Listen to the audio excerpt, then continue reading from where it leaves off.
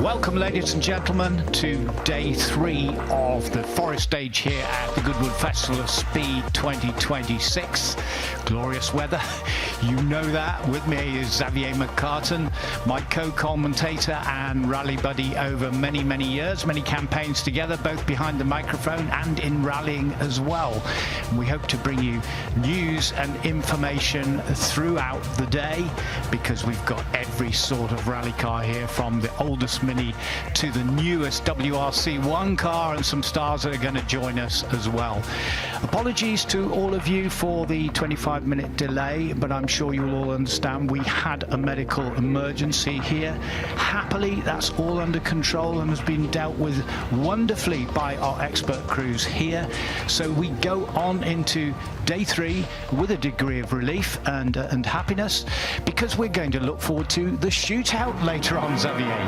Yes, we are indeed, and if Thursday and Friday is anything to go by, it's going to be a battle and a half. You can see now on the screen the layout of the 1.9-mile Hannah Mickler designed chalk-based stage here at the Forest at the Goodwood Festival of Speed. Demanding, technically difficult, and it has provided its fair share of spills and such like over the years here, hasn't it? It has. It's had its share of dramas. The shootouts, though, of course, a wonderful thing, because although they say they're not competitive, we're just here to enjoy ourselves and go down the stage, we both know that it gets into a real battle, and we can go back to Chris Meek and Sebastian Ogier at one time, trading fastest times, putting on new sets of rubber to go out there and try and win the Forest Rally Stage overall for the shootout. But we've had aggregate of times so far. Fabulous shootout yesterday between James Williams, who was quickest with a 22.3, Tom Williams, who was second in the VW Polo, and then Patrick O'Donovan, who's 3 times national rallycross champion, European rallycross champion. He's quite a star. He's making his mark, isn't he? Yeah, he's been unbelievably impressive. And bearing in mind, he's probably done in motorsport 80% of his competition time is in rallycross, 20% in rally, and he's done very well there. But he has come here with his dad Ollie in a pair of Hyundai R5s and really put his name amongst what we perceive to be the experts. Now, there's one thing I need to do. The penny has just dawned on me, and our production team here, you will have noticed by now that we don't actually have the very dulcet and affectionate tones of Bex Williams. Bex has a long-standing engagement today, and when we left our accommodation, all I can say is she was looking resplendent and really dressed up.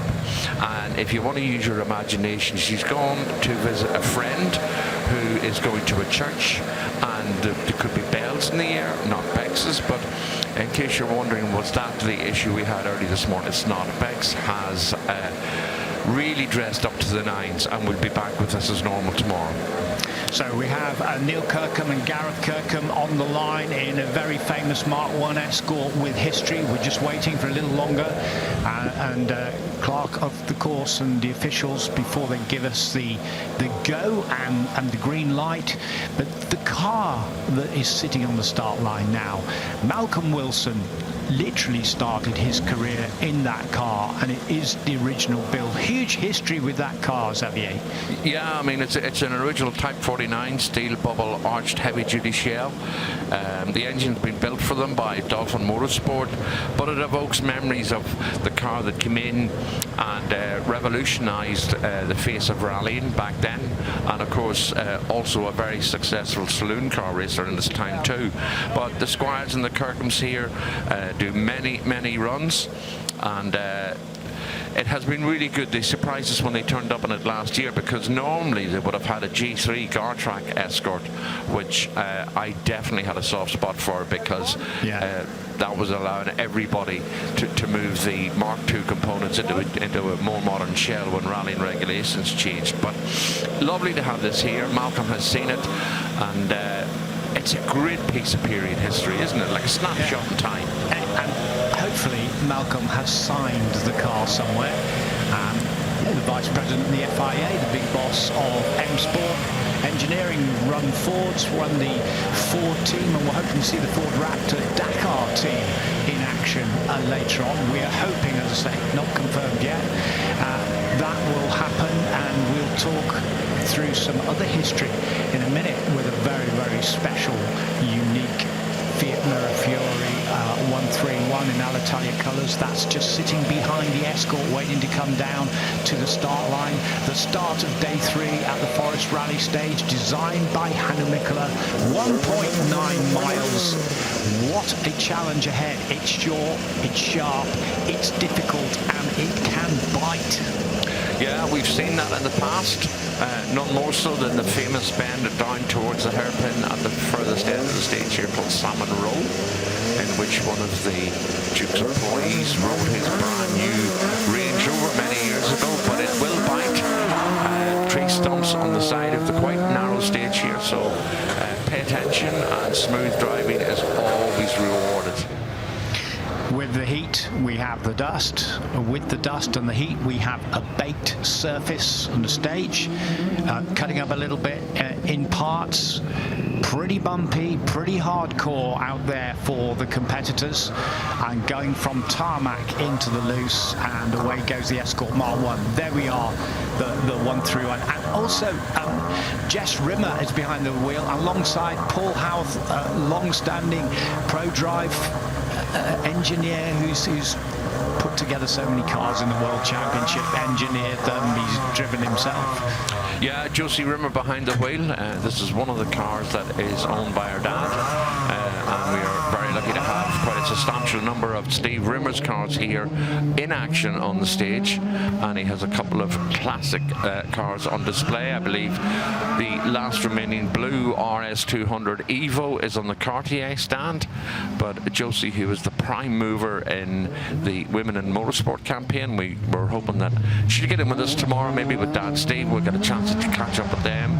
We normally do most years at Goodwood, and they're always entertaining. We'll find out a little bit more as we just watch Neil Kirkham and Gareth in that lovely Mark 1. Peter Russell Manual's sponsorship, of course, ended up sponsoring the actual rally itself, and a car that was a staple diet of road rallying, and of course at the time was the equivalent of what we now know as a hot hatch.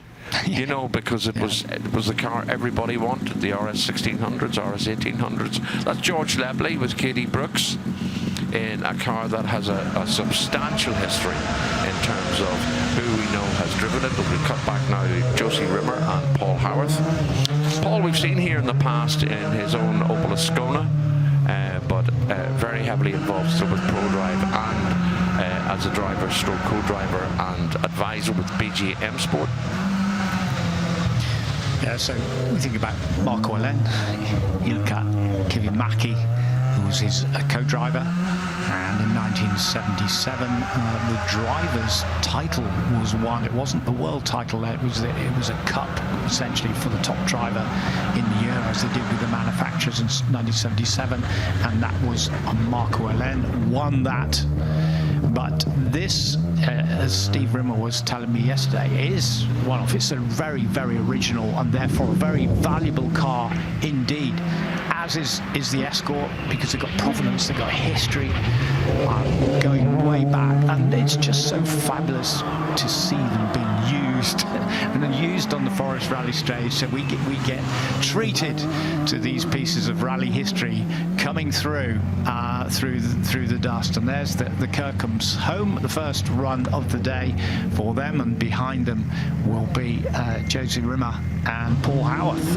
And there's the 205 GTI. George came in to tell us about the originality of this car, did he not? He did. It's a car that has seen action in the hands of the likes of Chris Birkbeck, the late great Colin McRae, Calla Grundle, Malcolm Wilson, Terry Capey, and of course the 205 GTI Challenge was the brainchild of Des O'Dell, and it was a very successful stepladder in the road to a career in rallying.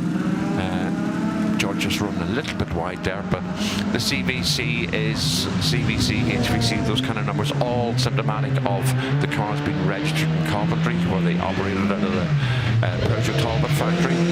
That raucous sound in the background is the wonderful Porsche of Samuel and Klaus Thiele.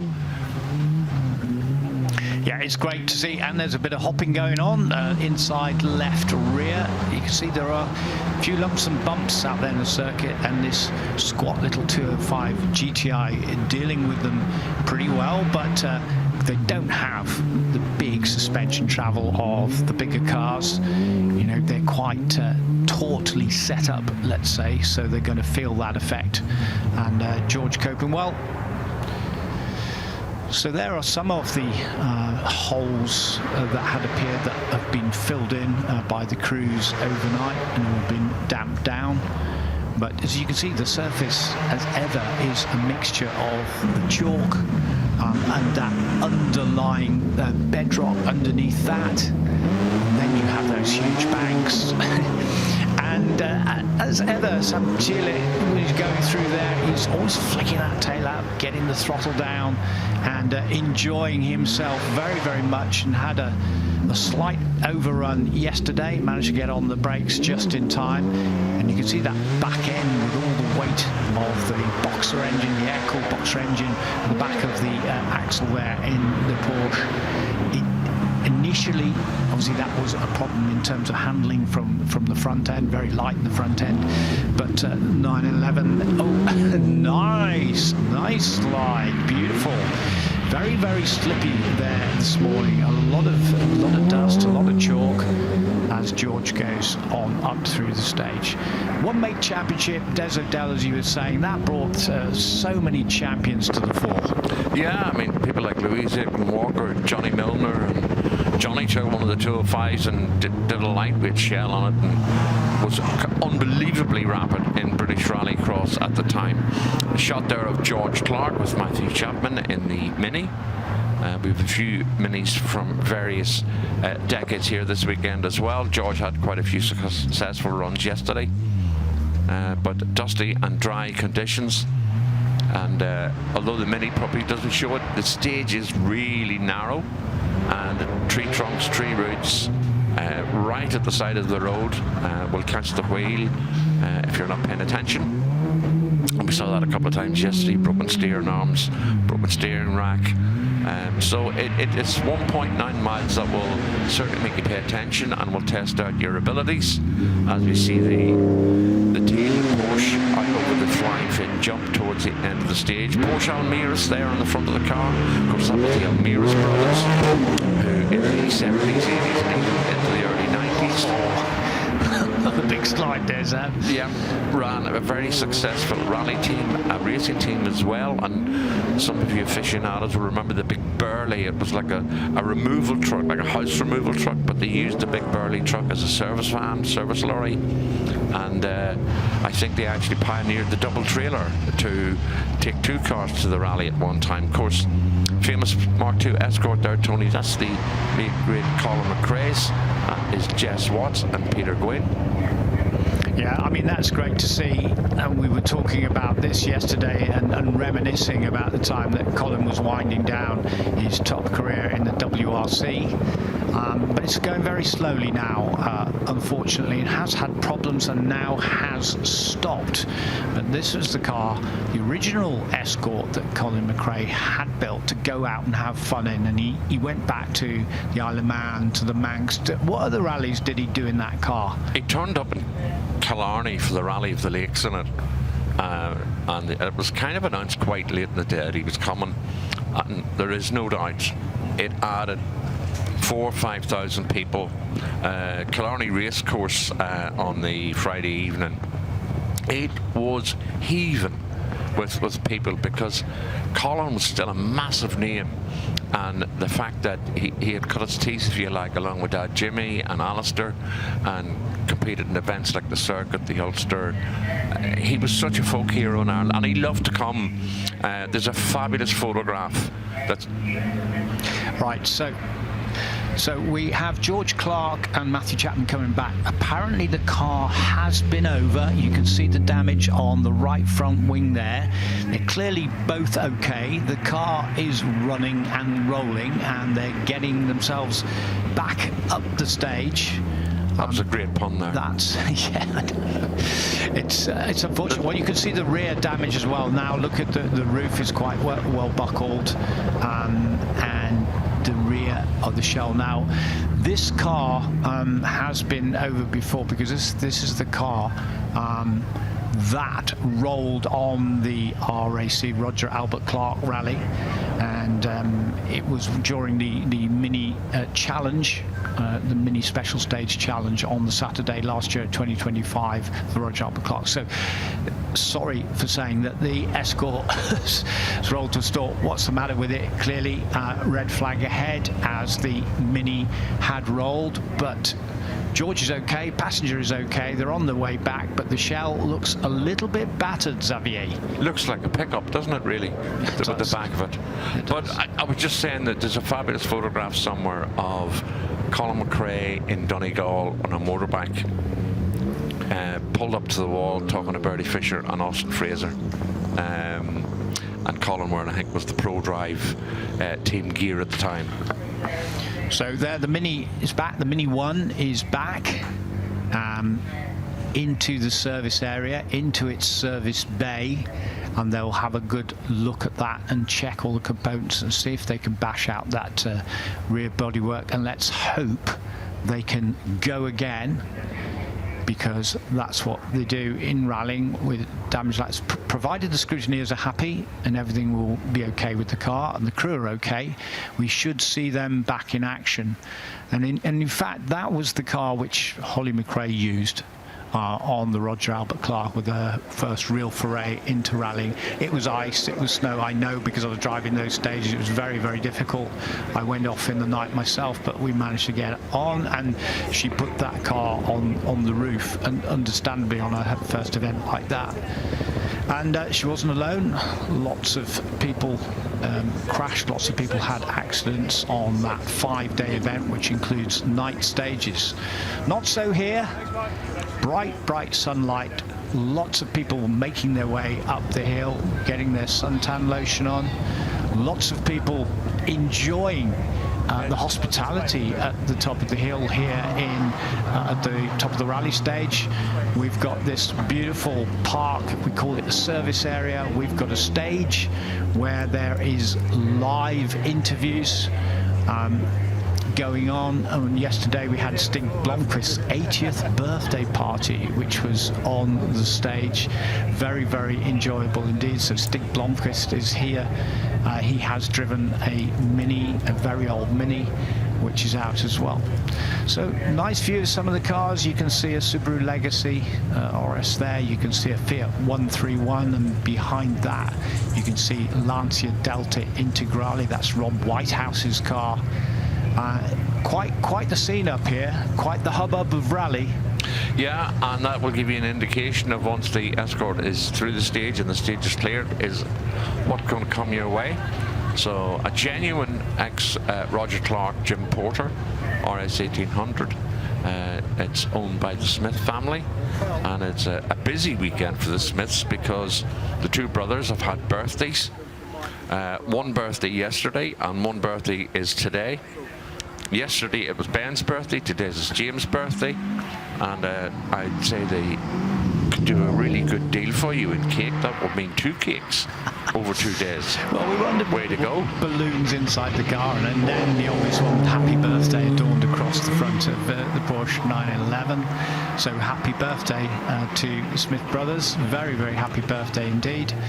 And Ben going really well in the British Historic Rally Championship in that Porsche 911 SC, as the McRae Escort makes its way out of the stage and will go again. But seeped in history, you've got Audi Quattro Dakar car up there. You've got Lancia Delta Integrale that came after Group B, the demise of Group B. It was Group A cars, and they won the championship back-to-back with Mickey Biasion driving. But for those of you that have joined us today, whether it's online or you're listening to us out in the forest and you're with us for the first time, we've got an incredible group of Audis which have come over from Holland, some from Belgium, one from Germany, and there's some battle scars on the front of the Audi there. And they've been very, very entertaining. We've had the Dakar derivatives, A1s, A2s, and even 2 S1 Quattros, the last in the line of the huge Group B monsters. So there's a real feast of Audis, Xavier. Yeah, and it's worth people coming up to have a look. It is open and accessible. Drivers and the car owners more than happy to let you have photographs, answer questions. It's such a relaxed and laid-back atmosphere. We can see some of the other cars, Hal Ridge's Ford Fiesta 4x4. To the left there's Steve Rockingham's Skoda Octavia. We saw that out at the stage yesterday, and that is a great sounding car when it's on the stage. But as Tony was saying, quite a lot of cars getting ready now and lined up to be on the stage. I can see Aoife Raftery is coming out. Patrick O'Donovan will bring the Hyundai out. We have a couple of the off-road cars looking like they're getting ready for action. But we can hear the engine start, and on the start ramp is the Dakar Quattro. But first away will be Carsten Locke in his Lancia Delta Integrale. One of the visitors along with the Audi guys. I mean, we get spoiled with what they bring to us every year here at the stage at Goodwood. conditions. And as you were saying yesterday, Tony, when you have your fireproof underwear and your helmet cover and balaclava, and by the time you get your rally suit on, it is extremely warm. I was talking to one competitor yesterday who told me that they had showered 3 times during the course of the day here, such was the heat. Back to action now. Well, it's heat and the dust, isn't it, Xavier? It can be quite sapping, but entertaining for us, enjoyable for the driver and for the co-driver. They're off the tarmac onto the loose between those very stout, strong straw bales which are staked into the ground, and there's the 2 big ruts as they go into Hopkirk and through Clark. And this is the Lancia Delta Integrale.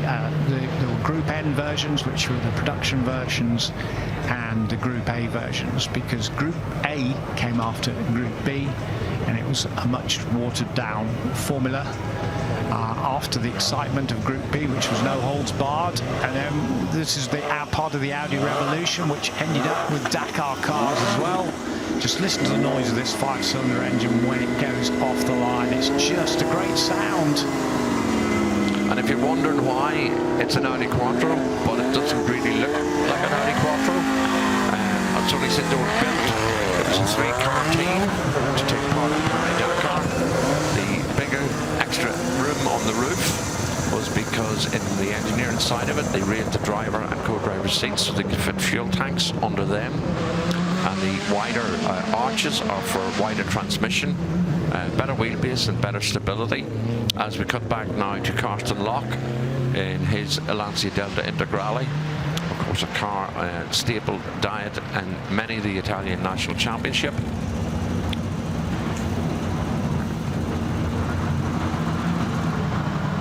So Carsten going solo. He had 2 or 3 runs, no, 4 runs yesterday, starting with his sighting laps. And here's the exciting Dakar Quattro. Look at that, getting right to the edge, lining himself up, and all 4-wheel drives spinning away, trying to get traction, trying to get grip.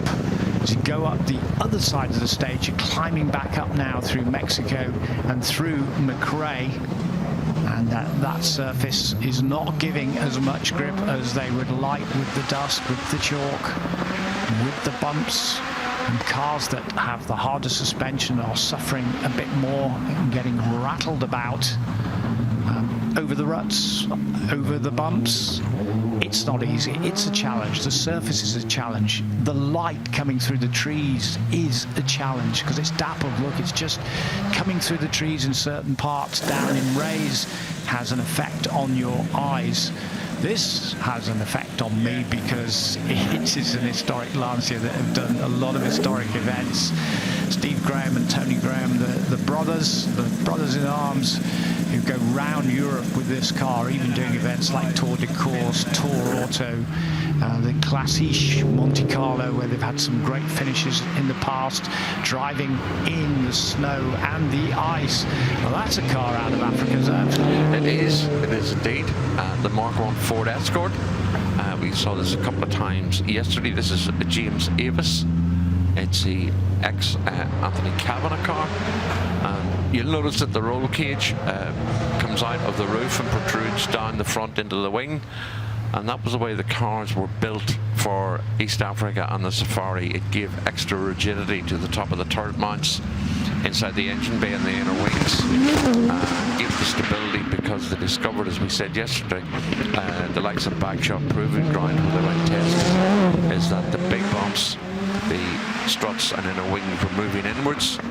So design and implementation meant they were a very, very rugged car, and that formula was carried into the London Mexico, of course, which the Ford Escort Mexico got its name from. Yeah.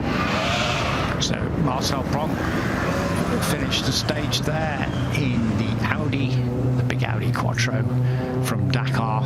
There's Steve and Tony Graham. Just a great little car, that 1300S.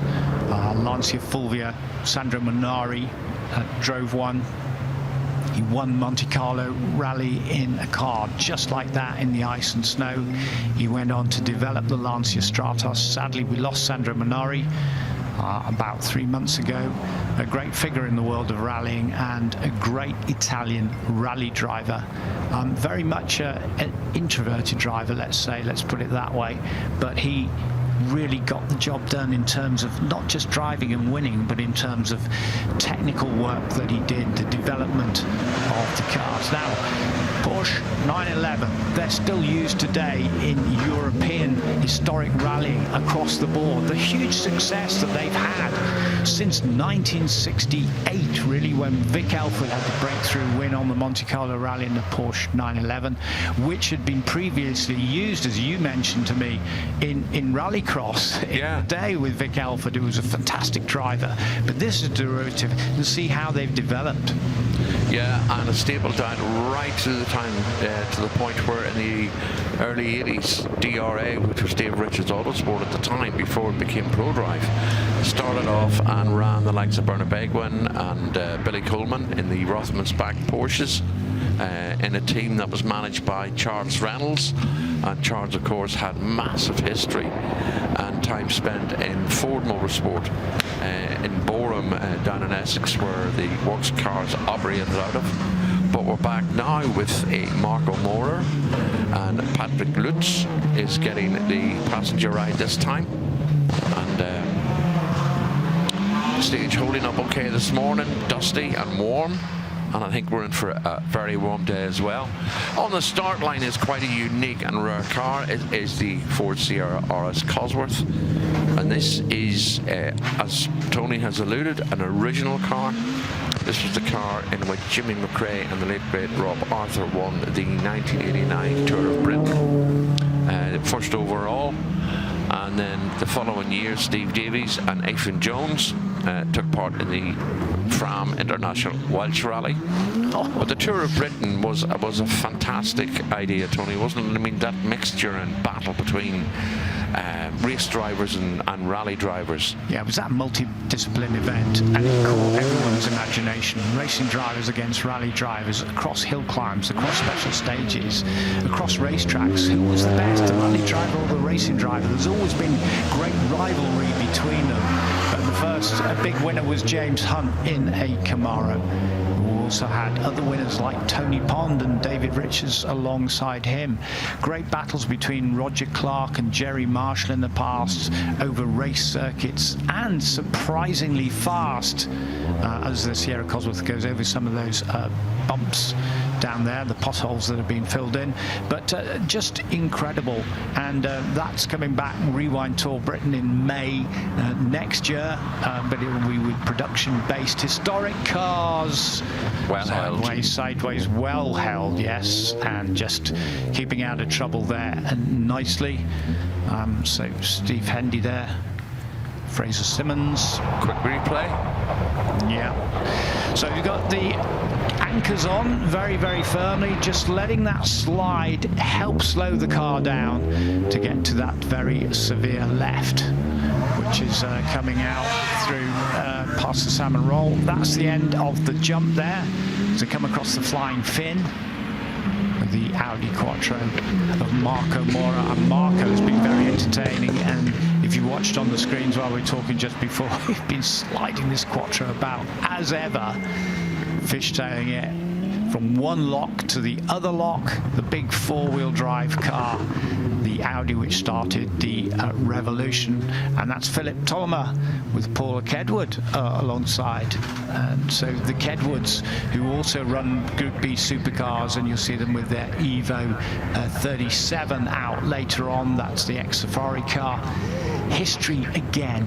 History on the line here. You think of Colin McRae when we look at that, his original Subaru Legacy RS, which is about to go off the line.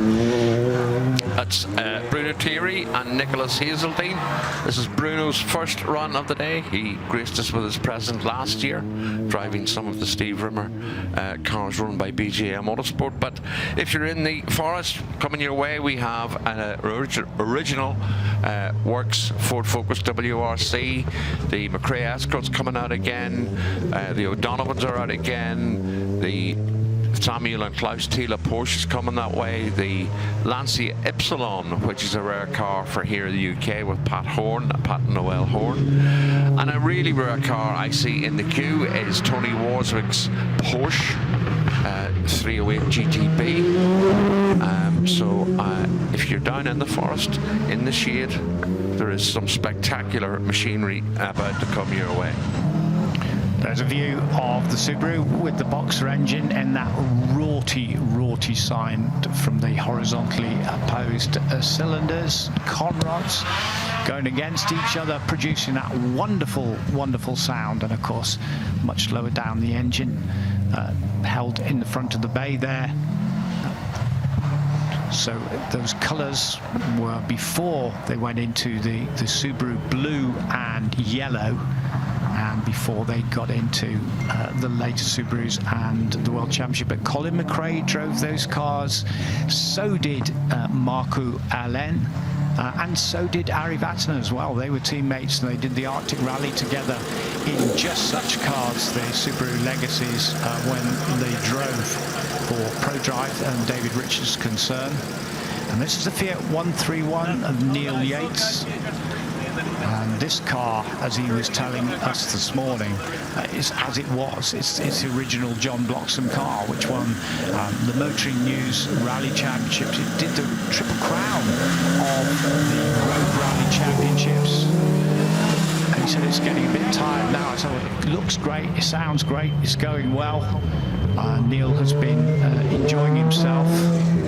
We've been loving watching this car because it's another car with great history. And John Bloxham, as you reminded me, Zav, he was in a Fiat 131 against loads of Escorts and he prevailed. Yeah, and it just brought that little bit of variety to the Road Rally Championships that were, you know, de rigueur at the time. They were so popular and so overly subscribed. I mean, we were talking about them yesterday here, and I mean, you could go to Ruth and Cattle Mart at 3 o'clock in the morning and it would be packed, and you could drive a narrow country lane in north southern Wales and come to a junction and suddenly the spectators would be there at 4 o'clock in the morning, standing 15 and 20 deep. Such was the passion for road rally, and out of that came an array of successful Welsh navigators that made it to the very top. The likes of Nicky Grist, for example, cut his teeth on these road rallies and 12-car rallies. Back now with that Fiat 131 that took the battle to the Group 1 and Group 2 Ford RS 2000s, 4RS 1600s, and as a young rally fan in Northern Ireland, I could only read about the exploits of the road rallies, but they always fascinated me. And back then, Motor News would have maybe done a whole full page report on a road rally that only lasted 4 or 5 hours in the night. Neil Yates getting slightly out of shape there, and that is a very slippery part of the course, and I think that's up through Gambles and up towards Mexico is really tight down there. Cossack. Original car. Roger Clark, blimey. And of course, Rob Whitehouse there in the Lancia Delta Integrale. And speaking of original cars, we used to see Rob coming here in his Lancia Rally, but it has proved to be more valuable now and an important piece of rally history, and he doesn't kind of give it as much abuse as he used to, but we've seen Rob come to Goodwood here now for many years. Sometimes the legend that is Yvonne Meta would sit alongside him. So the dulcet sound of a Ford RS200 Evo. On the start line, it's Terry Maynard and Finlay. If you're a spectator and wondering what all those oval-shaped badges on the side of the car with the tape through them are, every year you get a number and a badge like that you've been here, and at a quick count, 2, 4, 6, 8, 10, 12, 14, I think 14 of those badges on the side of the RS200 tells you that Terry Maynard has had this car here for 14 years in a row. So, well, birthday boy from yesterday, your man Ben Smith, who's been seen in his 911 SC, is throwing this ex-Roger Clark Escort around, adorned in Cossack hairspray colours, the original colours. Roger Clark, he's really chucking it around, and Fiona Tucker is the passenger. I'm sure she's really enjoying it. Here we go again. Oh, just a little touch of the paint with the right rear. Nice one, Ben, well done. And it's his brother's birthday today. Different camera angles again today, and people are noticing that and letting us know. We have a limited amount of cameras, as you know, and as you would expect. We try to move them around each day, so a different day you're getting a different angle, and sometimes we'll move them around and you'll see Delta, for example, the bottom part of the course, and you'll see the top part of the course through the first quarter down to Blomqvist, and then we pick the cars up again out of Mexico and through McRae, and another time we'll get even more interesting camera angles for you and just change them around, so for variety. Rob Whitehouse coming through to the end of the stage in that fantastic Lancia. And there's so many Lancias here. It's great to see him. Looking forward to seeing Lee Kedwood a bit later on with the Lancia 037. And Zav was just talking about Rob Whitehouse's 037 Lancia, that supercar. He had the Evo 2 version, which I think was in Totip colours, or no, Fiat Olio colours, I think it was. So beautiful colours, beautiful looking car, and great performance from Ben Smith here in this fabulous Escort. And if you go to the Roger Albert Clark Rally, named after the driver of this car, you will see lots of fantastic Mark 1 and Mark 2 Escorts competing. Somewhere near 110 cars in 2025, and 2027 the event will be back again through all the forests of England, Wales and Scotland over 5 days, night stages as well. Rallying as it was, the RAC rally as it was, that is quite a contest, and I never try to miss that and enter it despite my odd accident. Odd. Odd. Richard alone in his Ford Fiesta Rally 3. Richard was late arriving here on Wednesday evening from Northern Ireland. Normally has Elaine Deshay in alongside him. And on the start line is Richard Barrow and Courtney John Barrow in the Group N Subaru STI, an ex-Pro Drive car. Down onto the start line now is Pat and Noel Horn, and if you haven't seen a Lancia Ypsilon in the flesh, you're about to. And as Bex was telling us yesterday, I think last weekend in Rally de Roma, 1 in every 3 entries on that event was a Lancia Ypsilon. There is a huge waiting list for one of these cars. William Crichton was to do an event recently and had to withdraw because the car would not be ready in time. But good to see the name of Lancia back and competing at a high level once again. Let's go back now to Richard Barrow, a car we've seen on the odd occasion over the last few years here, and I think we were talking about the Mini earlier on, Tony, and a couple of years ago Richard rolled in the stage and, like the Mini, managed to drive his way out, but had to try and hunt for a couple of headlights and a bonnet possibly, and managed to continue. Yeah, well, let's hope as well the Mini 1 can be repaired, it can be out there. The good sign was that they were able to drive it back, that they were okay, drive it back, and they'll be working furiously now to repair it. and see if they can get back out on the stages, because that Mini Rally Challenge Championship really has been incredible this year. It's been so popular, running 6 rounds. They're getting a minimum of 20 cars entering each time, so it's a one-make championship for those Mini 1 rally cars. And then that is Richard Alone coming in, and that is the top-tip colours. We've had some fantastic liveries. That's the Works livery, but Pat Horan, to me, is just such a Lancia aficionado. I understand you told me one of his other cars, I think that's his Lancia 037, is down on the lawns by the house. Is that right? Yeah. He has a road-going version of the 037. I remember back, I think it was 1983 on the Circuit of Ireland. Ireland went mad because Ronnie McCartney bought a road-going 037 and entered the Circuit of Ireland, and then lo and behold, Pendy Auricola turned up with a Lancia 037. Oh my goodness. Sponsored by the Evening Herald. Start line now is Ollie O'Donovan in his Hyundai R5. Ollie having a solo run this time. And on the start ramp is Rob Gibson in his MG Metro 6R4. It's an ex-Will Gollop car. And we have 3 Rallycross cars here this weekend. We have Rob 6R4, and we have the wonderful sounding YB Cosworth version for Hal Ridge. It's a 4x4, an ex-Steve Mundy championship winning car. And Mark Watson has his Citroen Zara up on display under the awnings in the paddock here. So some new cars here this week for the first time. We didn't see them last year. I can see Patrick O'Donovan is getting ready to come out at some point shortly. And Aoife Raftery is going to be running again. I can see the McLeods are bringing their ex-William Crichton Toyota Yaris Rally 2. It'll be on the stage. A couple more of the Paris-Dakar cars. The Mitsubishi Charisma. And that Road Rally Fiat 131 will be out again shortly. And I can see a lot of activity around the Fiat 131 at the moment.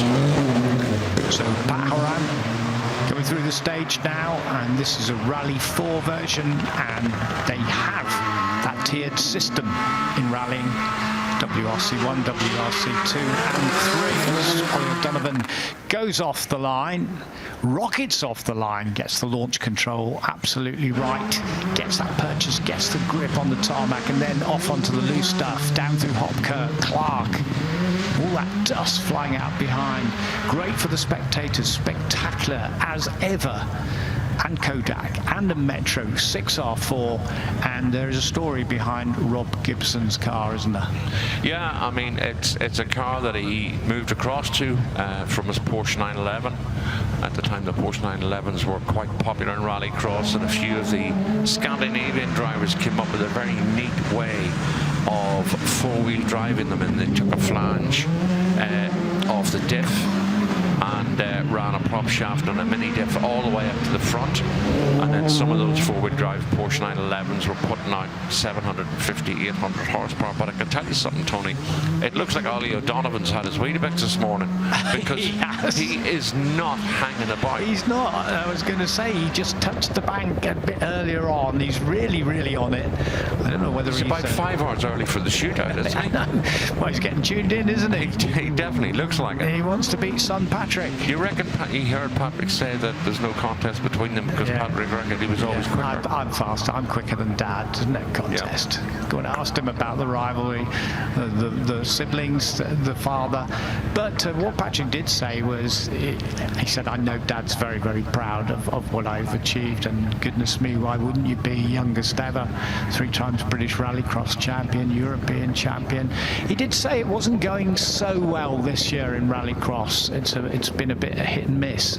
Yeah, I mean, he has been unlucky with some of the issues on the car, and there are I don't know how to put this succinctly, but there are some decisions I think that are avoided by the stewards. But Patrick was doing very well overnight last Saturday in Holliers, was leading overnight, but then anybody that saw the coverage, I mean, the heavens opened on Sunday, and when I say they opened, I mean it was monsoon-like conditions, and Johan Kristoffersson survived the carnage, if you like, to come out and win. Ollie now making his way down through Coopers and Stratos, in the Shannon group.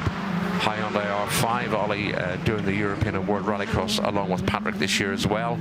Their cars are being prepped at the moment in the north of England because their next event is next weekend at Mondello Park, which has European Rallycross back for the first time in many years, and it has crossed a huge buzz. Sam Taylor again just throwing it around the Porsche 911 SCRS is a 1984 car, and that makes me think of Volterol when he had that Respect and he tried to beat the Quattros. He was in the Eminence car then, and that was on San Remo because he'd signed for Mercedes, and then Mercedes didn't go rallying and he'd lost the contract, but he went off with Conrad Schmidt's team, if I remember, with the 911, and he put the cat amongst the pigeons, big style, with a 911 in these colours, just like this car on the San Remo rally, and that would be exciting. And Sam again, look at that big broadside. The back is coming round there. The pendulum swings with the weight of that rear engine, but he's all under control. He didn't touch the bank at all. Nicely under control as we see the fantastic blue and yellow colours of the Works Subaru team. I just love looking at that. Love listening to them. That is just evocative of McRae. Yeah, and speaking of McRae, it's Alistair behind the wheel with William Hornblow getting the passenger ride of a lifetime. We saw Alistair out a few times in a few different cars yesterday, but the McRaes have supported this event now for a number of years going back, and with a bit of luck we will see a few treats later on today with some of the off-road vehicles, the Toyota and the Ford Raptor. We may well see them on the stage, and if they're going to turn up, we'll let you know, because you do not want to miss them. An amazing sight on the stage, and we've seen a couple of runs with the Hilux yesterday, Hank Ladigan and that, so you should be in for a treat today. So then again, just I said he was nice and neat, etc. Just coming off the jump, and before he goes into Cooper's, just touching the bank on the left-hand side in a cloud of dust, Samuel Taylor, and he's getting quicker all the time, but he's spectacular on every run. Just a delight, a joy to watch. And it's a joy to see another McRae car, this one, the Escort, that was stopped before behind the Mini that had rolled, and we were just talking about this original car that Colin McRae had built for him to go and have some fun, go and do the Manx Rally. And then, as Xavier told us earlier, he turned up in Ireland with the car. Nothing short of spectacular in anything that he drove, Colin McRae. Always at the limit, always on the edge, whether it was in a Subaru like this, which his brother Alistair is driving now, or whether he was in his Escort or a Metro 6R4, which he drove once with aplomb, and Nicky Grist was alongside him, and I remember him totally missing a bend and going off down an escape road, and our hearts were in our mouths. Yeah, and if you ever listen to the in-car camera, the two of them laughing their heads off, thinking it was hilarious to miss the junction at about 80 mile an hour backwards. Yes. Warren Philliskirk here with his MG Metro 6R4, and Warren is one of those guys that has just completed on various rounds of various championships, just loves his rally and any excuse to get out and get onto the stage. But lucky to have Warren here. This is allegedly the most rallied MG Metro 6R4 in existence. And the Metro 6R4, the aerodynamics on that car was designed. There's the 308 GTB of Tony Worswick. We haven't seen that yesterday. It's a Group B supercar. He's taken that into a lot of European rally, a lot of tarmac events, therefore very, very quick, has driven historic Formula 1 cars, Formula 3000 cars.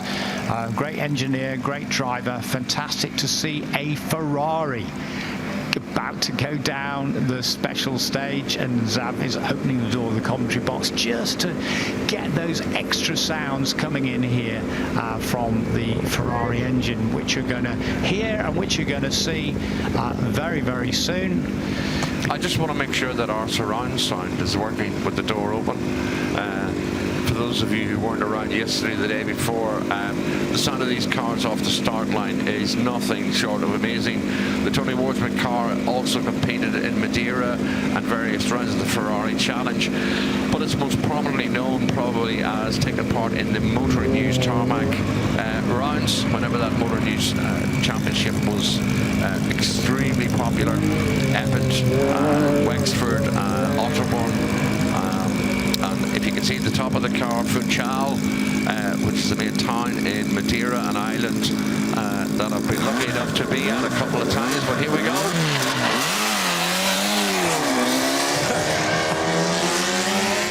That is class. It is absolutely class to hear that off the line. But Tony Warswick has been rallying for many, many years, and this time has David Blackburn alongside. Max McRae is out as well. Marcel Pronk and John Cock are on the line in the big Dakar Quattro, and they're going to be followed by Patrick O'Donovan and Gerald Nicholson. The big Dakar Quattro, this one with Marcel Van Vliet and Pronk on the side. But we've had a look around these cars, Tony, in the paddock, and they really are an amazing bit of engineering.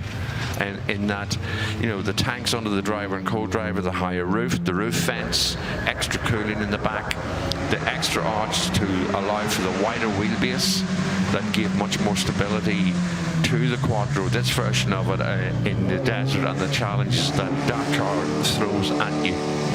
Yeah.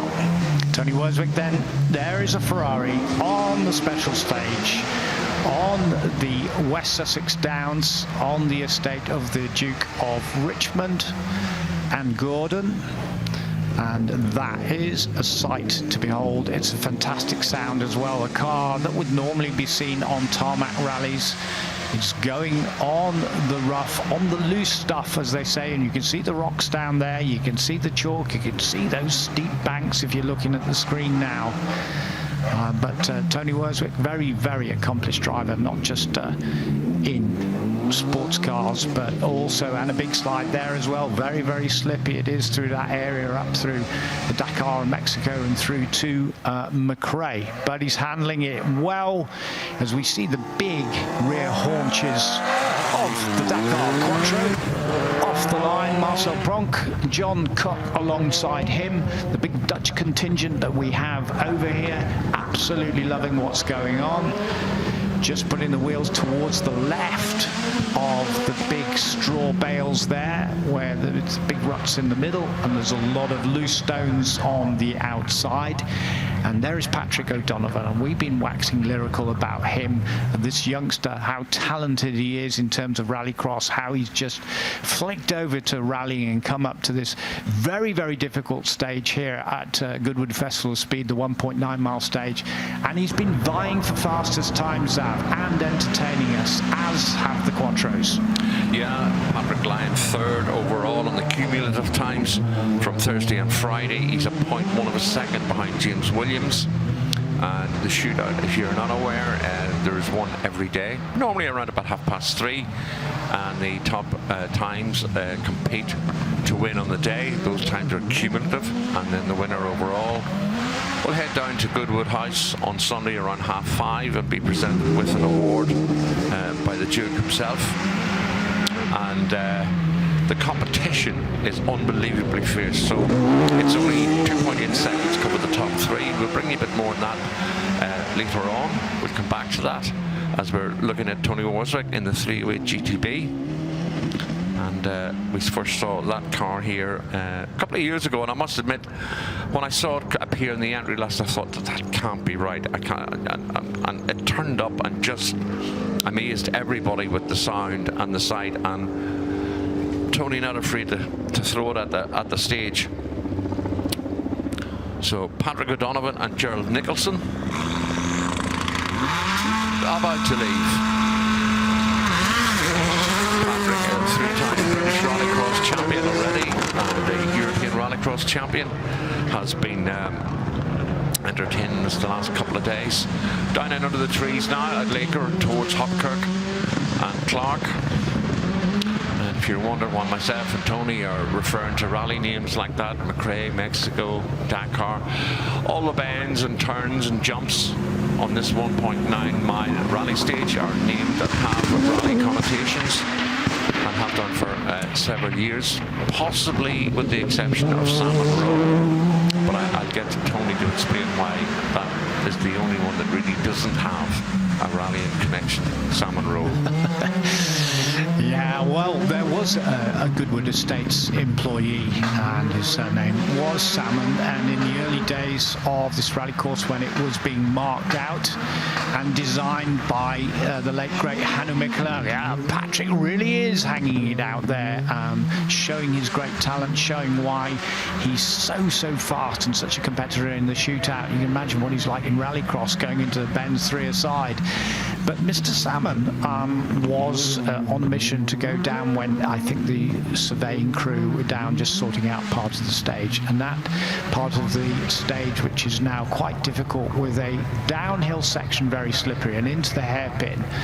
And he was in his lordship's Range Rover at the time, but he overcooked it, got it wrong, didn't get enough grip, and the Range Rover went over. And ever since then, they tried to suppress it. They tried to keep it from everybody, but of course the news seeped out and became known as Salmon Roll. So that's why it's not named after any famous rally driver or any famous rally, but rather a very infamous employee. On the start line, Aoife Raftery with Ciara Duggan alongside, and if you were with us yesterday, we had a bit of a surprise late in the day in that the legend that is Travis Pastrana came up around about 4:30, 4:45, and managed to get a run in the Colin McRae legacy.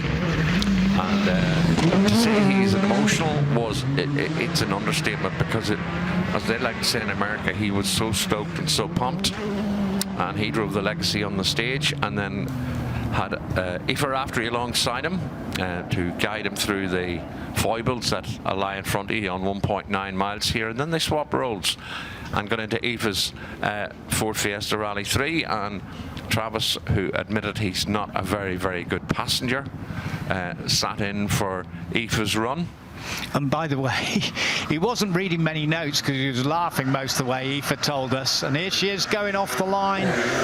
She is a rising star. She has got the backing of Dirtfish. She is going really well in the United States of America, hence the link with Travis Pastrana as well. But that was a great experience for her. She did say that she was quite nervous having him alongside, a multi-American rally champion of so many things, power boating, motocross, incredible guy. But she came and did British Rally Championship early in the year, got 7th place overall. She's 25 years of age, and that's the Fiesta Rally 3 that you'll see coming through the stages. And she went and did the Olympus Rally in the United States of America, and as Travis told us, she finished ahead of him anyway. She's doing extremely well, and the Olympus Rally, we all hope, will become a WRC round as early as next year. Yeah, it's had its candidate event, and I'm told by the likes of Tom Williams that it's passed the test and it's going to go through, and it will be in and around the Tennessee area. No, it'll be really good. I think we've wanted rallying in America for a long time, but the likes of Travis Pastrana and the late Ken Block, currently Ken's daughter Leah, the likes of Aoife, Brendan Semenek, who he mentioned yesterday, have done so much to raise the profile of rallying in America and the ARA Championship, raise that awareness around the rest of the world. It'll be good to have around it in America, because it has long needed. The last time I think it was there was the hoo-ha over the side skirts on the Peugeot 205 T16 Turbo, and we had one world champion that lasted 3 weeks before the protest was raised, and then there was a new world champion, and if you're around in the mid to late 80s and know the name Jean-Marie Balestre, you kind of understand where I'm heading with it. Yeah, he wanted the French team to win. So Marco Alain and the Italians got knocked off the perch from some technical infringement. Well, it's happened before. It's happened in the Monte Carlo Rally, particularly in 1966 when the Minis whitewashed everybody again.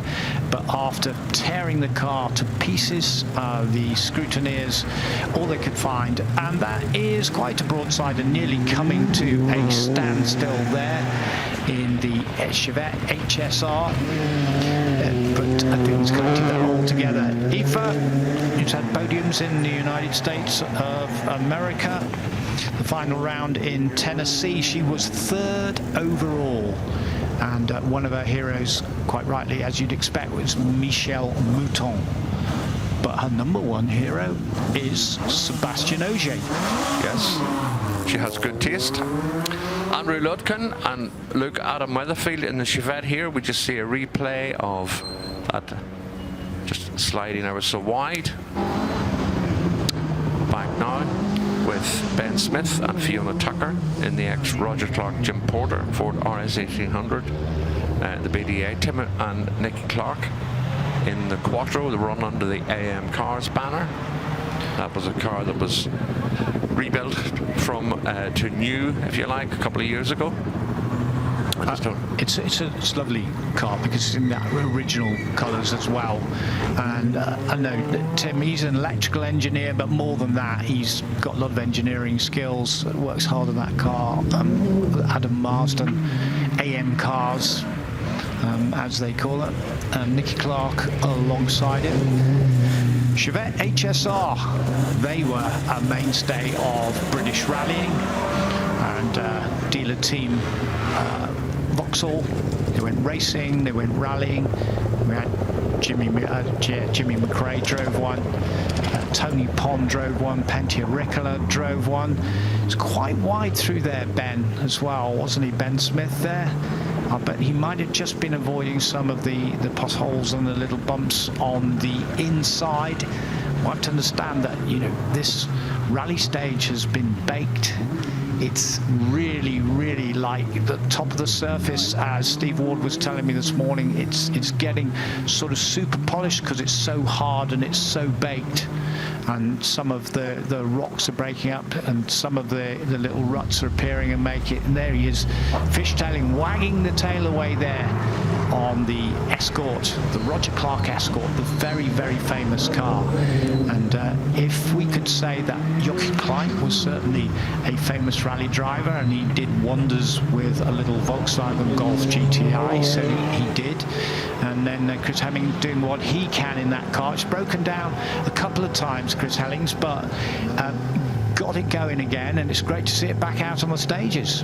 Yeah, Group 2. Mark 1 GTI, still in the same specification as when it ran in 1978 on the RAC. Car number 31, as you say, driven by Joachim Klein and Andreas Hensch. And of course, Andreas then went on to head up Volkswagen Motorsport. Bit of a wide run there. But good to see it back out. Again, it's an example of the variety and the something different that we have. Sam Mason now on the start line with Hadley Connolly getting a run. Well, it's good to see him out as well, because one of our juniors who's been coming up through the ranks, been doing so well. BTRDA, Gold Star, the British Junior Championship, Welsh Forest Championship as well. And that Peugeot 208 Rally 4, it's like what we would call Formula 4 in single-seater derivative terms, but this is Rally 4, but it's got that normally aspirated engine, and it's great for the youngsters coming up through that pyramid of the rallying, eventually trying to get to that WRC1 status. And we have World Rally cars here today, World Rally 2, World Rally 1. We've seen the Ford Puma up there, the M Sport car sitting on the awning. With a bit of luck, we might see that a little bit later on. We're hoping that John Armstrong, who's the works driver this year, will be driving. We also hope to see Nani Roma. I did spot him earlier on. The man who finished second in Dakar, the man who's won Dakar on 4 wheels and on 2 wheels, just like Stefan Peter Hansel. And he's a real star of Dakar, and he drives for the M Sport Ford team, for the Ford Raptor team in Dakar. That incredible second place. So here's Sam, just talking about him running borders competitions under Jim Clark, who's 5th on the national Kielder Carlisle stages, also having the 5th place there, and then 41st overall, but importantly great stuff in the class in the East Riding stages rally, and Seymour James alongside him. There's that Fiat 131. That's Steve Yates at the wheel, and that is the John Bloxham car. It's an original car. Going back to the Motoring News Rally Championship, that's an original Malcolm Wilson car. All these names just coming out, the history of rally, like John Bloxham, incredible driver. Malcolm Wilson, who ended up as a works driver himself in the Metro 6R4 team. I know because I was working with them, working with him, working with Tony Pond. Went on to open and run M Sport, which he still does, taking Ford to such successes both in manufacturers titles and 2 World Drivers titles with Sebastian Ogier. Those are glory days, and still they're doing so well. They don't quite have the support that they had then. They've got some fantastic young drivers, and we just talked about John Armstrong, Josh McAlean, for example, who's just had his best ever result in the World Rally Championship, 6th overall in Greece. He would have been 4th, but they had a little off, and his co-driver didn't get his seat belts back on in time, and the car was still rolling, and they got a 1-minute penalty, sadly. We might even see Josh McAlean up here, one of the Irish drivers, so that great support from Motorsport Ireland. So you can imagine this car going through the night, going through those little lanes, or the whites as they call them, up in the mountains, on the Welsh hillside, 2 o'clock in the morning, and John Bloxham doing what John Bloxham does, and the navigators reading off the maps, none of this pace notes. They're telling the driver in the night rallies, in the road rallies, what's coming up by what they can see on the map, and the navigator had his head down the whole time looking through a big magnifying glass, which they used to call a potty. So those are big lights, and that car could be on the East African Safari. This car, the ex-Malcolm Wilson car, could be on a stage in Kielder, but it's not. It's the Goodwood Festival Speed Rally Stage, and there is the Charisma. That is Steve Chamberlain. That is a bit of a curse, I shouldn't say that, but it runs so reliably, runs so well. It's great to see Steve Chamberlain having a run this morning. Yeah, good to see Steve. He's been down here a couple of times over the last few years, and previously had another version of Mitsubishi Evo 6 last year, and has had a Hyundai Accent World Rally car here too. But like we said, the value of those cars now going up, and Steve has brought the Charisma along this weekend. MRE on the registration, Mitsubishi Rally Europe. On the start line is Peter van der Putten in the Audi Quattro S1 E2.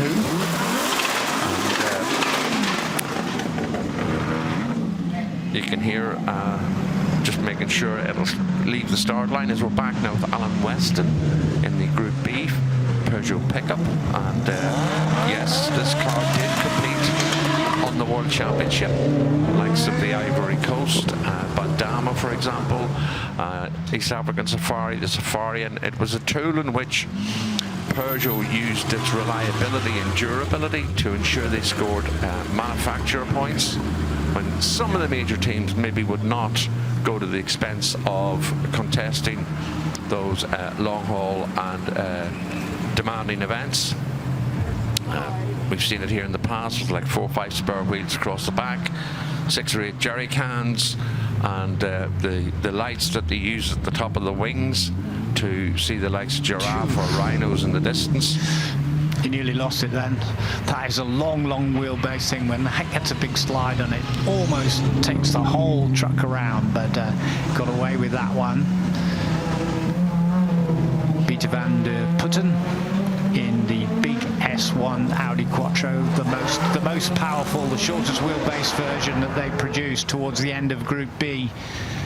In 1986 to try and come back. Audi were getting trounced now by the Lanciers, they're getting trounced by the Peugeots, and this was the best they could come back with. As much power as possible all squeezed into that shorter wheelbase car, and you can see how it looks with all the haunches, the wings. They had to try and keep it on the ground. Look at those big spoilers, look at that massive wing on the back, and that big quarter arches over the back as well. I found it relatively ugly. It was okay. Walter Rawls struggled with it, and it didn't do that well.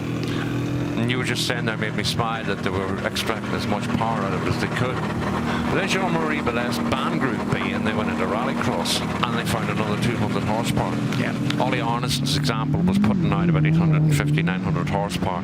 Martin Schanke took the RS 200 Evo that Group B had banned, and he was getting similar output figures. And then, of course, you had the Peugeot 20516, for example, the Philip Tolomer version that we see here in the colours of Matti Alamaki and the Quaker State sponsorship.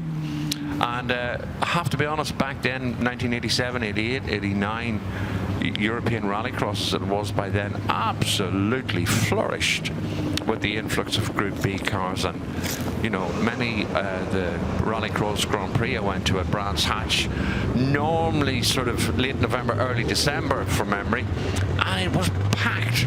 I've never seen crowds like it, all there to sample the noise and spectacle of Group B as we listen to Callum and Rory McLeod's Toyota Yaris Rally 2 getting ready on the start line.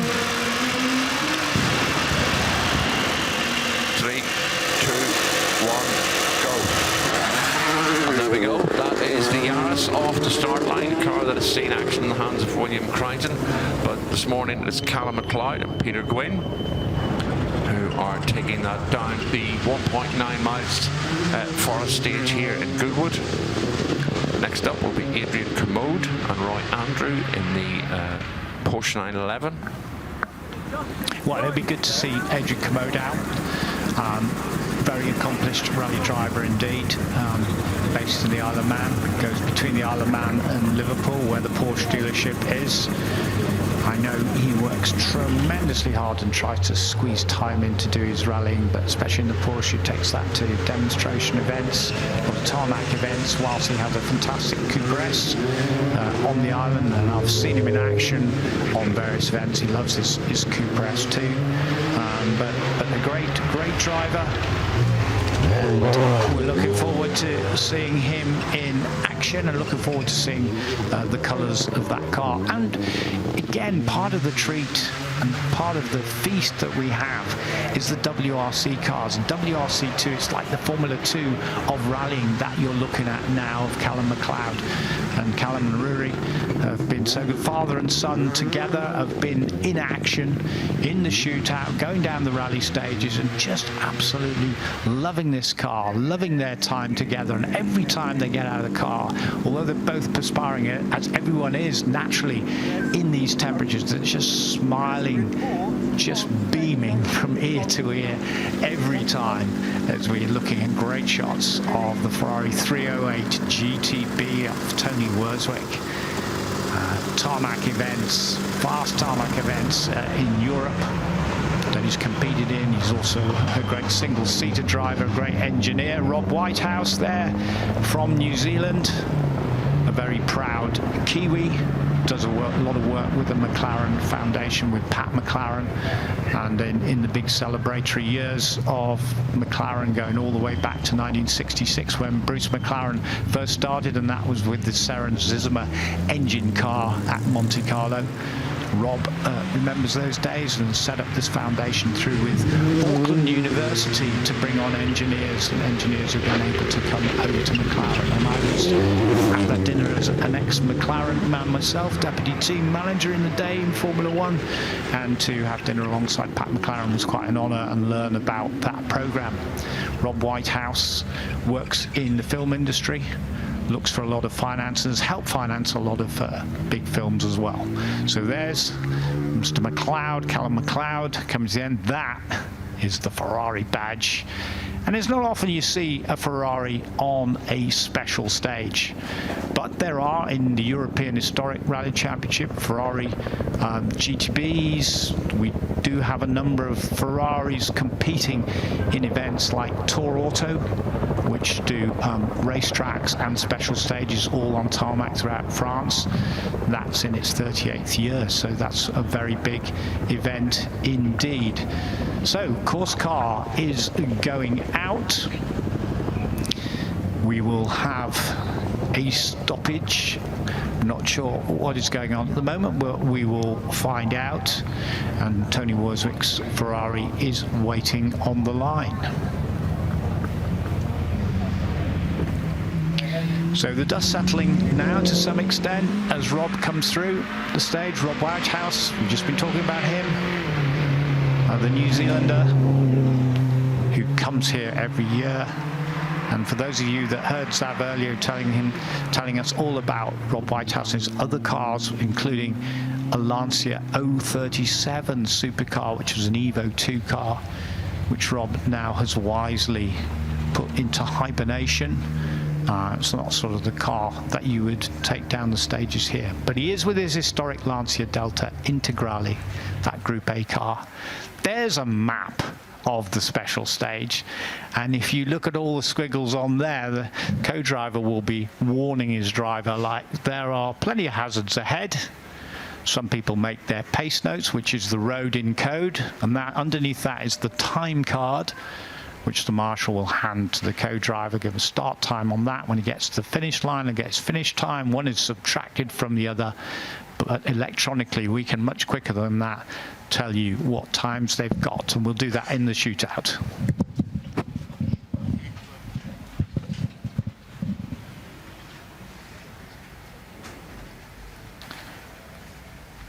Okay, so there's a little bit of a lull in proceedings, so while we find out what's going on, let's take a quick advertising break. Goodwood is just absolutely fantastic, and if you guys have never been here, you've got to come here very soon. You can get close to the drivers, you can get close to the cars, you can really feel like you're involved in the action. Every form of motorsport here, from classic side all the way through to the most modern cars. You know, I see Goodwood just increasing and getting better each year. Lots of ideas spreading around, a lot of familiar faces. It's a fun fair, but with cars.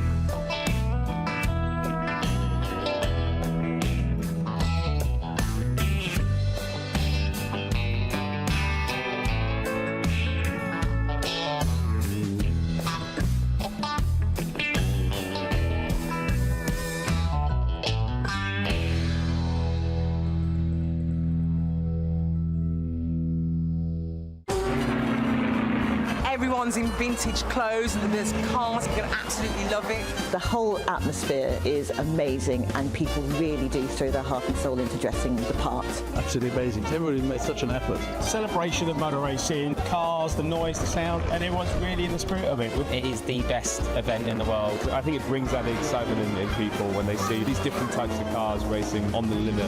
It's the shopping, it's the fanfare, it's the look, it's the period aspect, and that is what the Goodwood Revival is. It's just a fantastic day out.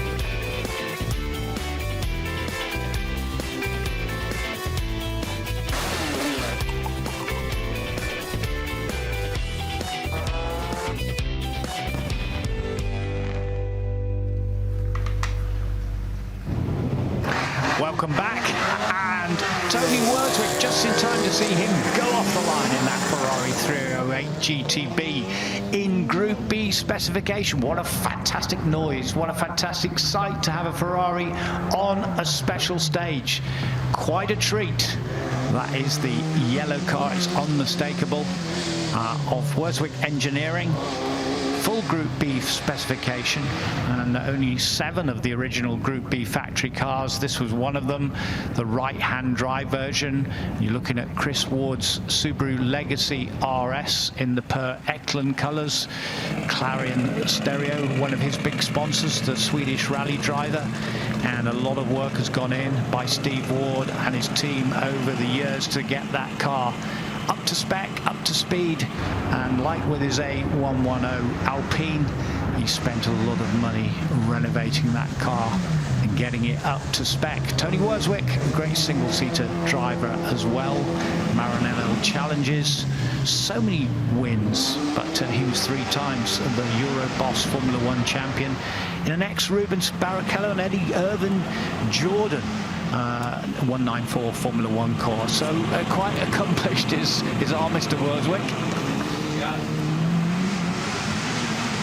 Yes, indeed. And if you are in the rally stage, I'm going to say stand well back, because on our start list now we have Hank Ladigan and Emily Jane Dark in the Toyota Hilux. And if you've never seen or heard one of these, you really are in for something special, because these monsters fill the width of the narrow stage here at the Festival of Speed Rally Stage. And we've been entertained not just this year but last year with their appearance. So that is going to be coming down shortly. It is a noisy spectacle coming your way. Steve Ward now ready to leave the line now in that Subaru Legacy RS. Of course, synonymous with the Per Eklund, or Pekka as he was also known, as Gary Lucadeau brings up his Toyota Celica ST185 onto the start line. Gary, of course, the inaugural winner of the London Rally for Heroes, an event that used the military ranges in and around Aldershot and run by Southern Car Club a few years ago. But it was a way of bringing rallying to the people in the southeast of England, something we're kind of starved of here. It predominantly seemed to exist from kind of Oxford northwards. But those iconic Castrol colours, Tony, just emblazoned the car so well. Just tremendous. They did win prizes actually for the livery, Castrol Liquid Engineering, and you can see why those big dollops of oil are used for those flashes of colour across the car. Very distinctive, because it went all the way through to World Championship level. But Gary Lucadeau off the line in that car, which goes so well here, and he's had some tremendous results. Always competitive. Prefers the tarmac events, although he knows what he's doing on the loose, as does Tony Wordswick, and a very rare appearance for Tony, apart from the Goodwood Festival of Speed Rally Stage, for Tony Worswick taking that wonderful Ferrari onto the loose stuff, as they say. Francois Delacour, that's the name on the side. Then Daniel Grataloup, who is his co-driver, as we look at the 306 Maxi. That formula was something else, a bit like go-karts, a bit like racing cars actually, weren't they? It was like another version of S2000. I mean, the engine just screamed, and it's not normally a car, in fairness, that you expect to see on a loose special stage, but again, it's an example of how spoiled we are here with the variety that the drivers bring for us to enjoy. The 306 Maxi now down into the stage. We've seen it have several good runs. If you are on the rally stage, then coming your way with an RS200, a couple of them, there's a couple of Quattros, a few Metro 6R4s as well. I can see that David Wright is bringing out his Ford Fiesta Rally 2, who has been spectacular in the time we've seen him here. The Peugeot 504 pickup is going out again, and we're coming up now shortly to the end of the stage with Steve Ward, the 306 Maxi. I believe Tony's going to fill all you boffins in with some technical details. Well, more than just that, because you got Walter Stoff and Margarita Stoof, who's the navigator. She's a lawyer and she's a motorsport steward. So as you look at the Maxi now with the Peugeot name on the back, and Walter Stoof is founder of the Automotive Trainer series of commercial, and he was the psychologist. He's a driver and a strategist, and of course he's an enthusiast, but he combines his love of cars with his deep understanding of people and the automotive business, and that's what psychologists do, isn't it? They get to the root of all that stuff. But he says that you're just having a series of unforgettable adventures, and this was just another adventure for them, coming to Goodwood Festival of Speed with that fabulous car. We're lovely to see that, and with the name of Francois Delacour, world champion, on the side of it. Now then 3.5 litre V6 Toyota Gazoo Racing off-road, the GR Hilux.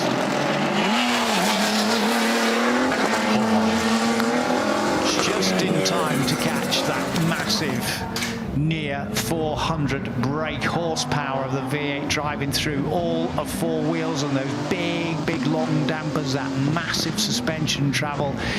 Look at the angles that the car gets to. Look at how far the ride is on the suspension and how far the drive shafts have to rise and fall and take all that pressure as they're going through it. Designed, of course, for the desert, for the soft sand, for the hard rocks, going over those ridges, going over the end of those sand dunes. And here it is, going down this narrow little special stage at Goodwood Festival of Speed. And what I like about it is we don't have to remind the listeners and the viewers about the tree stumps on the side of the road and how narrow it is, because this will just take it in its stride. We have already seen the Hilux in the hands of Henk Ladigan at some wonderful angles, but it never ceases to amaze me to watch the suspension work, the travel, and how they've managed to design that all four wheels, no matter what angle the body of the car is at, get grip, and as constant grip as they can get. It's amazing to watch this. And 4 times the Hilux has won the Dakar Rally. Giniel de Villiers, one of the great drivers, also from South Africa, like Henk Ladigan, who a South African champion off-road series. He's been rallying. He had an injury at one time with his shoulder, motorcycle racing and so on, but finished second in Dakar in the car. So great to see that car out there.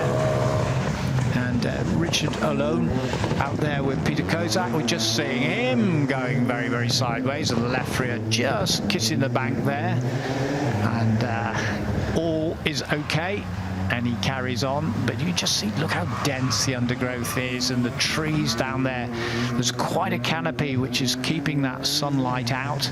So you're going into the relative dark and dust, and then you're coming out into the sunlight, playing tricks on your eyes. Look at those banks, honestly.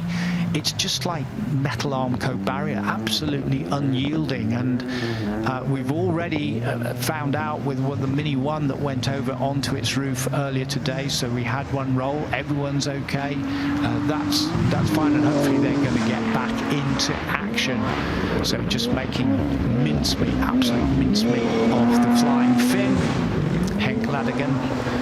Just a little tiny climb on the bank on the inside as it heads up towards Coopers and Stratos, and the finish in this whacking great 3.5 litre V6 engined monster. What a great thing. Look at the back there of the Dakar vehicle. As we look at a very, very unique car, this is an original, as I was told by the boss of Dirtfish. No, it definitely is. It first saw action in 1979 in the hands of Marco Len and Ilka Kivamaki on the Safari. It then saw action with Marco again on the Rally Brazil. And then the following year, Marco Len did 2 events in it, in Rally Côte d'Azur and the Acropolis, before Sandro Minari took back the wheel on the Ivory Coast. So, you know, this is one of these cars Tony was speaking about that has a really genuine, checkered, authenticated history. And I remember whenever they first started appearing on the British Championship, it was so new at the time. It was the car that was going to take the challenge to the Mark 1 and Mark 2 escorts. But I remember Marco Alain came to do the Circuit of Ireland, I think it was 1979.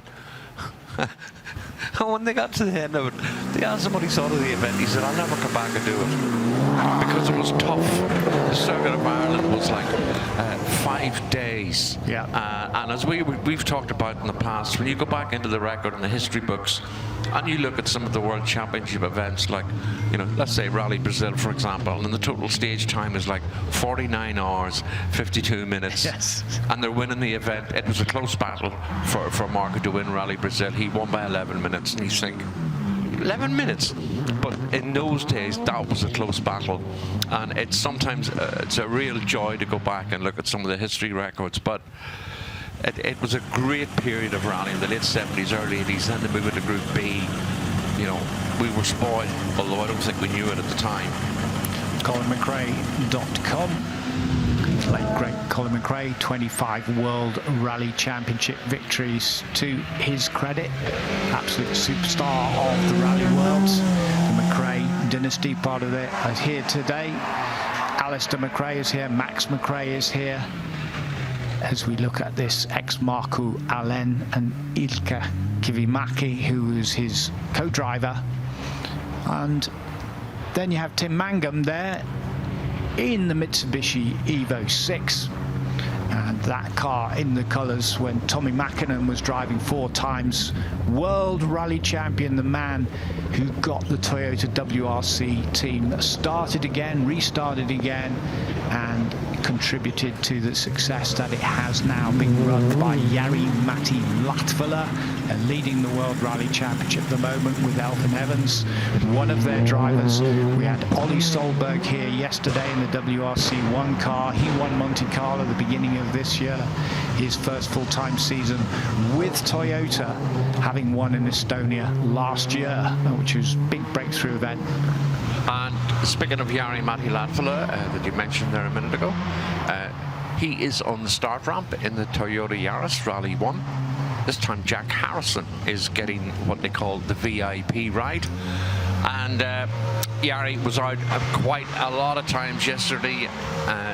His enthusiasm never dims and isn't afraid to really throw the car at every corner he comes across.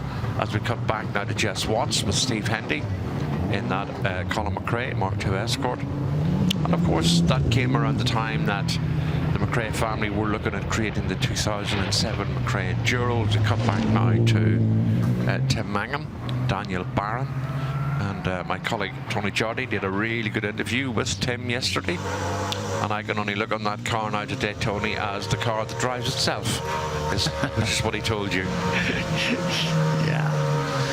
Yeah, Absolutely. Group B pickup, Peugeot 504. Great to see it back out there in action with all its accoutrements, with all its toolbox and spare wheels, all in the back there, the 2 water canisters, and Alan Weston has built this from scratch. Said after a long night out with chums in a bar, they decided that's what they were going to do, build something different. It had to be Group B, and they hit upon this, building the 504 pickup, the Group B Evo vehicle. And it's a great job. It's a great replica, and there's very few of them that are actually running. It has few of the original bits on it. You see, because it's such a long wheelbase, you see how it nearly got so broadside and it nearly went all the way around. So well held by Alan Weston. Here's Pierre-Matti Lavala. Isn't that great? It's so loud I couldn't hear you, and you're sitting beside me. Oh, you gotta love that. You gotta love that. Matti Lavala, 18 World Rally Championship wins to his credit. Never quite won the World Rally Championship, but he's got a winning team. Successive World Manufacturers titles, successive World titles with drivers. To 2024, it went the other way with Hyundai and Thierry Neuville. But Neuville is now looking stronger, Hyundai looking stronger as they go into the gravel events in the second half of the World Rally Championship, and he's going for it. And this is part of his rehearsal, part of his build-up for Rally Finland, WRC Rally Finland, where Jari Matti will be driving a WRC2 car, the Yaris. I couldn't quite see through the dust there, but he had a big broadside on, a massive big slide. The commitment of such a top driver, the Finn, who goes historic rallying as well with his own Toyota Celica. So when he's not on World Rally Championship business, he's rallying himself. I don't think he's ever home at all. No, and it's great to see him out on so many. As we cut back now and just watch it running wide. And I love the way under braking and acceleration you can see the car bucking and using the violence, if you like, of the way the car reacts to get it to turn in, to hold hand position. But this, Zav, is the last time that you will see these World Rally Championship cars in this format, because it's the end of these regulations. New regulations come into force from 2027, and all these eras that you're seeing here on the rally stage, like the end of the Group B era there with the Audi Quattro S1, which you're seeing of Peter van der Putten, who's giving us a great display and handling this car so well, because there's near 580 brake horsepower from that car. Volterol went on to take a car exactly like that at Pikes Peak and smashed the record in 1987, only for it to be taken away from him, snatched away from him in 1988 by Ari Vatanen in a Peugeot. So throughout this stage, great leap by Jari Matti there. Full send, as they say, full air, all four off the deck as he launches the car through the air and has a long leap. But that is classic Jari Matti. It's all or nothing with him. More history. Come on. Back now, Phil Squires, Peter Jones. Sorry? I say more history, because when the Escort came in after the Cortina, you know, who'd have thought the success that car would have? And it went on to continue success, and then we ended up with the Mark II that probably went on to create greater success, but also made rallying approachable for almost everyone, because you could have bought an RS 2000, you could have gone to your local Ford Rally Sport dealer and bought your rally pack and converted your showroom RS 2000 into a stage car. And this is the ex-Malcolm Wilson Group 2 twin cam, and it is Ken Wilson and Keith Thomas built. My young Malcolm and his friend John Davis helped as well, and John turned out later to be a Malcolm's manager. We're back now with Peter van der Putten in the Audi Quattro S1E2. And of course, as Tony was saying earlier, those sort of bolt-on fins at the front and the back were designed to try and keep some traction down. Cutting back now to Marcel Ludwig in the Rothmans liveried Porsche car, synonymous with John Bosch and Kevin Gormley, who used these colours in the European Rally Championship back when it was coefficient 1, 2, 3 and 4, and basically it was along the lines of, if the Circuit of Ireland was worth a coefficient 1 and 20 points, it explained why the Manx International was a coefficient 4 and worth 80 points. And it was all rather convoluted because in a 52-week year there was upwards of 250 or 260 events that qualified for the European Championship back then. Here's the issue. It's just taken you 2 minutes almost to explain that to me in coefficients. So that's lost on a journalist, unless he's absolutely specialist journalist from the motorsport arena. How the heck are you going to publicise that? You don't know. But where did you go? Formula 1, Formula 2, Formula 3, WRC 1, WRC 2, 3, and you get so many points for this, that and the other. You have to keep things as simple as possible.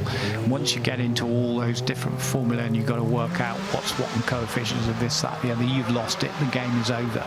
So it's not understandable. Me personally? No, not you at all. I'm just talking about the sport and the governance of the sport and where we need to be, given the fact that we've got new regulations coming in to encourage manufacturers to come back in, because essentially there's only 3 at the moment, and that's Ford and Toyota and Hyundai, and it's questionable who's going to come back in.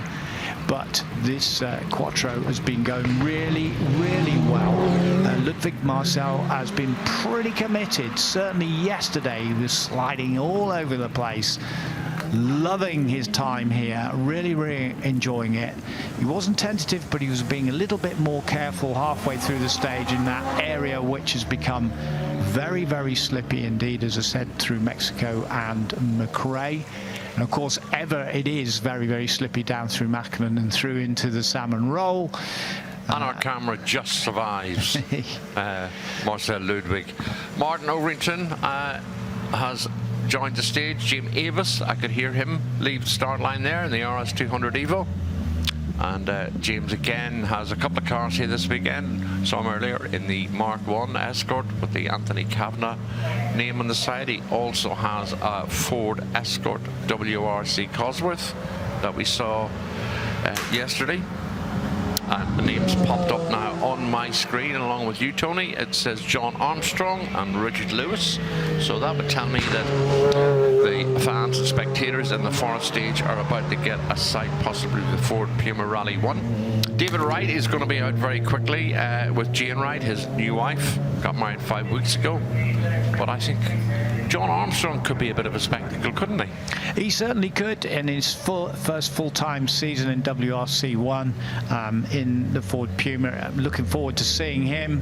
And you and I have followed his career right the way through from Northern Ireland all the way through to his gaming and all his work with the Codys, as they say, and developing games and winning championships online to becoming a full-time rally driver, and deservedly so. European Championship and now the World Rally Championship at the very top level, and he won his there it is, there's the Puma. He won his very first special stage in Greece. He's had some great runs. He had a good run out there in Japan, did a lot of work on the stage notes, and John Armstrong, still a name to watch. And Motorsport Ireland, as he will tell you very, very quickly, huge support for him and Josh McAlean, the governing body of the sport in Ireland, who do so much for the Irish drivers and helping them and propelling them forward in this sport. So looking forward to seeing John going around the stages, and then great to see one of the predecessors there from Ford, their Group B supercar, the RS200, which you're seeing now going towards the end of the stage with James Avis. There it is, Motorsport Ireland Rally Academy brings the young drivers through, supports them all the way through, not just the psychology and the training, but also in terms of the finances and the know-how, the commercial side of the sport that is so necessary in this very expensive sport. John Armstrong about to go off the line. That's the first time, everybody, that you'll see the Works Ford Puma Rally 1 in action. The M Sport team, they're here with their Ford Raptor as well, their Dakar teammates. Hopefully we might see that car coming down the stage, but at the moment you're getting this treat from John Armstrong, and that's some sighting lap, isn't it? I don't know whether he's walked round or he went round with the clerk of the course earlier on, but there he is, he's just gone all the way, and that's in memory of Ronnie Nicol, as you can see, and thank you to Ronnie on the Jim Clark Rally. There, straight into it, and no sighting lap for John Armstrong. Richard Lewis getting the passenger VIP ride of a lifetime, really, because when you're inside one of these, it is nothing short of spectacular. And for anyone that's not used to it, the movement and the pitch and the senses and the pressure you feel with the car moving and G-forces, it really does take your breath away. You've got to remember that those seat belts are done up really tight, and John throwing the car around will just add to the strain that your body is under. Oh, blimey, he's right on the edge there, just kissing the bank on the right-hand side. Lovely, lovely car control. RS 1800. Roger Clark, we're going to see that car. Tony Mason was Roger Clark's co-driver, twice winning the RAC rally, beating all the Finns. The fans absolutely loved those, didn't they, in that era? They did. My goodness. David Wright and Jane Wright, she was previously Jane Nicholas, got married 5 weeks ago, but David Wright, neat and tidy, and anytime we've seen him since he arrived on Thursday, he has been very quick. His lines through some of the corners are very clean, gathering speed and keeping the speed up. That has put him into a contention for the shootout, and has performed here very, very well over the last number of years. I love the way that you can see the lights coming through the dust and the changes of almost a silhouette from light into dark. John Armstrong out over Flying Finn now, braking heavily before they turn left in Coopers. And that flicking right-hander and up the left-hander at Stratos through the timing beam and up to the finish line. Well, it's a nice little tune-in for him, as if he would need it, ready for Estonia, Rally Estonia, which is coming up next weekend. But although this one is a short, sharp stage, and you have to work at it the whole way through. What did that say? Yes, I've paid my tax now.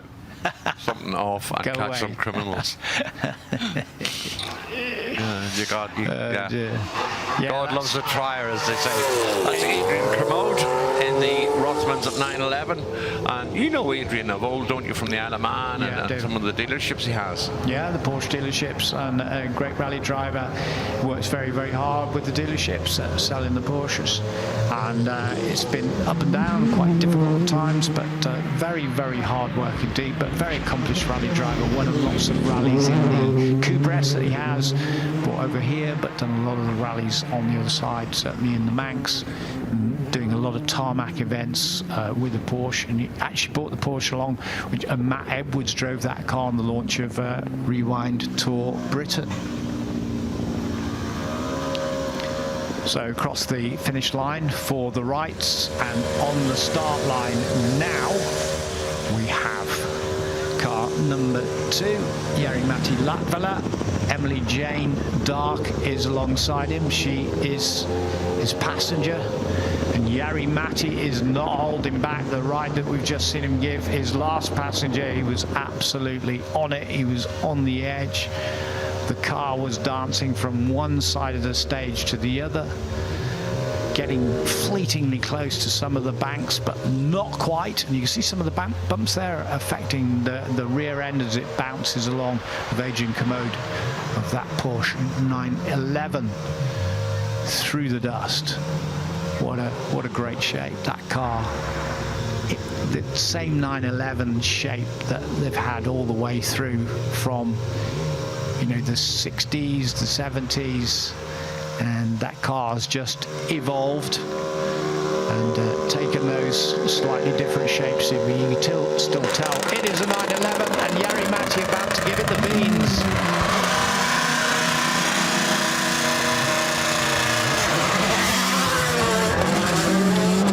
I think something like Goodwood just brings Jari Matti into his element. It's the enjoyment of being able to take the likes of the Arts Rally 1 into the stage, and it allows him, he does enjoy people, autographs, photographs, and that personal side of the sport, which, you know, you don't always get the time on an international event or a World Championship event to give the time to rally fans and spectators, but you can here, and that's the beauty of it. And if you're in the stage and you've never made your way up through to the very top, as we cut back now to Jari Matti, the car bucking and rocking as he changes the behaviour and shape of the car to turn in and keep the speed going. Lovely shot through the trees. And again, the way the angle of changing the car helps it to turn in. Is make your way up through the forest here to the paddock. It's open, it's spacious. All the cars are accessible under the awnings that you can sometimes see in the pictures that our excellent cameramen provide. We're sort of through mid-morning heading up to lunch, and it's a good time to come up and have a look around. It's always busy and always something to see. And speaking of things always to see, there is that Toyota Hilux in the background once again. This time it looks like Jack Harrison is going to sit in alongside Henk Latigan. And we have the big Audi Quattro on the start line. Those famous HB colours. As we cut back now to Warren Philliskirk and Gary Green. Talking earlier about Warren and the most used Metro 6R4, but he also has in his collection Triumph Dolomite Sprite, and that sees a regular appearance every now and again. But I mean, there'd be something wrong over the last 30 years if you had an entry list and Warren Philliskirk's name wasn't on it. You know, he's one of those endearing people that just loves motorsport, loves the rally. And back now with Jari Matti. Yeah, Jari Matti there. You see the way the car was darting around and changing direction, and he was just snaking around under braking, just trying to get that speed off because he got through the Coopers. And expertly done, as you would expect and appreciate, flying through the city. I mean, looks like we're just getting it under control. The back stepping out as he's braking heavily, trying to find some grip before that fast left-hander. And we know there's a little fire brake there on the right-hand side. And we've seen it when it's been wet with people sliding off down there. But he got it all under control. Just let it dance a little bit, off on the brakes, back on the power, and up through to the end of the stage. Sjoerd van der Putten now, who had at least 4 or 5 runs yesterday, was going really well in the Audi Quattro. That's the A2 evolution of the revolutionary car, 4-wheel drive and turbocharged. Changed everything in rallying from 1980 onwards, and the team started winning with Hannu Mikkola in 1981, and the second win was in San Remo for Michel Mouton. Henk on the line, the South African off-road champion, the man who finished second in the Dakar. One heck of a driver, lovely guy to speak to as well. Very, very keen competitor who's overcome some injuries, especially to his shoulder. Warren Philliskirk, as I was just saying, one of the most rallied cars in terms of 6R4. Now, off the line goes Henk, 3.5 litre V6, and all that grunt, over 400 brake horsepower, 4-wheel drive, all that special suspension, all those components. Just look at the way they move up and down, absorbing all those lumps and bumps, and not worrying too much about the banks on the inside. They'll just deal with those.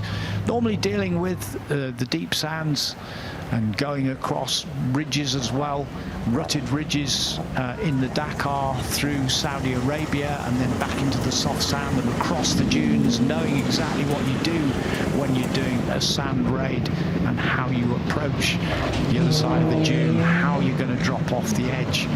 These guys know what they're doing in Toyota because they've won that event 4 times.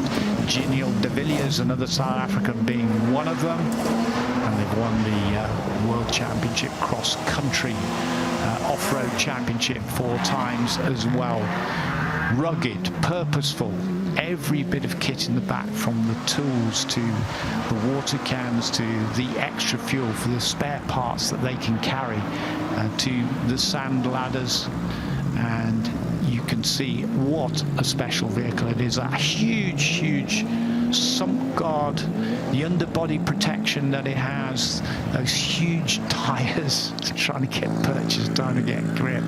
Just keep watching it every time. It's like a huge Tonka toy, isn't it? It is on the start line now, Hal Ridge in his Rallycross Fiesta. It's a YB Cosworth. It's putting out about 500 horsepower at 4-wheel drive, sort of fairly standard Atlas rear axle and a sequential gearbox. It is called Steve Mundy, won the 1996 BRDA British Rallycross Championship car, and 30th anniversary of that this weekend. But Hal has provided loads of entertainment in the car over the last day or so. But as I said earlier, one of 3 Rallycross cars here. And the only other one we've seen in action is that of Rob Gibson's, in the ex-Will Gollum Metro 6R4. Talking to Hal last night, and he was quite happy with the way the car's performed. Had a bit of an issue with the crankshaft sensor, and they were off to get a replacement one last night, which looks as though they have. And if you're wondering why you only see Hal or Rob in the car, it's because the Rallycross cars are not homologated to carry a co-driving or a passenger seat, so the drivers can only drive the car on their own. Hank Ladigan now up over to the finish line as we cut back now to see the Ford Fiesta, the ex-Steve Mundy Ford Fiesta of Hal Ridge. Of course, Hal heavily involved in commentary in World and European Rallycross as well. Yeah, it does look so different. It kind of looks like a hot rod. It's so stiff. Do you see that inside rear wheel just hopping up and daylight through there? So very difficult to keep it on the deck. It's very stiffly sprung. It's a relatively long wheelbase. Low and flat that car is. It almost looks like it should be on Hensford Raceway on a Friday night doing the hot rods. And that's unfair to say that, I know, but that's what it looks so different to the other rally cars that we're seeing. But great to have Hal with us. Great to see that car. See how high that inside rear wheel was, hopping on through the air. Oh, amazing, great sight. Well picked up to our cameraman down there. Escort Mark II with the McRae name on the side. Great to see. I think I hear the dulcet tones of the Ford Puma Rally 1 on the start line at the moment. That'll be with John Armstrong and Robert Musgrave. There we go. And cameraman doing a magic job here, bringing you everything. We miss very, very little. Interesting, Tony, how much and how many of the drivers keep it way over to the right-hand side at the start line to get as much of an apex into the left-hander as they can. We're just walking over that area this morning where you come to the end of the tarmac, and then the left-hander really starts to tighten. You've got 2 little ridges before you go onto the loose, and then the car does this kind of little bunny hop. You've got to keep your foot in there. You've got to keep enough traction to get through that. Otherwise, you'll be into the big hay bales on the outside, and you don't want to be hitting there. Is John Armstrong leaving the start line, and there is that little bumpy bit that Tony was telling you about, and down onto the trees now at big speed into Laker, Hopkirk and then Clark. John Armstrong, European Rally Champion in the ERC3 category. and Northern Ireland two-wheel drive champion in 2015, and he started rallying at Kyrgyzstan in the New Year stages in a Vauxhall Nova. So like a lot of these young drivers, cutting their teeth at grassroots and finding a way to get through to the top, and that includes it being a Cody and working in esports, going from virtual, where he did a lot of games designs, where he won the championships in virtual online rallying, to becoming into reality and getting back into rally cars. Rookie of the Year with the DMAT Fiesta Trophy in 2016. And then 2018 he won the virtual WRC, and he actually won a Hyundai Coupe as a prize in the car. What did he do? Did he sell that? No, little touch of the bank there, and possibly a glance on the outside. He doesn't have it anymore. No, I'm sure he doesn't. Sure he doesn't. But there you go. Look at those angles that the car is getting to as the camera gets absolutely splayed by all the dust and dirt. Yeah. A cameraman said thanks, I'm sure. I'm sure. Well, hopefully he's got his little cycling helmet on, and he's got his mask on as well, so he doesn't suck in too much of the dust. There's Tom Williams just touching the bank on the inside, committed as always, leading the charge overall in terms of the shootout times on the aggregate, although he got beaten by another Mr. Williams yesterday for the fastest time. But we're going to see Tom Williams out in the Volkswagen Polo GTI, the Rally 2 version, and again being hit, the back's kicking up, the front end, he's really committed already, isn't he? Yeah, delivery on the car to celebrate Richard Burns and Robert Reed. Richard, who was Tom's godfather, and celebrate their championship year, as John Armstrong now makes his way up to the finish banner. And something has tickled my co-commentator. Well, it's just while you were saying that, just saw this glance of the Puma there and Armstrong, and the back end go from one side to the other. It was a quick flick from one side to the other. Just he was getting across the finish line and giving it, full right foot. Roger Duckworth there with Chaminga Charlataki getting a run, but Roger's been coming here for many years, if not in the ex-Ewa Kankinen car, in his own other R5, and being looked after this weekend by the great Martin Spurl. Martin, who used to be involved in that wonderful company Autosportif, who prepared and rebuilt many Subarus alongside ProDrive, and Tom Williams, and his passenger this time, Tom Marshall, out through the corner at Cooper's, up to Stratus now, and up over the timing beam, just where that red stop board is, and then easing off along the right-hander up to the big finish banner. So just to give you an idea of the time yesterday set by James Williams, that was 1 minute 22.3, and he was 0.6 ahead of Tom Williams, who you've just been watching, with Patrick O'Donovan just behind them. So we're all set for a great contest later on. Aoife Raftery, one of our rising stars. The Irish lady who's doing so well in the United States of America, went out there last year with the help and support of Dirtfish in the United States of America, and had different podiums, and has already done so well in the Olympus Rally this year, and drove Travis Pastrana around in her car after she had the ride of her life in the Subaru Legacy RS. That was Colin McRae's car, and she just came out, had just been in total history and sitting alongside an absolute superstar. So she was beaming from ear to ear, absolutely loving that, and we're loving having her here. James Williams, sorry. No, I just said before she goes back to the US. James Williams on the start line now. I wonder what James can do today in the shootout. I'm sure he's all absolutely revved up for that, having beaten Tom Williams yesterday in this Toyota Yaris, the WRC2 car. What a fabulous looking car it is. Absolutely just right. 4 years of development into winning the championships, into so many of them, something like about 40 of them in action across different championships and in WRC2 itself, but now being challenged by the Lancia Ypsilon. Lancia making its comeback and doing really, really well in Rally 2, WRC2, as Aoife Raftery just gives it large coming through the last part of the stage. Just have a look at the time at the end of this stage as well and just see how that compares, if it's giving us any indicators as to the condition of the stage. And this is a fantastic car in terms of Toyota's perseverance and Toyota's domination throughout the series WRC1, WRC2.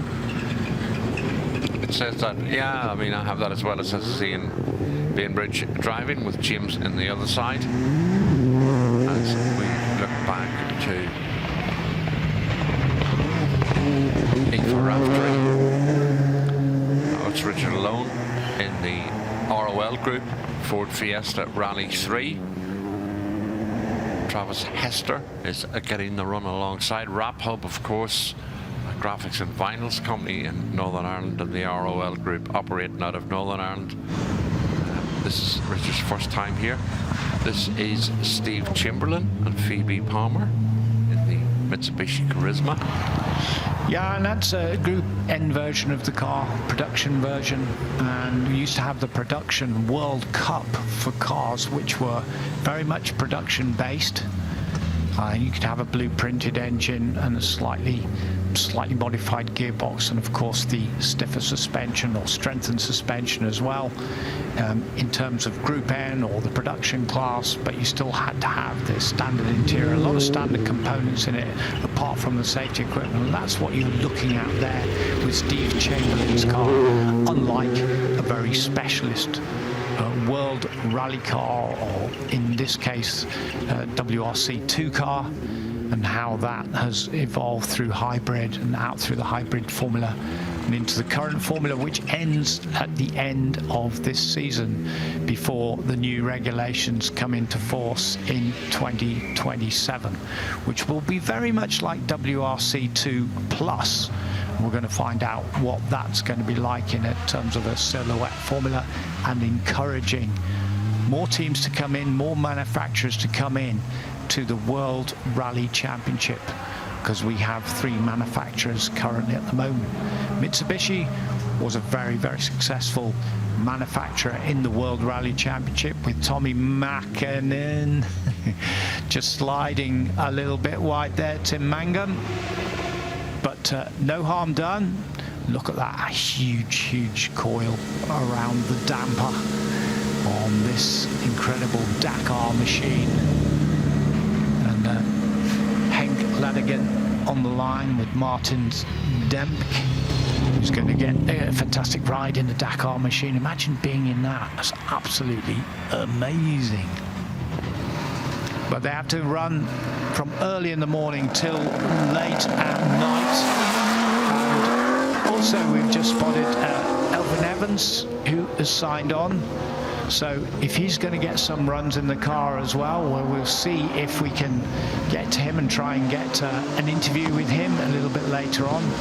And Jari-Matti Latvala as well. We'll see if we can get to them and see what Elfin's got to tell us before Estonia and his next battle in the World Championship, to try and stay ahead and keep the lead in the World Rally Championship.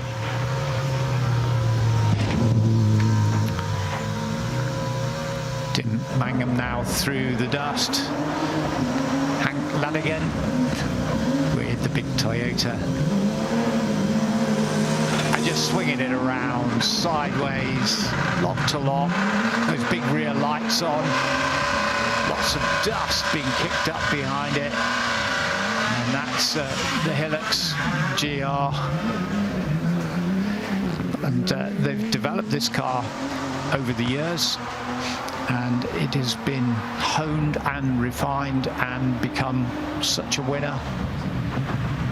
Dacia winning this year for the first time. Just love that shot there, just using the sideways motion to slow down. So we can see the McRae Enduro now on the start ramp. On the start line is Christopher Ludkin and Andrew Ludkin. This is cut back now to the Toyota Yaris Rally 1. Jari-Matti Latvala and Ricardo Panzos, this time in the other side of the seat. As Tony was saying there, we've spotted Elfin and Hans, the PR guy for Toyota. Also seen Chris Ingram floating about. So may well get a chance to see him on stage as well. You never know. But for those of you who don't know, the drivers who come up to here do have to come down and sign on with the Rally Management Office. That allows them to be cleared to take to the stage behind the wheel. And if you're in the stage and wondering what's coming your way, a couple of Metro 6R4s. I can see the Subaru Legacies coming out again, the Toyota Celica ST185. And if you are out and about, please make sure that you drink plenty, keep well hydrated. If you have sun cream, please use it. I know there's a breeze out today, which possibly makes it feel a little bit cooler than it normally is. But you do need to look after yourself and drink plenty. And of course we stop for lunch from approximately 1 o'clock to 1:30 and allow some of the marshals to have a well-earned break. And there is plenty to see and do up here. There are loads of food halls, food vans, coffees, teas, ice creams, plenty of picnic tables. You can come up and sit and have a bit of lunch. You can have a look around the Toyota Gazoo racing factory team. They've got their very intense up here, as have M Sport, both for the 4P1 and the Raptor Off-Road, which we've yet to see on stage here. Hopefully we will see that today. Jari-Matti Latvala at the end of the stage, 2:29.1 was his time through there, with Richard Panzos sitting alongside him, so he enjoyed a fantastic ride. You just saw the Chevette HSR before in the stage, Christopher Ludkin and Andrew Ludkin, and that's great to see that car out. They were doing a lot of work on that car yesterday. A lot of work going on, we understand, on George Clark's car as well. There's the HSR. Nicely done. Yeah, well done. And that, as we've said, is a very, very slippy part of the track indeed. As Peter van der Putten is back on the line in the Audi Quattro. There's the big McRae Enduro of Charles Sincock. Going for a solo run this time. This was a car that started development in 2006 and sort of built into 2007. It was the whole of the McRae family behind it with the long-term plan at the time to tackle Paris-Dakar.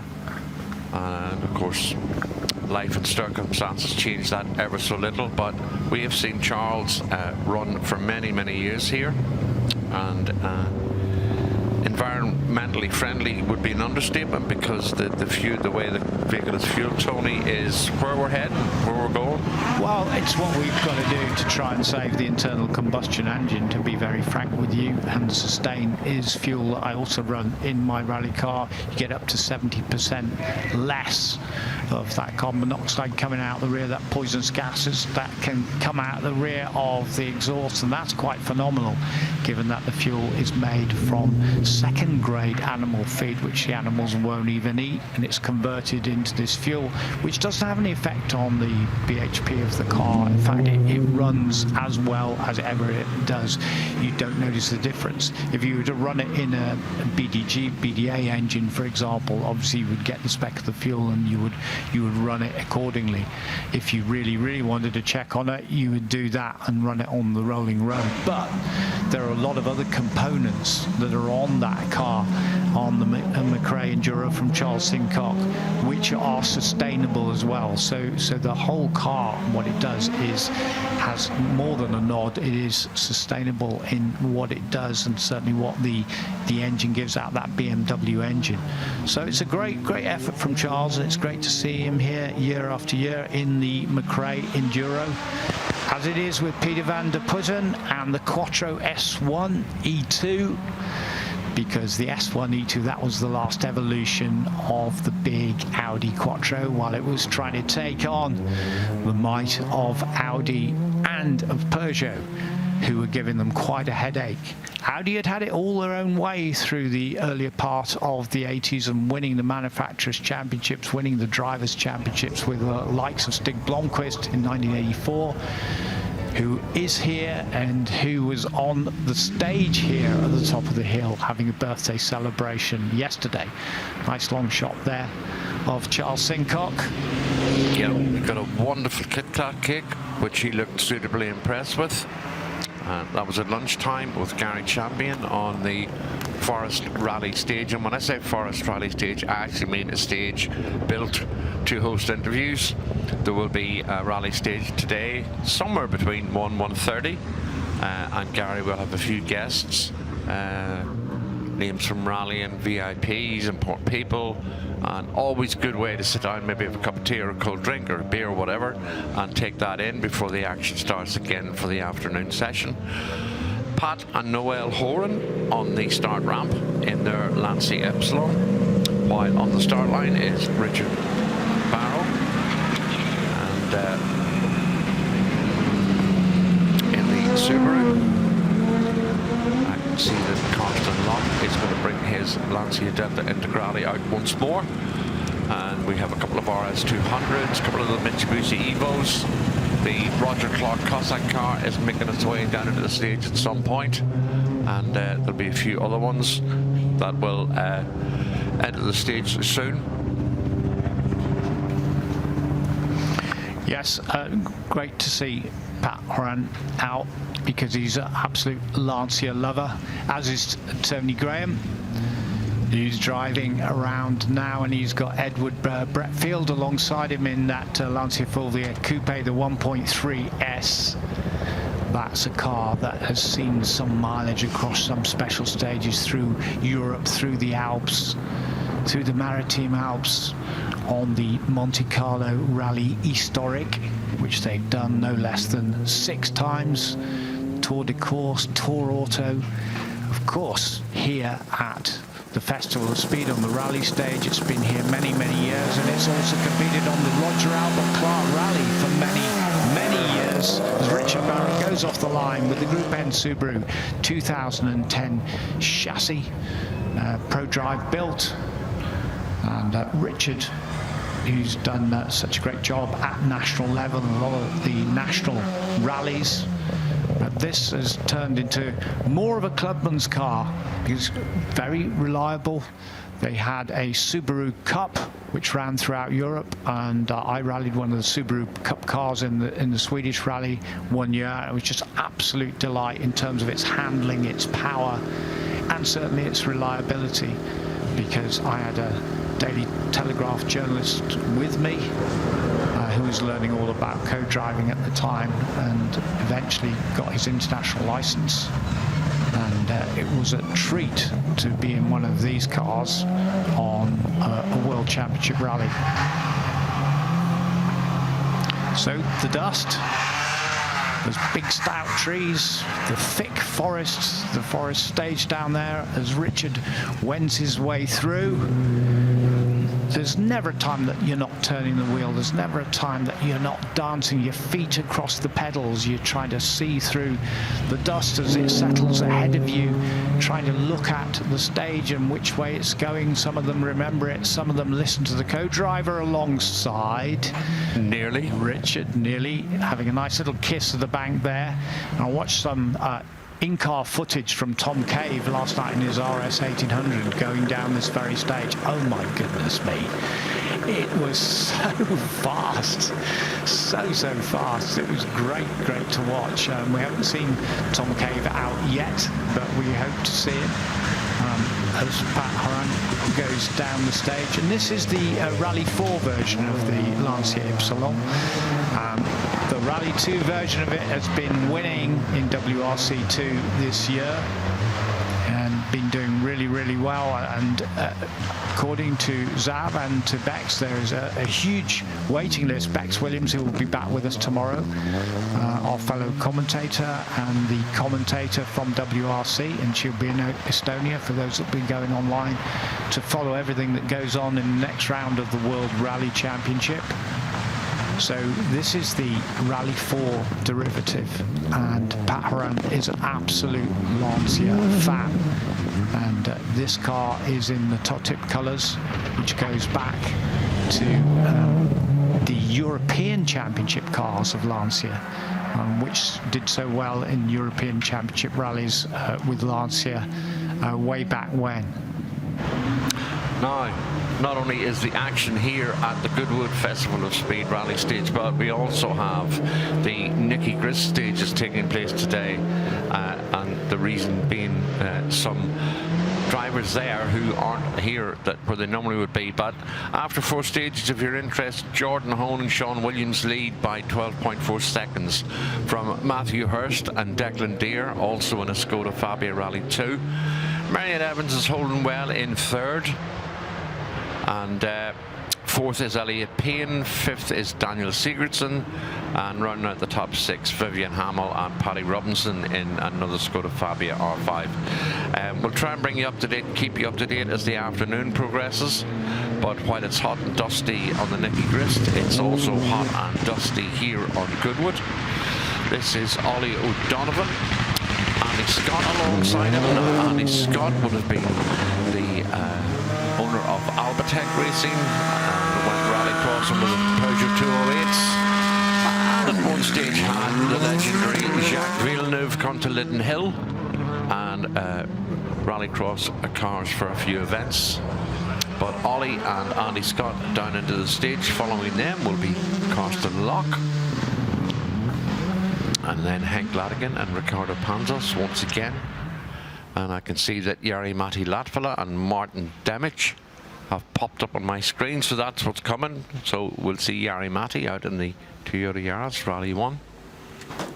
There we go. Henk has closed the door. That's pretty final. And I'm going to just sit back and wait for the Dutch tones of the... There we go. Cutting back now to Ollie O'Donovan and Andy Scott in the RX Racing Hyundai R5. Of course, Ollie here with son Patrick, and this is their first sort of full-time foray into the rally stage. They were here a couple of years ago on the off-road course, and prior to that had brought the Rage RX 150 buggies that we're seen in the off-road, as Ollie runs very wide, very, very wide, but manages to hold it and keep the momentum going into the right-hander. Back now in the start line and the Toyota Yaris Rally 1. And as we said, this is going to be Jari-Matti Latvala and Martin Demich. And through the vantage point here in commentary, we can see the drivers sometimes who we would see coming down to sign on. I think we may well stand a chance of seeing Alpha Evans as we look at Henk Ladigan and Ricardo Panzas now in the Hilux down through the stage.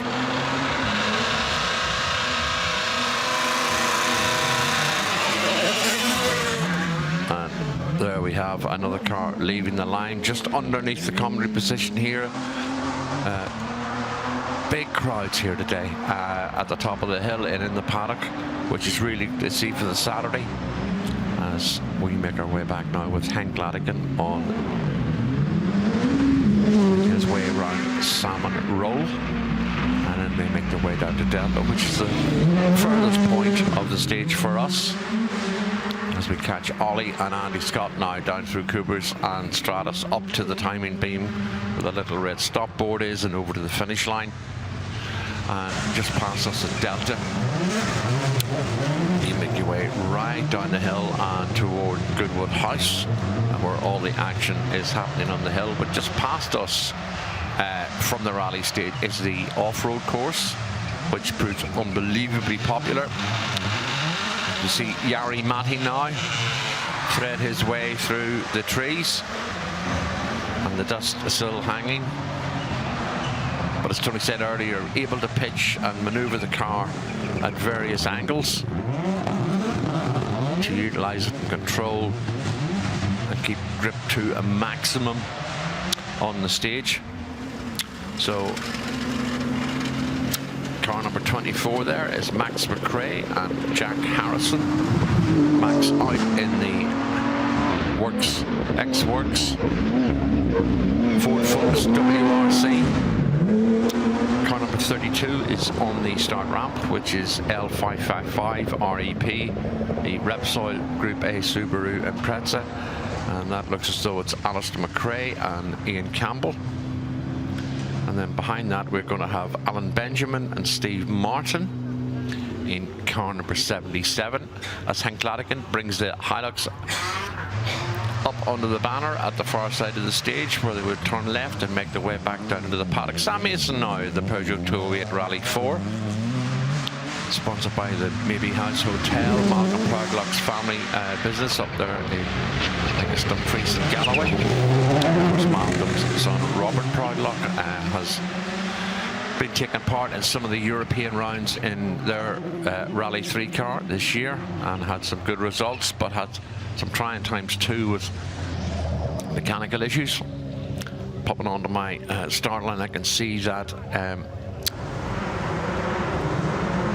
the Porsche 911, the Belgian Porsche 911, is on the start, is on the list. Chris Hellings is bringing the Volkswagen Group 2 Mark 1 Golf GTI out for another run.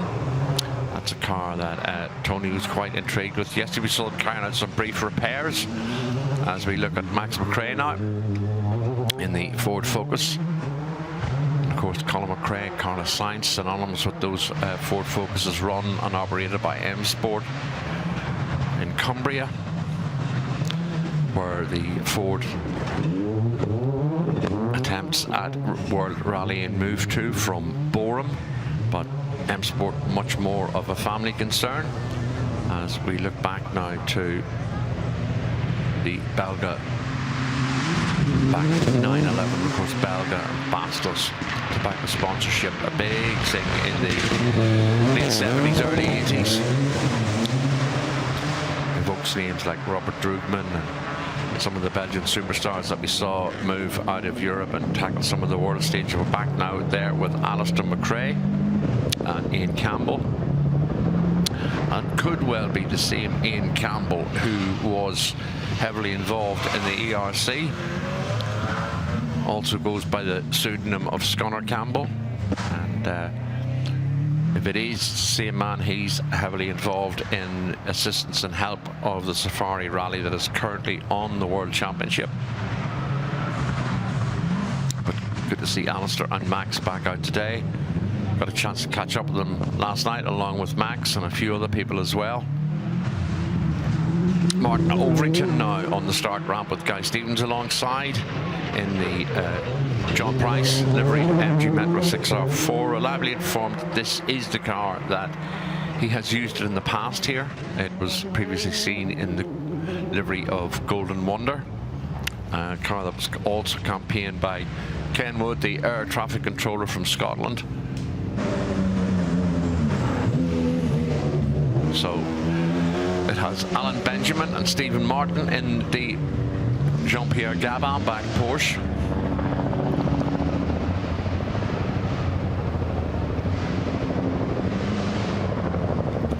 Previously seen Maxime Drake and Johan Frank Drake, and Maxime able to extract the most out of that Porsche 911 on the stage yesterday. Had the car at some unbelievably spectacular angles. So coming your way, I can see Tom Williams is going to bring the Polo R5 out again. A couple of Mitsubishis. David Wright's bringing his Ford Fiesta Rally 2. A couple of the Paris-Dakar Quattros, those ones with the high roof and the slightly wider arches. Steve Ward is bringing his Camel-backed Legacy RS along. I can see that the Toyota Hilux is going for another run. James Williams, Toyota Rally 2, is getting ready as well. But that is Martin Overington in the MG Metro 6R4. That is them away off the start line. And I can see the ex-Ollie Arneson Audi Quattro Rallycross livery car. It's going to be making its way soon. So Richard Alone now is on the start ramp. And Richard has been quite quick in his Ford Fiesta Rally 3. Gary Lucadeau on the start line now with Kelly Lucadeau in the co-driver's seat.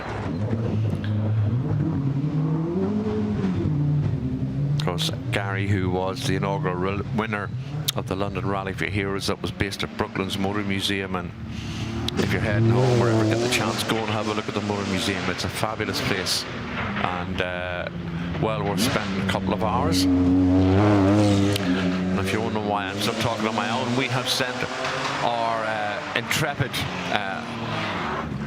photojournalist Tony Jardine out to see if he can catch up with some of the people that we need to talk to. So with a bit of luck, he'll be able to catch a few of them and see what the story is. Maybe Elfin, maybe Chris Ingram, maybe a few others that we don't normally see. When we have them up here for a visit, it's always a good time to try and catch them because they're also in demand in terms of driving cars in the hill. Martin Overington now has been coming here for a number of years, and also dovetail his rallying with circuit racing.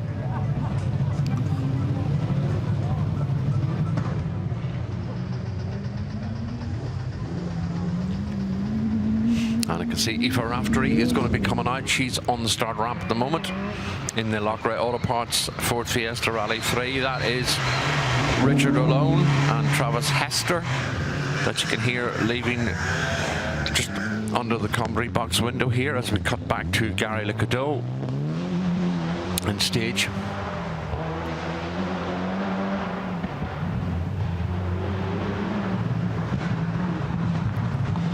Gary, who is always neat and tidy.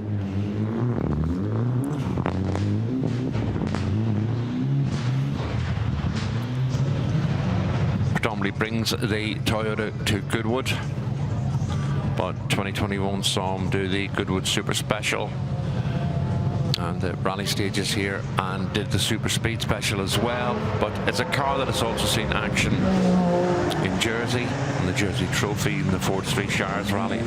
Richard Alone contesting mostly the Irish Tarmac Championship this year so far, and has been doing very well.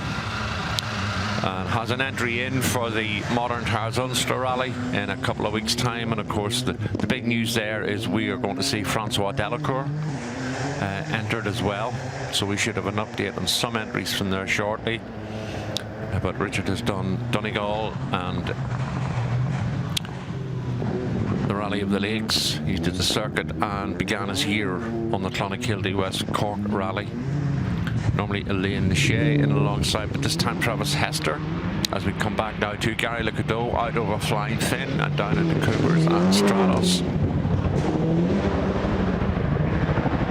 And it has been a good run for us for most of this morning. And that's him over the timing beam now. Aoife Raftery. And Aoife has Tim Wickberg in for a run in the Ford Fiesta Rally 3. And of course, Aoife was the passenger whenever Travis Pastrana shot up here about 4:30 yesterday evening and managed to get a run in the ex-Colin McRae Subaru Legacy RS. That's car number 37 that we've seen this morning. And to say he was emotional about being allowed to drive it, one of the cars that Steve Rimmer owns and run by BGM Sport and Ian Gwynn. And then when they got back, they swapped positions, and Aoife Raftery drove Travis Pastrana around the 1.9 miles here at the top of Goodwood. And it was an exciting end to the day for everybody that was here to see it. Of course, Aoife Raftery holding her own in America at the moment. Has gone and gained experience backing from Dirtfish, and a prime mover in women in motorsport, as we see Henk Lanigan and Kirsty Muir now making their way down through the stage. See, Terry Maynard's Ford RS200 Evo is on the start line as the Ford Escort of Ben Smith and Isabel Shore head off into the stage. And it was Ben's birthday yesterday, and it's his brother James's birthday today, so the Smith household are very, very busy in terms of celebration, cakes and presents. Tom Williams now on the start ramp. Ciara Duggan getting a run in the Volkswagen Polo. Tom was listed in the entry list as driving a Skoda Fabia Rally 2, but the cars from Don Buckley have been hired out, so Tom changed cars and jumped into the Polo on Thursday.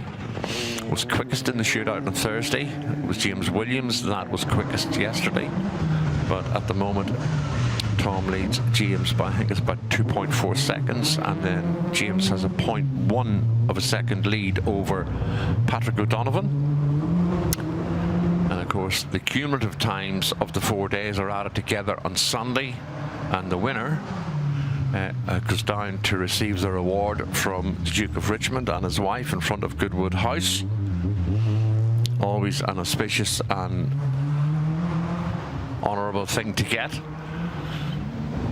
But if you're in the Forest Stage, it's just after midday. It's probably getting extremely warm, but we have plenty of liquid and food, teas, waters, beers, soft drinks, loads of stalls and stands, and we have all the cars, or most of them anyway, under canopies. You can come up and have a look. If you have young rally fans, bring them along, because the owners and drivers are delighted to see you. We had Steve Ward in the other day, who sort of said to us in commentary that by all means bring them up. We'd love to have them getting photographs, talk to them, sign some autographs. So it is a good way to spend a half-hour lunch where we change marshals around and give us a chance to just make sure the stage is still in good condition for the afternoon. So I can see the McRae Enduro of Charles Sincock is on the start line. And we're going to be seeing Kieran Graffin shortly as well. Mark McAlane alongside. Back now, Terry Maynard. Terry and Finlay Maynard in the Ford RS200. And Terry's had some wonderful cars in the past. We were talking previously about him bringing a Lotus Esprit in banana yellow, you would call it, with famous sponsor Elgin Plant Hire in the front, and would have come with the skis bolted to the roof of the car in a nod to, I think it was The Spy Who Loved Me, when they had the white Lotus Esprit that disappeared underwater. Back now with Ben Smith and Isabel Shore, and that is a genuine ex-Roger Clark and Jim Porter Ford RS1800. Again, the Smith family, Ben and James, doing extremely well, and Dad Steve.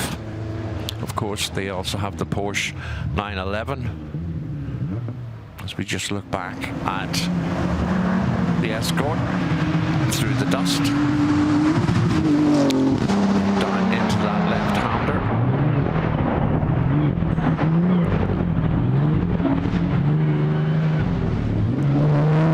Just speed and the throttle and unsettling the balance of the car. Tom Williams here. Tom's always quick and neat, and I can see a few of the drivers probably trying to get a couple of runs in now before the afternoon session starts in the build-up to the shootout, which will be around about 3:30. Yesterday we had 33 cars, 34 cars, and we had a very intense half hour or so. Tom was quickest on the opening day last year on the Thursday as well.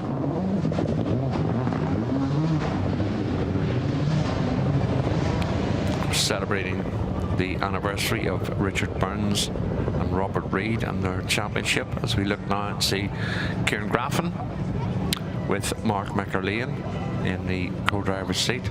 Kieran, a very successful, predominantly rally car dealer in Northern Ireland, but has been known to sell the odd classic tractor and speedboat and powerboat and all sorts of stuff. And if there's anything to be sold and a race truck to be sold, it'll be Kieran is the man to go and have a look. that is Kieran and Mark leaving the start line now. Steve Ward and Harrison Holroyd will make their way off the start ramp down onto the start line, and they'll be followed by David Wright and Jane Wright. And Elfyn Evans and Tom Kerridge have just popped up on my entry list. We have a system here where it accommodates the fact that we have different passengers and different drivers, but it is a system that works really well in that myself, my co-colleague Tony, and Bex, when she's here, we all know very quickly who's in with who, and normally get the passengers right.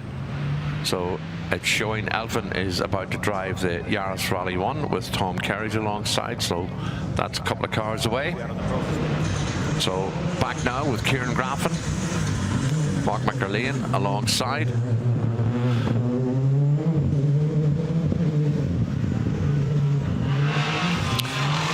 And I can hear in the background that Steve Ward with Harrison Holroyd have left the start line in the Camel and Clarion back Subaru Legacy RS. That was a car that I believe he purchased from Martin Spurl. It was built from an original Subaru Legacy RS shell, and we saw Martin in it here a couple of years ago.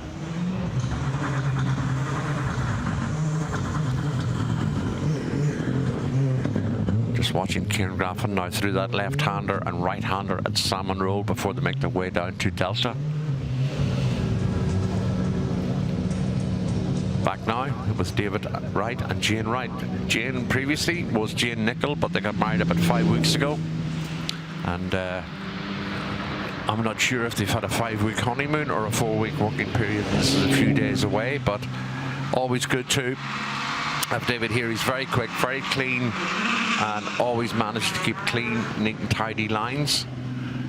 McRae Enduro, and built around 2007 as we watch Steve Ward down through the left-hander.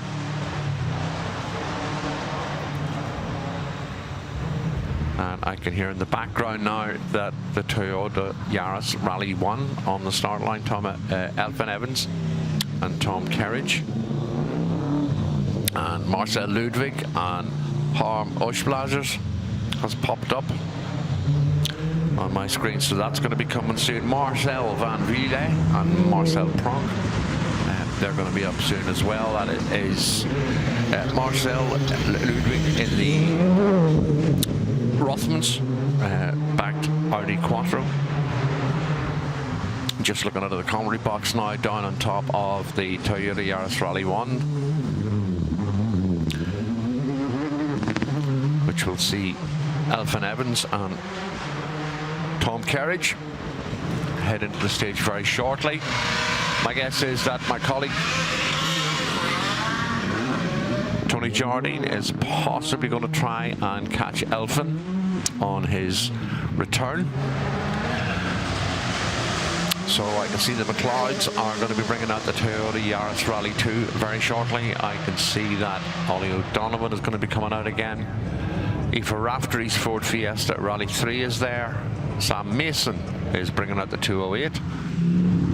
And the Martini-backed Ford Focus World Rally car is going to be on the stage shortly. Car number 100 of Ian Hunt, which is one of the very original Mini Cooper S's and one we have seen.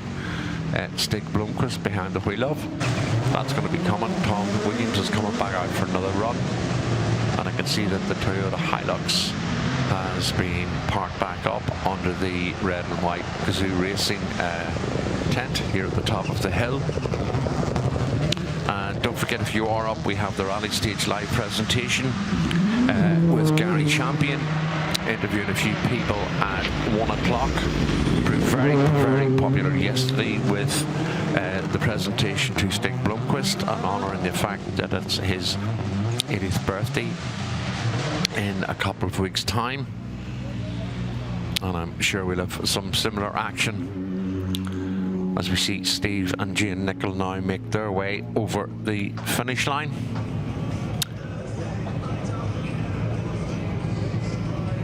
So Rothmans, of course, part of that era of tobacco sponsorship that stretched across almost maybe 5 to 10 years where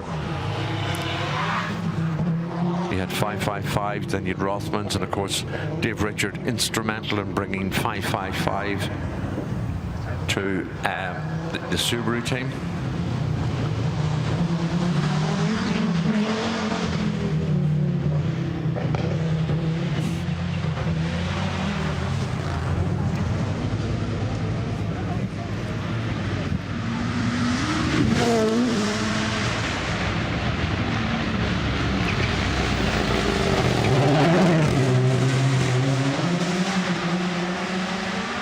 So that's Elfin through now, left-hander and up over the timing beam. And I'm sure there'll be an urgency on getting them around to the service park as soon as possible and swap passengers and continue the good work that Toyota are doing in providing VIP rides. Of course, the International Rally Drivers Club, run by Sean Martin and his brother, are adept at anyone, if they would wish to look at having a passenger ride, just pop up and see them.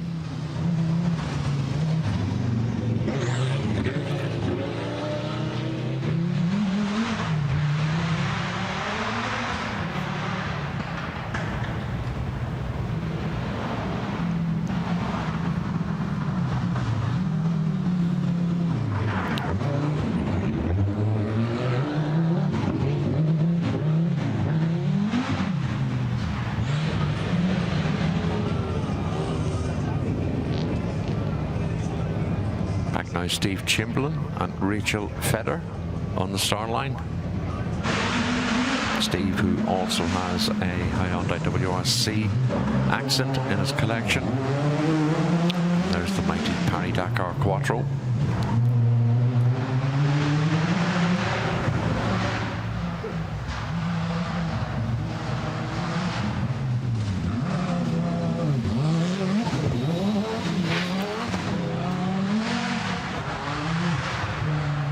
Lovely shot of it making its way through the trees.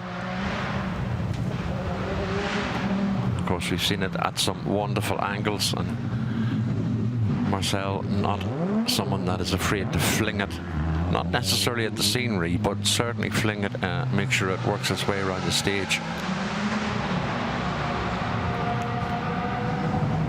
Marcel Pronk is passenger this time around.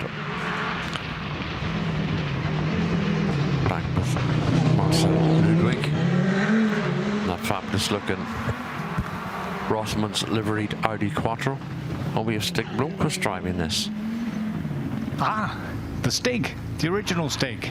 Yes, that's not what it said in my thing, but there you go. Such is life. Well, 1984 world champion, being reacquainted with an Audi. Steve Chamberlain there, car 31. We just had Elfin out, but I'm sure you know that. I do, because we were just going to grab him and he'd come over to us and he was literally yanked by the neck. So he has to go in the car now. So we won him and we lost him, but we waited another 5 or 6 minutes and we did get a good interview with Jari Matti Latvala, the team boss, talking all about the tactics, the different drivers, and he was very erudite, if I can put it that way. And yeah, he's got the whole thing sussed. He talked a little bit about what he's going to be doing on WRC Rally Finland as well in the WRC. I'm going to look forward to that. But he said, you know, putting myself against the younger drivers, but hopefully we'll see that when we play that out. We are going to go back and hopefully get hold of Elfyn Evans. That's a huge, big, sideways, long drift. Lovely for the Dakar Audi. Yeah, it's great to watch, isn't it? Great to be back in the cool of the commentary box. Thanks for having me back in, Zav. Yeah, well, I think that interview with Jari Matti would just go perfectly at about 3:20 when we have our soup and croutons just before the shootout. That's very true. That's true, because that's going to be frenetic and frantic and fast and dusty and hot, but it's going to be highly charged and highly competitive. I'm so pleased. I was doing so well on my own that Scott had to tell me to calm down. No way. Yeah. Really? Oh, that's good. That's good. Friendly advice. It was good. I was getting carried away. But the other good thing is that there's a long queue of cars There is, isn't there? waiting to come down, anxious to get out on the stage, and I see the old Mini, the original Mini, being pushed down, and I can see the Cossack Escort. I can see Aoife Raftery's car. There's a Metro 6R4. Looks like Warren Philliskirk's car. And there's the thick, stout trees, the dense forest. As you watch the Mitsubishi, the Evo 6, just wagging its tail around there through that very slidey part of the course around Mexico and up through McRae. And the S1 Evo 2 Quattro. That's an Ollie Ollerson's colours. And you want to see them at Brands Hatch that time? No, I mean, as you say, I don't know how many brake horsepower that was. They were knocking close to 800. I mean, the power that we're getting out of the likes of that, the 205 T16, the Lancia Delta S4, and the Ford RS200, certainly with Martin Shanka, was huge. Just like that jump. Huge. That was a huge leap. That was a massive leap. That was a good time. Goodness me. Wow. That's amazing. We'll have to see that again if we can, because that was one of the longest leaps I've seen with one of the heaviest, most ungainly cars for flying through the air in rallying that has ever been built. Because that was very good. You know, the S1 had everything thrown at it and literally had the kitchen sink bolted to the rear end there. That huge rear wing and those huge rear haunches. Very short wheelbase, very nervous, darty car with all that power coming through. It must be very, very difficult to control in period, and certainly very difficult to control here on this very slippy stage at Goodwood Festival of Speed and the rally stage. And it was designed like that to be tricky, to be challenging by Hannu Mikkola. He certainly left his mark on this special stage.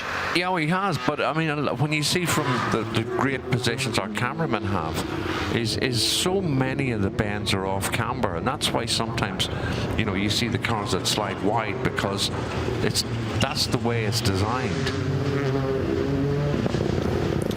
So, some great cars. And there's Adrian Commode's great car, Porsche 911, the Manxman, who works over in his Porsche dealership in Liverpool, in Corkhills. You see the name of their Porsche dealership on the front there. But a great rally driver. He loves his Cooper S, which he also goes rallying in. He loves his Porsche. Matt Edwards has driven that and helped him set that up. Matt Edwards, 3 times British Rally champion.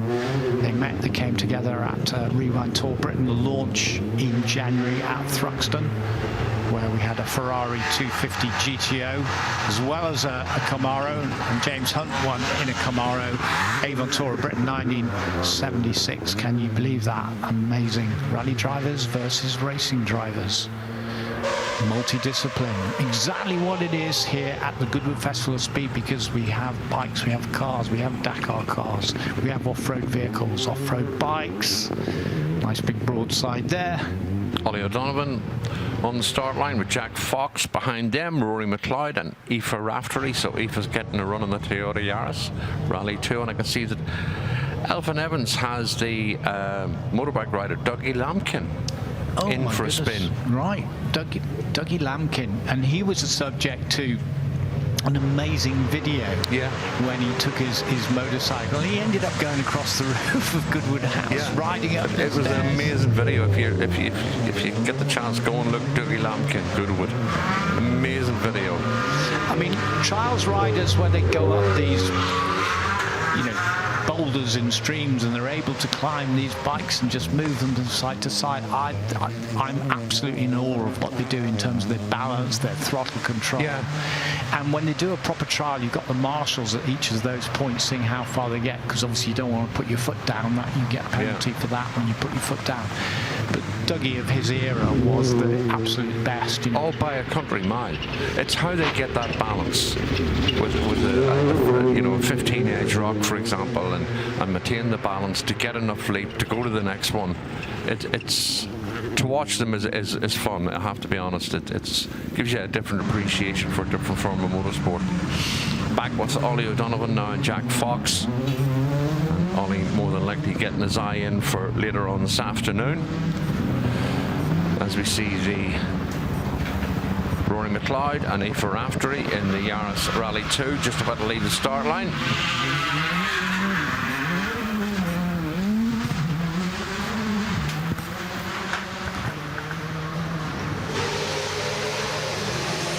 So Ollie O'Donovan, very, very successful Irish businessman,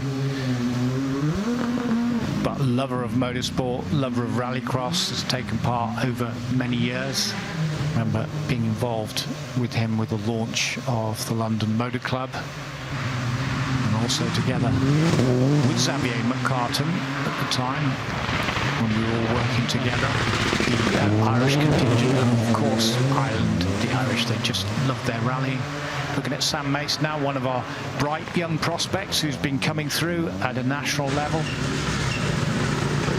Rally 4 version, and that's Rory McLeod. With Aoife Raftery alongside.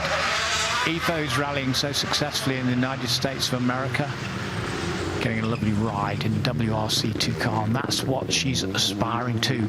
That's what possibly and hopefully she may get to use in the United States of America WRC2 car. She can step up from 3 to 2 up that pyramid and climb that ladder, because she's certainly ready for it. She's very, very competitive indeed.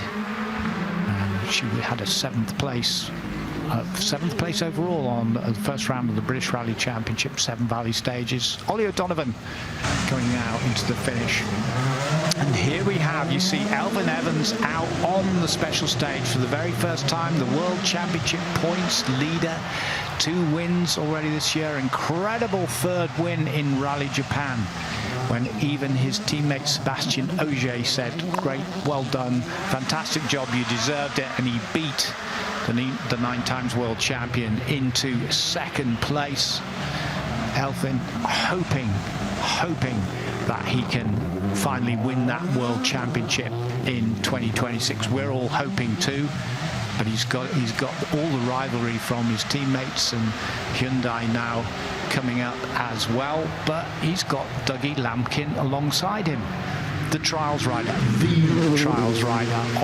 the world. An amazing balance, and a lot of trials riders, motorcycle riders who do this for fun, like Colin McRae. He used to go trials riding. That's where they learn about their balance.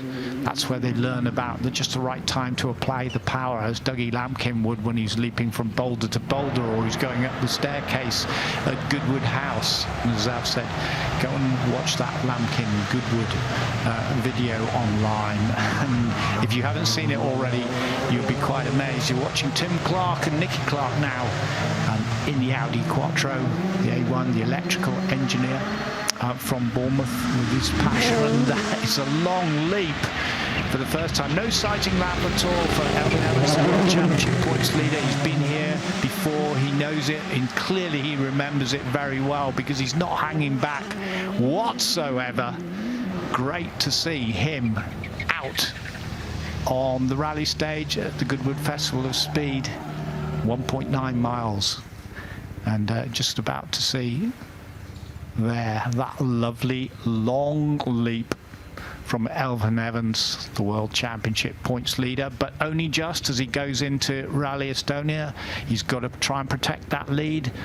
One of the big challenges in world rallying is that if you're leading in the World Championship points, you have to take #1 slot on the road, which means you become a road sweeper, and you sweep all those stones and the gravel away, and the grip becomes better for the runners behind you. And that Elfyn's been in that position for quite a while, and has dropped down the order on the first day, when naturally he's going to be slower, and his rivals get the faster times. So Roger Albert Clark, the rally named after him, because the British star driver in this car, had won many rallies, including the RAC Rally twice. And now we've got Dakar as well. What a treat to have Dakar car here. Henk Latigan from South Africa in the GR team, the Gazoo Toyota Racing. What a great car this is. Fantastic 3.5 litre V6, incredible power, and it just really blasts off the line. And Samuel Kopsman, who is the passenger getting the ride there, we're in the Toyota Hilux. He's going to be really enjoying that. You're very high up, you're strapped in tightly, you've got all the big roll cage around you, you've got the wraparound headrests, all the safety gear, and then they'll have all the units that try to bring fresh air inside the car, because it's running right throughout the day, right throughout the desert, go through the empty quarter of Saudi Arabia. But Henk knows all about that, having won the off-road championship in South Africa. In the heat there, one minute you can be running up the mountains, next minute you're running across the plains, and here you're running across the South Downs in West Sussex on the Duke of Richmond's estate. And isn't it great to have a genuine Dakar vehicle running through this narrow little stage, just about managing to thread it through the eye of a needle, but still flinging it around. Henk, thank you. Very entertaining. Lovely to watch.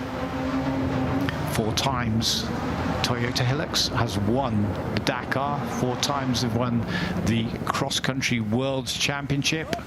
And you see the name Stig Blomqvist and Ian Hunt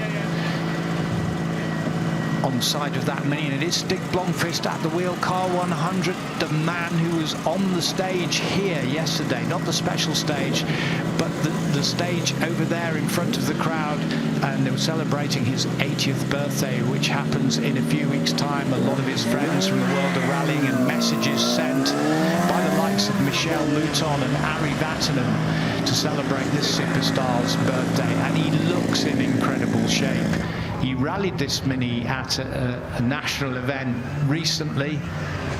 Look at that little Mini trying to go straddle those big ruts down there at the beginning of the stage. A man who cut his teeth in Saabs, who ended up winning in a Saab in the RAC Rally, the Swedish Rally, and ended up being world champion once he had joined the Audi team, the Audi Quattro, in 1984. Great to have Stig Blomqvist with us. Great to have Elfyn Evans with us. The superstars are here. The star cars are here from the world of Dakar. Henk Latigan again showing us his amazing car control. That's a big beastie. I think he just clipped the inside of that left-hander going up the hill there. Back now with our cameraman on the start, back to Stig and Ian Hunt. Ian, who doubles up as Stig's manager. But as you say, Tony, yesterday at 1 o'clock-ish on stage, Jill Robinson regaling some of the stories about Stig and his time with David Sutton. Of course, David, who ran a plethora of the Audis, as well as the Ford Escorts out of, if memory serves me right, Acton in West London, which was certainly a different base to have a World Championship team based out of at that point. Yeah, very different, but something so successful. And in fact, 1981, if you look at the Rothmans Escort as a private team, clinching the world title with David Richards and Ari Vatanen. That was phenomenal performance, but meticulous preparation is pretty much like the Ron Dennis of his time in terms of Formula One, being so fussy about the prep of the car. And Jill, his wife, who was on stage yesterday, or Jill Sutton as I still called her, because she was a powerhouse in that team too. And she said that the boys would do anything for Stig Blomqvist because they loved him, so they would always give special preparation to all the cars, of course, but especially to Stig. Yeah, and a pretty mean driver in her own right as well. Richard Barra now on the start line. Hal Ridge in his YB Cosworth Rallycross 4x4 into the stage. Hal one of 3 rallycross cars here this weekend, the others being Rob Gibson in the ex-Will Gollop Metro 6R4, and Mark Watson, his ex-Citroën France, Citroën Zara, but that was a car built from scratch for rallycross. It wasn't a rally car converted. It was built and designed, certainly in terms of parts of the chassis, and the engineering and cooling was designed specifically and only with rallycross in mind. One of the very few cars. George Tracy ran one as well. I think George maybe still does run his every now and again. But back now with Hal Ridge. Hal, who dovetails journalistic commitments with commentary for the World and European Rallycross alongside Andrew Coley. Andrew, who has actually done this gig here at Goodwood a couple of times, but was also the voice, if you remember, from the early days of the ERC on Eurosport. And I'll always remember the first time it happened on a Friday night to the Monte Carlo, and couldn't believe that I was actually watching it live in car at night at 9:30 on a Friday night at home. That was just blew my mind. So Mini Cooper S coming back across the finish line. You could say Timo Mäkinen, you could say Paddy Hopkirk. In those early days in the 60s, managed by Stuart Turner, some incredible wins, particularly on the Monte Carlo rally. Rauno Aaltonen also winning the European Rally Championship, and some Irishmen, the Finns, and the little Mini Cooper S, which was literally battering the opposition, and the French didn't like it, especially in 1966, had them all disqualified for a minor lighting infringement, as they did the Ford Works team. So strangely enough, the Citroën was put into first place, but the driver of that Citroën protested so much, the Finnish driver, he didn't even go to the prize giving. You know who that was? It was Pauli Toivonen. Yeah. No, I see you clunking there. Your brain's going to get trying to remember that. No, what I was going to say to you was, it's funny you said that, because a while back you were talking about Malcolm and the escort team, and the Works escort team, because Malcolm had Henry Toivonen in the Ford Total team, didn't he? Him and Henry were teammates. That's true. Absolutely true. Phil Boland, I think, was sitting with Henry Toivonen at the time. That was long before he made his way across to the Talbot Lotus, of course, where he would win the RAC. Yeah, he won that with Paul White. We sadly lost Paul White this year. Yeah, great co-driver, 1980 yeah. That was. And that literally because his career, I mean, Toivonen's career had been on, off, and then that win really projected him all the way through, and after that he became the superstar that he was, until he tragically lost his life with Sergio Cresta. There we think of Colin McRae and Nicky Grist, whilst the Nicky Grist stages is going on today, and Nicky Grist no doubt over there seeing the National British Rally Championships going on in heartland of rallying in Wales. But those are Martini colours and the World Championship Challenge from McRae and Grist. It would be fair to say, I think, that Nicky Grist got the best out of Colin McRae, and certainly managed to change his pace note style as well. Yeah, I agree, and I think, you know, Colin could be on event very intense at times, and I think Nicky helped temper that. And if he couldn't change the intensity of Colin, he certainly challenged it and sent it in the right direction. So I would agree with you. I think he did. Elfyn Evans on stage now with Tixma Matt Brown in the passenger seat, co-driver's seat, and of course the likes of M Sport and Toyota Gazoo have VIPs that come up and get a ride with the likes of Evans and Jari Matti. That is Sjord van der Putten leaving the start line with Vienna van der Heyden in the Audi Quattro. We will have Richard Alone and Chloe Tinney Egan up very shortly as well. And I can see James Davis is lined up in his RS200. And last year James regaled with us how he came across the RS200 and found it in Germany. And he was travelling back on the Autobahn, and the German police stopped him, and he wondered, what have I done wrong? But he said, I was bringing the RS200 home on the back of an open trailer, and the policeman just wanted to stop and have a look at the car and a couple of photographs. Remember? Fantastic. Yeah. So Alistair McRae there, British rally champion, man who's rallied all around the world. He's done Dakar himself. Very, very accomplished rally driver, as you'd expect from the McRae dynasty. And there's the colours of Sweden on the S1 Audi Quattro. Gosh, just look at that rear wing. What a big beast as Elfyn Evans flies through the air over the flying fin, the flying Welshman this time, and through Cooper's, that left-hander is really, really quick, flicking the back around, darting his feet, going across the pedals, just very, very close to the straw bales at the edge there, but no problem whatsoever for Elfyn. The World Championship points leader, 2 victories already, got his 3rd win in Japan, WRC Japan. He's an absolute hero in Japan, and a lot of Japanese fans were out with the Welsh Dragon fans, and they've learned to say Borida and hello in Welsh to him. Isn't that absolutely amazing?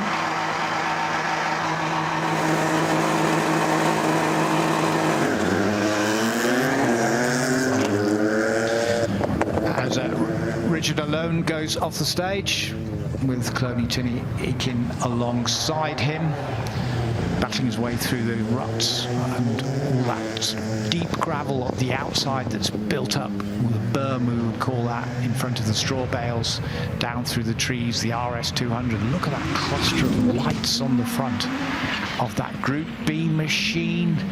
Another Group B machine with so much power on the four-wheel drive, 480 to 500 brake horsepower, dancing away despite those four wheels driving it on and giving it as much propulsion as possible. These drivers are really having a go, really enjoying themselves, but they're not hanging about, nor is Richard alone there, as he hangs it out in the Ford Fiesta Rally 3. That's the equivalent of Formula 3 in rallying. Fantastic machines. Great to see Richard here with us and enjoying himself as they all do. How could they not on such a fantastic stage? So 1.9 miles. You will hear us talking about Stratos or Coopers or Kielder, which is the name of the famous forest, the daunting forests in the north of England, up by the border with Scotland, where so much rallying takes place. So many World Championship rallies have gone through the Kielder forest. You've got another name there of a straight, Mikkola, after Hannu Mikkola, the world champion who designed this special stage. And of course, there's an area called McRae, or one called Mexico, after the Escort Mexico, after the Mexican rally, if you like, as well, and one called Dakar, which is very, very obvious, and then Delta, after Lancia Delta, which is at the bottom of the hill where you have the hairpin. So a great course, all set for James Avis to go and try and tackle this in the RS200. This is the Evo version of the Group B car. Ford coming late to the regulations in Group B and only getting one podium, and that was with Kalle Grundle, the Swedish fighter pilot. And I didn't realise that Kielder is the largest man-made forest in Europe. I absolutely know that, and it does put the fear of God into lots of rally drivers who go in there, and certainly in the days of the RS Rally, you go, oh my God, we've got to go through Kielder in the dark. Killer Kielder. And literally, because it was man-made, what they did is they then dug huge ditches on each side of the trees when they were getting the path through the trees, built up all the road on the inside with the stones and the mud. So what you end up with is a platform of the actual rally stage with massive ditches on each side under a very tight tree canopy, but those ditches could swallow a car whole. Oh yeah, I mean there's some classic photographs of on some of the clubman events that use the stages where there's 2 or 3 cars just lined up on a road, just, and you would only see one peeking out from the photograph. But the surface was always slick, whether it was dry, it was at night, it doesn't matter what it was.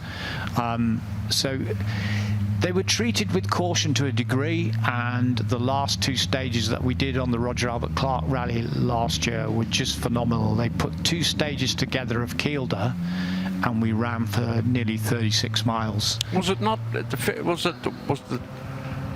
Did they not call it the long one, and it was just under 50 mile?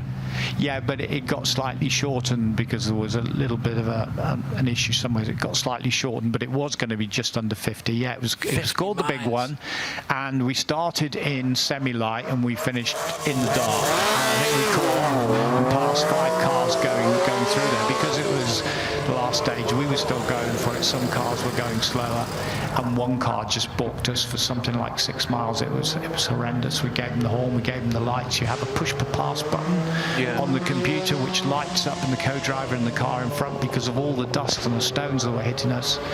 And my co-driver was saying, back off, pull back, because the stones were hitting the windscreen, hitting the lights. The lights were covered in mud, so we could hardly see anyway. But I stuck out, and in the end, the guy got out of our way. And then we got clear. But honestly, the adrenaline coming out of that stage was incredible, and that's why Kielder is a name that, you know, sort of puts fear into people. A little bit like going on to Epint on tarmac, which has taken lots of prisoners in its time. You know, that super fast tarmac of the military ranges in mid Wales. And I think the only other 50-mile stage I've come across in some research was actually in Rally Mexico.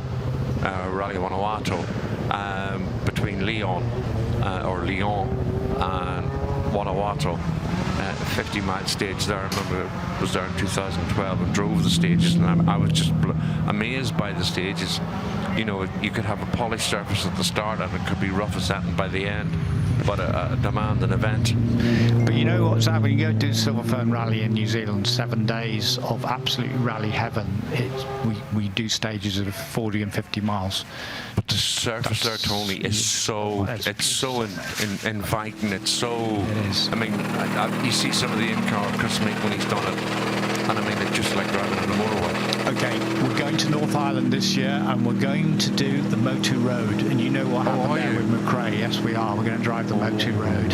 We'll talk about that another time, because you had shots of Martin Overington going through the stage of the Metro 6R4, and I saw Martin last night when we briefly talked about it, and he said, well, I came here previously in Golden Wonder colours, whatever, and I assured him that in commentary we made sure that everyone knew it was the John Price car, you know, you faithfully in the Duckham colours. Yeah, thank you very much.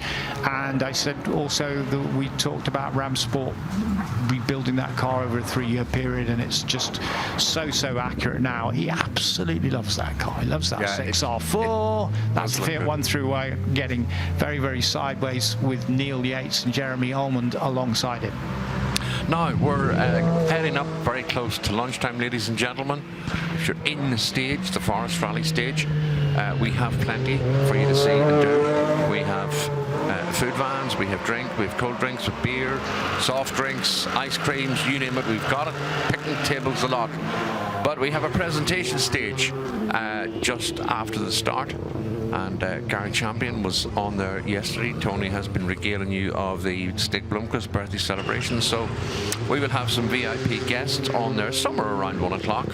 It allows us to change the marshals over, those who've given of their time this morning to keep us on the straight and narrow. And not only that, you have a chance to go and look at the cars under the canopies, speak to the drivers, get a few photographs. And as Steve Ward very kindly pointed out to us on Thursday, more than happy to allow people to sit in the car, get your photograph taken, get a few autographs signed, and of course the presence at the very top of the hill of the Toyota Gazoo racing team, alongside some of the guys from M Sport and the Raptor service crew, as we cut back now to Ian Bainbridge and James Williams in the Toyota GR Yaris Rally 2. I would expect James to be out after lunch to get his eyes in readiness for the shootout, which should be kicking off somewhere about 3:30. And of course, we've had superb entertainment Thursday and yesterday. Very tight battle between Tom Williams and James Williams and Patrick O'Donovan. Touch of the bank there from Ian Bainbridge. It was more than a kiss, it was a bit of a tap, but all is okay. Elfyn Evans on the start line now, Elliot Phillips alongside him, the Toyota Yaris, Gazoo Racing, Toyota have been all-conquering. 2024, of course, it was the turn of Hyundai, wasn't it, and Thierry Neuville, which was a turn up for the books and great performance by them. And of course we had them all here last year, and it was a great spectacle for everybody over the course of the 4 days. Now back with Aoife Raftery, who has Charlie McGarry in alongside for the run. Of course, Cara Boyle and Dirtfish, major sponsors and backers of Aoife. The Galway girl, of course, has a prime involvement in the women in motorsport movement. That has been spearheaded by Josie Rimmer. St. Allo, where Dirtfish is based. And I might try a trivia question. What famous TV series was filmed at Dirtfish?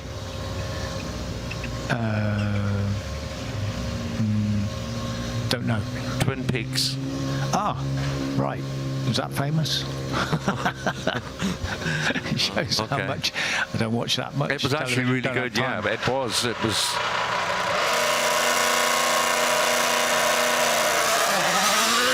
Elfyn Evans off the line, the World Championship points leader in the World Rally Championship. Got his 3 incredible victories in Japan. He won Japan this year.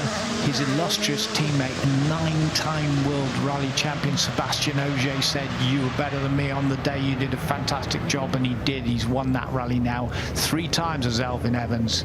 He's multi-winner of Sweden as well, serial winner in Sweden in the snow, just showing how versatile he is, this Welshman. His dad, of course, was a British champion, but here is the man in action. You're seeing this, and you're seeing this breed of cars for the last time, because at the end of 2026 the regulations change. They're going to be more like a WRC2 car with different shapes, space frames, still with a turbocharged engine to encourage more manufacturers to come into the sport. And as Jari Matti was telling me just a little while ago, he thinks they're sorting out what they're going to do Toyota-wise, and he thinks Ford are going to be coming to the party as well, and hoping there will be more stepping up to the plate and entering the World Championship in 2027. But we hope, as British Rally fans, that this man can do it and become the 2026 World Rally Champion. It's going to be tough because Ogier is breathing down his neck, and also Katsuta as well. I would move with Aoife Raftery in this one, I have to be honest. Maybe that's not the answer you want to hear, no, but it's not. Tom Williams and Tim Wickberg in the RSC prepared Volkswagen Polo R5. As we cut back now to Tim Mangan and Daniel Barron in the Mitsubishi Evo. My colleague Tony Jardine did a very exquisite interview with him yesterday, had a quick word with him and a quick word with Hal Ridge. But Tim relayed the benefit of running a Mitsubishi Evo back to Tony. Right, there's Elfyn over the flying Finn, the flying Welshman. Really sorting it all out, under braking, getting it turned in through Coopers and then up through Stratus. It goes past the line. There we are, getting that power down. World Rally Championship. And that's the fastest time of the day so far. It goes to Elfyn Evans in the rally's equivalent of a Formula 1 car. And there's a lovely leap, nice and level the way it flies there. Zav, a superb rally car, WRC1. Then you have WRC2 cars, which we've been talking to you about, which is the next formula down. And that's keenly fought throughout the World Championship, as it is at the top level. And there goes Tom Williams. On aggregate, overall, he's leading the shootout Thursday, Friday. Now we're on Saturday. He got beaten by James Williams yesterday by 0.6 of a second. He's now on a sighting lap, more than a sighting lap, it's a qualifying lap. He's seeing where the grip is. He's seeing how far he can look ahead ahead, how far he can see through the dust as it settles from the car in front of him. He wants to win this shootout. He wants to win the rally stage. He wants to go down to the Goodwood House on Sunday night and get that cup in his hands. Look at him, absolutely committed. This is going to be a qualifying run, and 25 years, as he reminds us, on the bonnet and on the side of the car, that Richard Burns won the World Rally Championship with Robert Reed alongside him. And Richard Burns was Tom Williams' godfather, so there's a great link because David Williams, his father of Tom, supported Richard Burns right the way through his career. L&X was one of the companies that supported him, and you saw that on the side of the Subaru legacy in those early days of rallying. And David Williams is here today with his son who's rallying in America. And Tom Williams, by the way, did tell us he had a huge accident on the Olympus rally very recently, because he'd been leading the rally and he said he backed off to about 80%. Big mistake, because when you're not absolutely on it, you then leave yourself open to error. Made an error, and Ross Whittaker and his co-driver, they were okay, a little bit shaken, but the car was written off. Yeah, it's like you said, and you see and hear so many drivers over time saying that if you're not going at 100%, that's when you make the, driving at 90% will catch you out more than if you're on it at full. Well, Ayrton Senna did it in the McLaren. He was so far ahead in Monte Carlo and the Monaco Grand Prix. Down by the barriers and Portier, and just before coming out to the tunnel, he was probably on about 80% the same. Just lost that bit of concentration because you go into a sort of semi-cruise mode because you're not absolutely on it. And he hit the barriers. And he was so upset with himself, he went back to his apartment and locked himself in. Tom was naturally very upset with himself having made that mistake, but he's dusted himself off, and he'll go back for more in the United States of America, but not before he tries to win the shootout overall, and that's coming up later on. So everybody keep watching, whether you're out on the stage or watching the big screens or you're watching online, wherever you are. That's going to be great this afternoon. This is another great car from the history of rallying, road rallying in particular, John Bloxham car, and it's not just faithfully reproduced. This was an original John Bloxham car. You can see the Bloxham dealership there on the side of the car. And John Bloxham, it was unusual because he took a Fiat onto the lanes on the Saturday nights, the night road rallying, which was the Motoring News Championship, devised and brought in by Stuart Turner, who was then a journalist with Motoring News, and he was actually the sports editor. Said let's sponsor a road rally championship, and it became the best road rally championship. But all three titles were won by John Bloxham. That's Richard Barrow and Courtney John Barrow out and up to the finish line.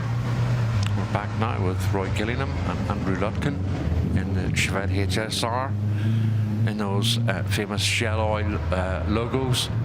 A car that livery would have been seen in the hands of Terry Cabey, and of course evoked memory of Jimmy McRae, Russell Brooks, Penty Auricola, Austin McHale, to name but a few who sort of continued their rallying career in the mid to late 80s. But this is Roy's version, and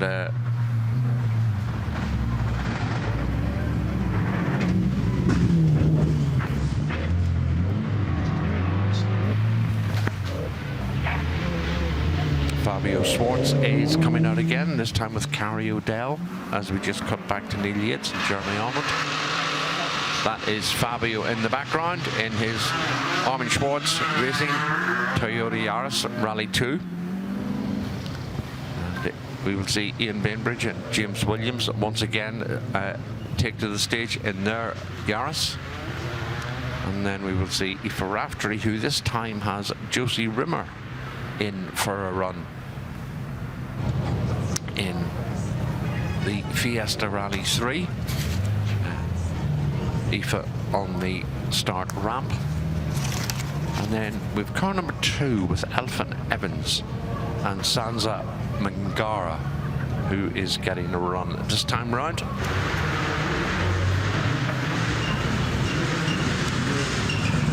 So plenty of action as we head up to the lunch break. Fabio just clipping the inside of that right-hander there as he makes his way down off camber into the next right-hander.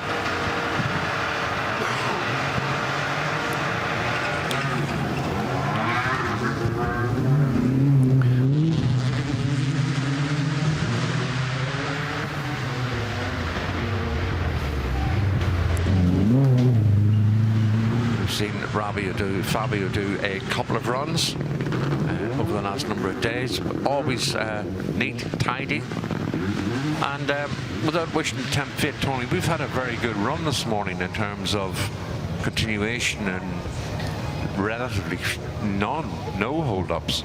No. We've had a good run. It's been very good indeed, apart from the Mini One going over, but even so, George managed to get back onto its wheels and then drive it out of the stage a little bit battered and bruised, and hopefully we might see him again before the end of the day. No, it's been great. There's been queues of cars going through there, and we've had everything from, you know, Dakar cars through WRC1, WRC2, which we're looking at now with Ian Bainbridge, who did just touch the bank in the previous run, more than a little bit of a touch actually, with James Williams sitting alongside him, and James will be, we expect, will be at the forefront of the shootout after this. So yeah, it's been good, and considering that the stage is so hard baked, that the stage is so slippy in parts, and of course we have the ruts and we have a lot of bumps out there, which are shaking some of the cars quite a lot, and they're still keeping going and having at it. But it's part of the challenge of this special stage. Yeah, I mean, it's quite interesting. I find it interesting thinking about it this morning a couple of times, in that, you know, with all three of us were here on Thursday and we had quite a few breakdowns and hold-ups, and all three of us were here yesterday and we had quite a few breakdowns and hold-ups, and there's only 2 of us here today and we've had no breakdowns and hold-ups. I mean, I'm not getting that. I'm not saying anything, but I will relay that back to Miss Williams tomorrow, that, okay, you know. Yeah. Look at the dust. Great plumes of it. It could be the Safari. Yeah, it could be. Absolutely could be. One of the dry safaris. If it's one of the wet safaris, of course that rain can come and lash down, and suddenly you're going through these huge it's a different ball game then, isn't it? Absolutely, through these huge bogs. But Elfyn Evans on the start line, Tony. We're going to listen to this. Yep. He probably has 25 seconds. So Elfyn will be on his way in a minute down the special stage. So if you're out there and you can hear us on the tannoy, look out for Elfyn Evans. He's coming your way.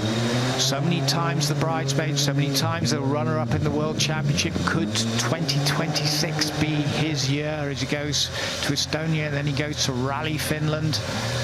A winner twice already this year at his 2nd place. The points leader just Sebastian Ogier creeping up the title, having won the Acropolis, having won the WRC in Greece. But Elfyn having to run at the front and be the road sweeper yet again on the Virgin stages, clearing all the rocks and the stones out of the way for the runners who come behind and then gain more grip than the man out in front. So pointing over to the clock, to the co-driver who's on the countdown now. That's Mingara sitting next to Elfyn Evans. This must be an absolute treat. So 15 seconds and counting down. This is the critical time when you're a driver and a co-driver. Quick look at all the dials. 5. Launch control button push. And release, let it go, and 380 odd brake horsepower all comes through the 4-wheel drive, and just look at it go off the line, absolutely like a rocket. Power powering down the stage through Clark and down to Richard Burns. And we're looking across, there's a great shot of a Richard Burns rally car, which is next to the show stage where Gary Champion will be in action soon. That's Aoife Raftery, the 25-year-old Irish rally driver. She's doing such a brilliant job, not just here, but in the United States of America. Welshman, very proud Welshman, Elfyn Evans. And he is an asset to that Toyota World Rally Championship team, there's no doubt about it. Held in high esteem. The Toyota Gazoo racing team race in off-road and rally across the world in the World Rally Championship, and we're in the second half of that season now with the run-in, and finishing as it did last year in Saudi Arabia, where Elfyn Evans just lost out to Sebastian Ogier, took his 9th World Championship title. Elfyn wants one. He wants his first one. Look at the spectators down there, Zav. It's really, really good to see. You know, that's where the action is, but I'd say it's a little bit cooler there as well. But we can see they're making their way up to join the action and everything that's going on up here at the top of the hill. The rally service teams, the major ones, Toyota and M Sport, and as I said earlier, all the cars under the awnings. Come up, have a look. We have food, we have drink, soft drinks, and the rally presentation stage will be beginning shortly. I can see in the distance a few drivers in race suits, so it looks as though Gary Champion has got guests lined up. So there's Elfyn Evans over the flying fin. Toyota Gazoo Racing Rally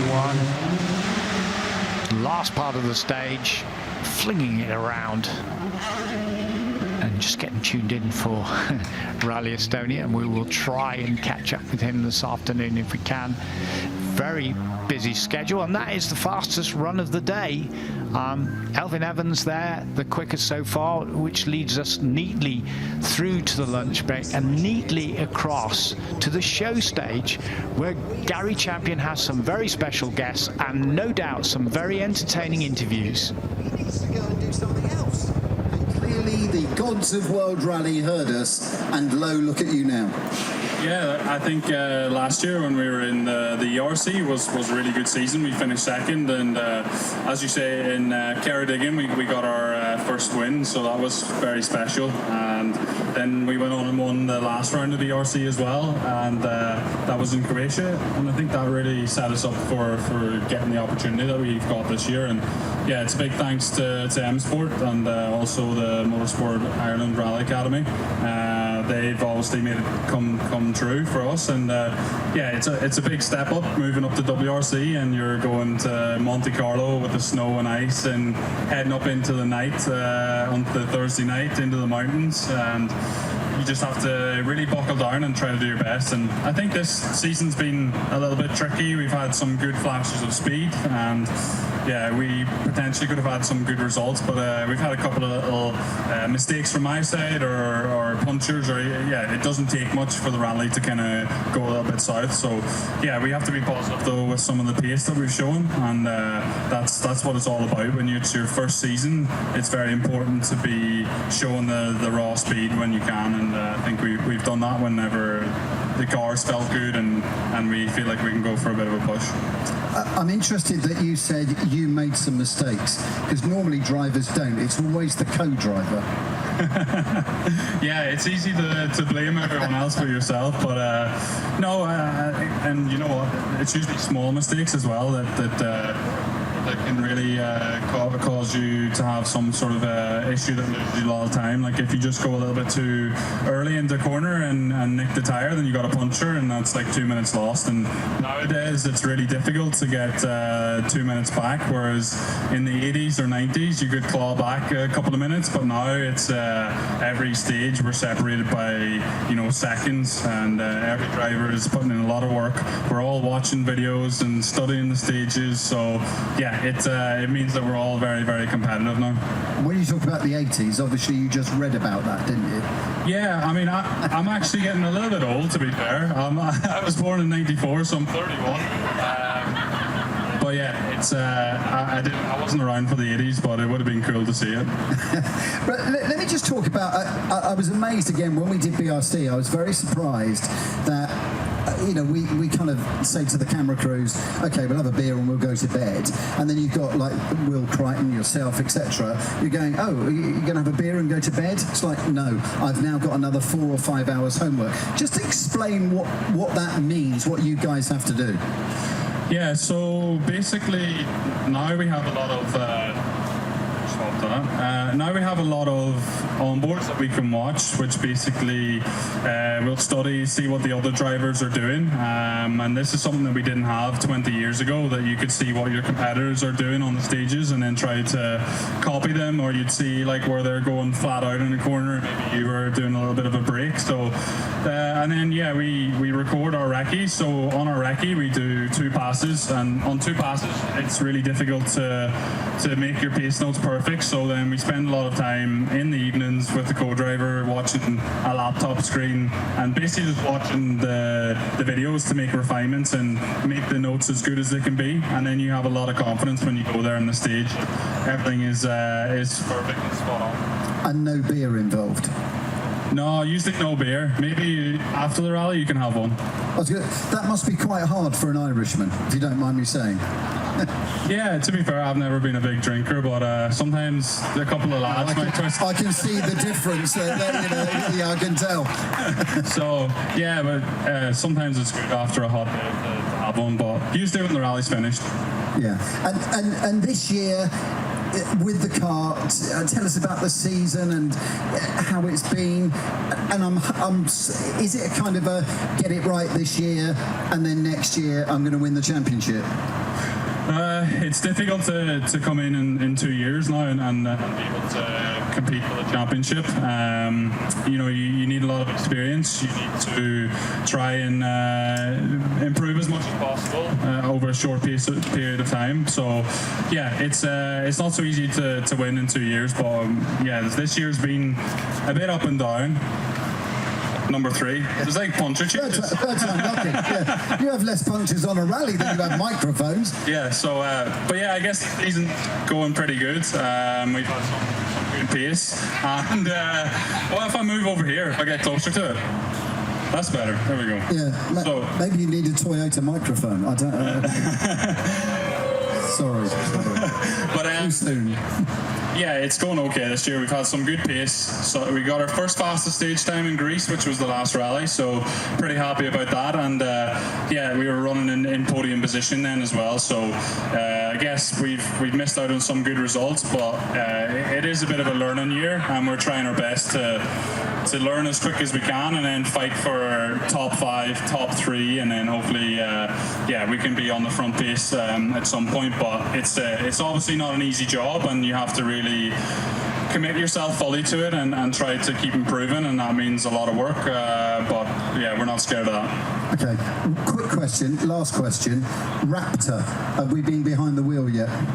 I have driven the Raptor once, but it was at the M Sport test track, and it's a pretty phenomenal piece of kit. It's even though it's so high and it's got a lot of weight transfer on the damper, it stays really, really level even if you're driving it on tarmac. So yeah, it was impressive, and it'd be nice to drive it again, so who knows. And it's definitely an interesting sport to keep an eye on. And am I allowed to say behind every successful man is a successful woman? Oh yeah, I think so. We have to say that for sure. She'll be here somewhere. Yeah, I haven't seen her though. I was just here somewhere. Oh, okay, fine. You can bet your life she's here somewhere. So, John, thank you very much for joining us. Thank you. Thank you very much. John Armstrong, ladies and gentlemen. Thank you very much. Right, I wanted to ask if he can come up. We were hoping to get him yesterday. He got distracted, so I'm going to get him up now. Ladies and gentlemen, please really welcome to the stage. Oh, hang on, now he's talking to John Armstrong. Honestly, these rally drivers, maybe he's giving him some tips, who knows? Because the man that we're going to talk to, of course, drove a Ford, he drove a Focus, I was lucky enough to be beside him on a rally sprint, and he is phenomenal. Ladies and gentlemen, can I please welcome to the stage, when he's finished his selfies, talk amongst yourselves, Jari-Matti Latvala! You get a choice of two.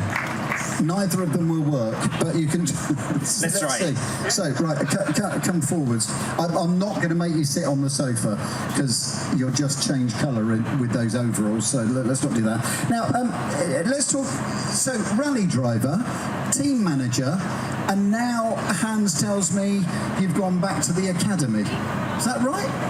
Well, yeah, actually, I try to be like a multi-talent, even though I'm not. We have been running this, we have a program, we are educating young Japanese rally drivers, so we call it Challenge Program, and then we have also there's a one co-driver we are educating, so I've been driving with the Japanese co-driver a couple of events this year, and we are targeting to do even more than at the end of the year. I bet that's interesting. He's Japanese, you're trying to. How does that work? What do you speak, sort of like a cross between something? So when I started my rally career here in UK a long time ago, I actually had a British co-driver, so to improve my English. So we started with the English notes. So now after I've been running with the Finnish notes more than 20 years, but I was able to transfer them back to English. So with the Japanese co-driver, I've been running with the English notes and some additional words in Finnish, which I like, and I couldn't find a word in English. So it just is, for instance, one of them is sumpu, which also when Nicky Christ, say it again. Sumpu. It's one of which Nicky Christ also had to learn to say for Juha Kankkunen when they were driving together. So it means the corner is like a narrows. Oh, okay. It's a good word. Sumpu is a good word. Okay, so it's not shit. No, it's not shit. Okay, just wanted to establish that. So you go into the corner and go sumpu, and that's the last thing you say before it's on its roof. No. Normally, yes. not quite, okay, fine. What other words? Other words which is it's like Babel from Finnish, this, ladies and gents. Varo, which is like I would say care. Oh, okay. Varo, it's a jarru also is with the brake. These like some additional words you've been reading them in Finnish to me. Now I've just mentioned quickly, because you were talking to John Armstrong, just mentioned that you were an M-Sport man. We're not allowed to mention that because you're now Toyota, I know that, so we'll skip over it. But, driver, very successful, tons of wins, and then you went into team management. That must have been like a chalk and cheese moment.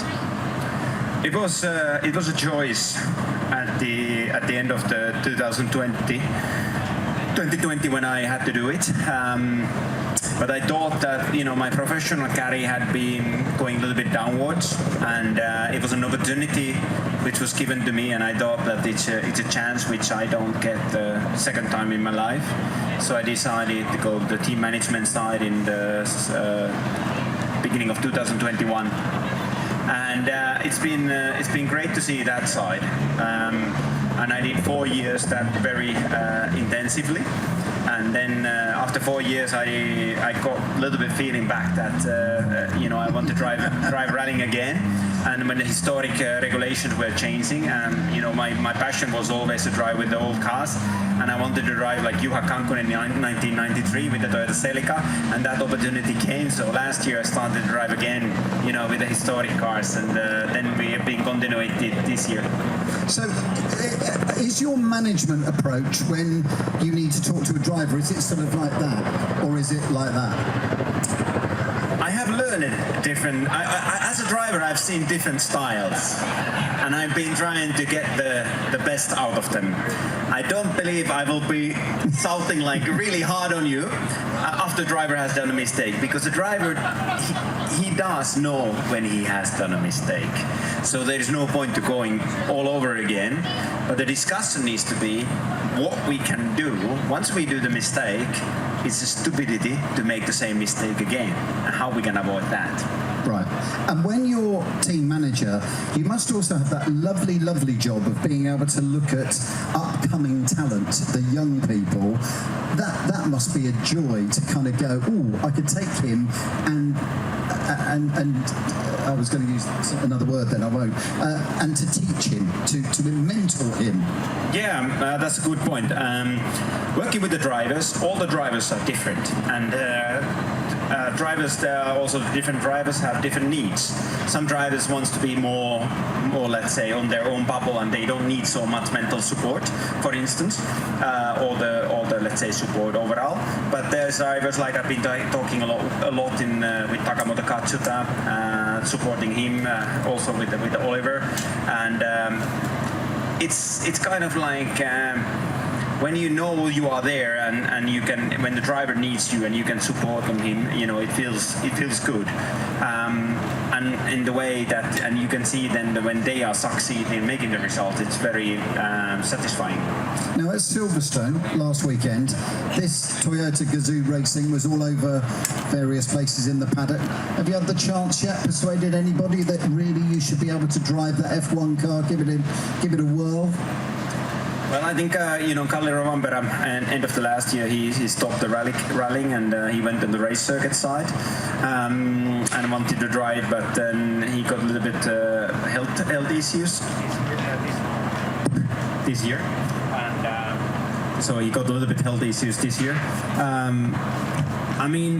We have to remember that the racing world is very different than rallying, and it just doesn't happen like this that you can switch between Formula and rallying. It's something that you need to grow and educate yourself. It's great to have this opportunity, I would say, to try the Formula 1 car, but to be racing with it, I think you need to start some years before that and grow for that. So they are so different, the sports, rallying and Formula 1.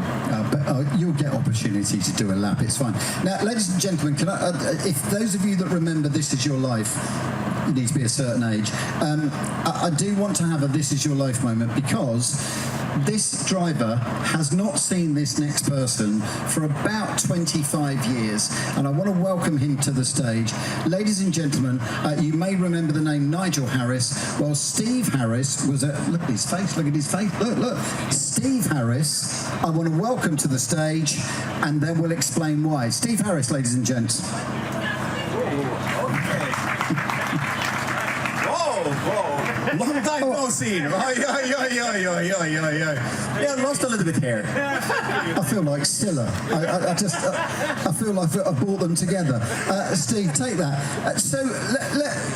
You were Jari was 11, and or however old he was, and we're having trouble with microphones. I think you get less punctures on a rally than you do with these. Jari would have been, however, and you're going to tell us, and you were his co-driver, and you also had a task that you were told. Well, you tell us. Yeah, I think I know what you're alluding to. So, I think it probably was 11 and I was 21 or something, or we could be just telling the truth, and he was 17. Yeah. So hang on, sorry to interrupt. At 17, am I right in thinking at 17 you wouldn't have had a Finnish driving license? Is that right? Yeah, at that time it was impossible to drive in Finland, so that's why I came to UK. It was, then it was the European Union, and it was we thought that I can start rallying earlier here, and that was the reason I came here to do the driving license. And that time Pentti Airikkala was helping me, and he was also searching for the co-drivers, and he was in contact with Steve. Wow. And then Steve got the job. That's right. I think you were 17 on the Tuesday, took his driving test on the Thursday, something like that. and we did the Scottish National Rally the following Sunday. Sorry, back up the truck. Did he pass? Absolutely. So first time? Yeah, there was a pressure because like Steve said, we needed to get to the rally, and I remember the pressure when I went to the test, and most I feared was the theoretical test when I was doing, because I was that if I don't understand all the words in English what is meaning, and that was what I was worried. But I remember that luckily the test was easier here in UK than what it was in Finland later when I had to take. That's because it's on tarmac, not ice. Yeah, in one way, yes. So we managed it, and we passed it. So that thing was, I have to say that there was a big relief, because then we could go to the rally. Because I knew that, I can't do the rally if I fail the test. I can't believe it. So the rally, he passed the test on the Thursday, and the rally was that weekend? Yeah, absolutely. Well, that was a risk. Calculated risk. Okay, yeah, good. Let's not forget, Jari wasn't actually new to driving at the age of 17. When did you start?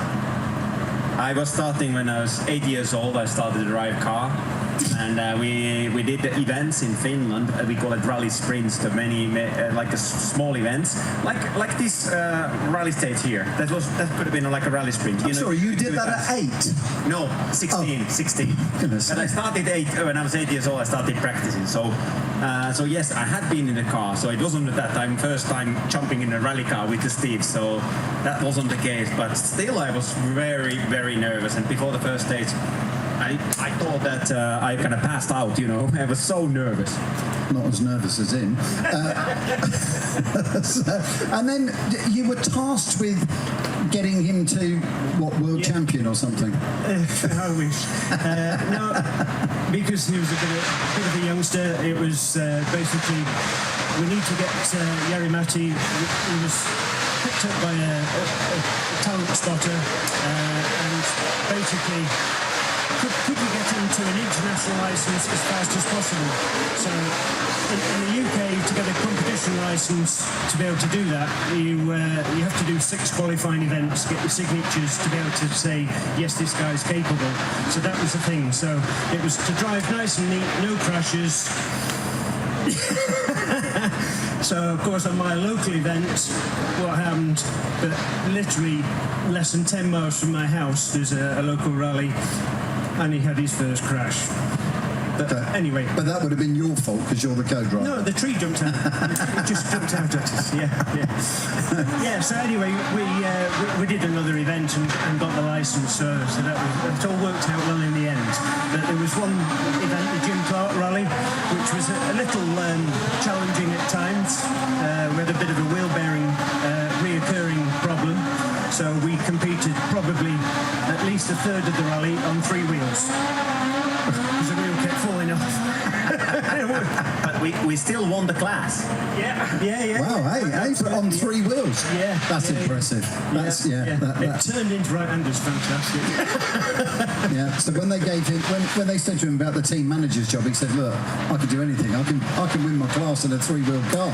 And they went, great, run the Toyota team, you'll be great, that's fine.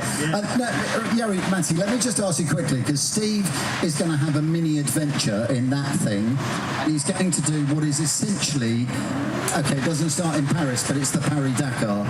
So, slightly bonkers, but then I'm assuming that you know that he's slightly bonkers. But is that something you'd like to do?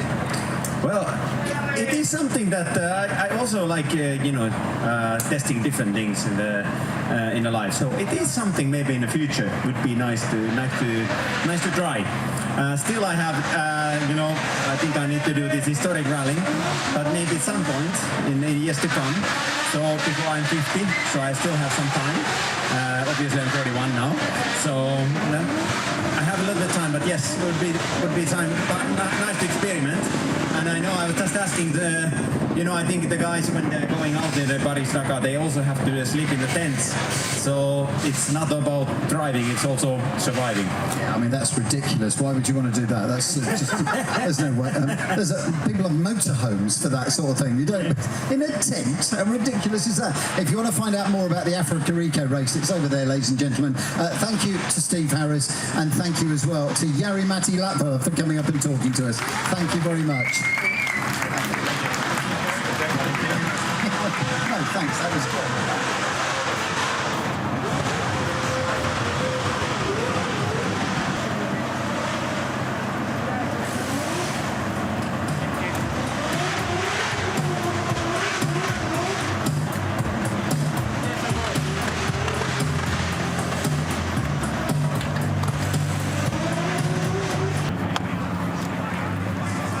Oh yeah, very much.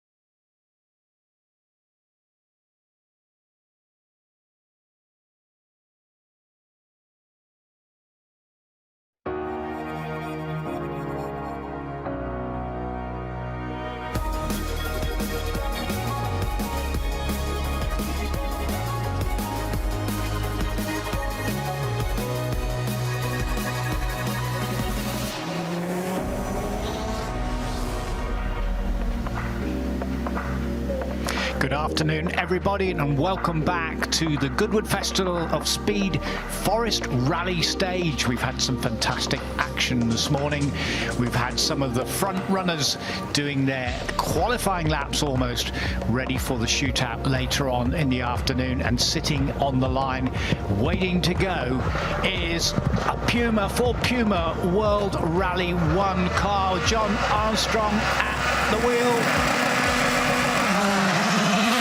Off he goes. This is his second run, having arrived today. M Sport arrived last night. Oh my goodness me. Xavier McCartan is with me, my co-commentator.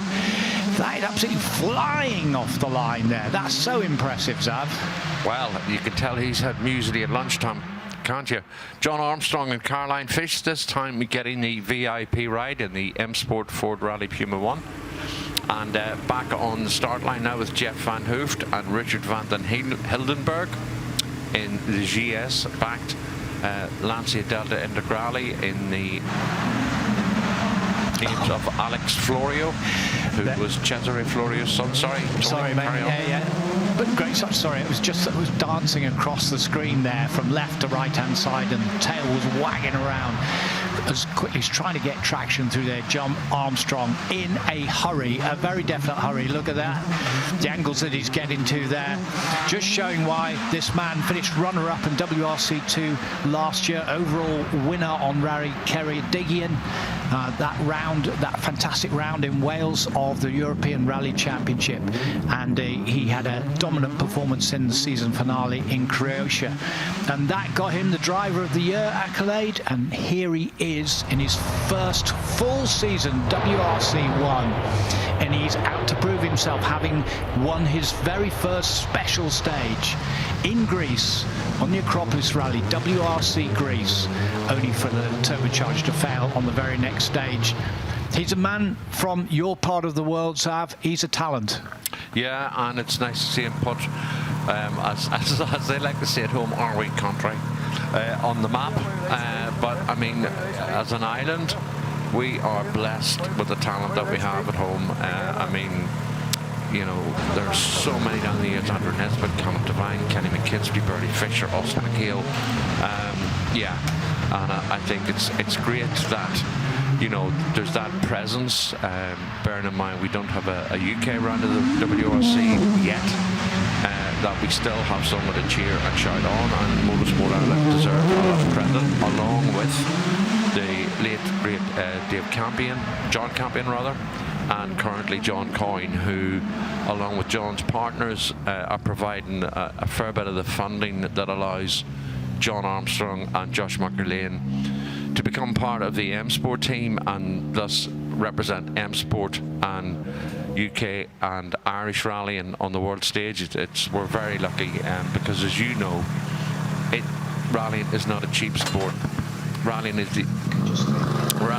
we know, is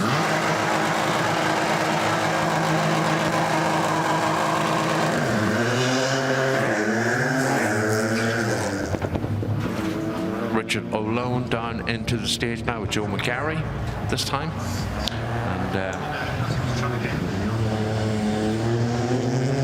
so we're just sorting out a few timing issues on our screens here, and there we go.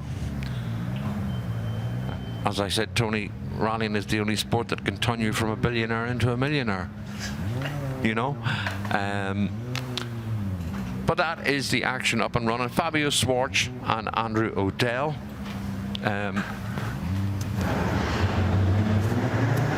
Andrew O'Dell on the start now, and we will be seeing them very shortly.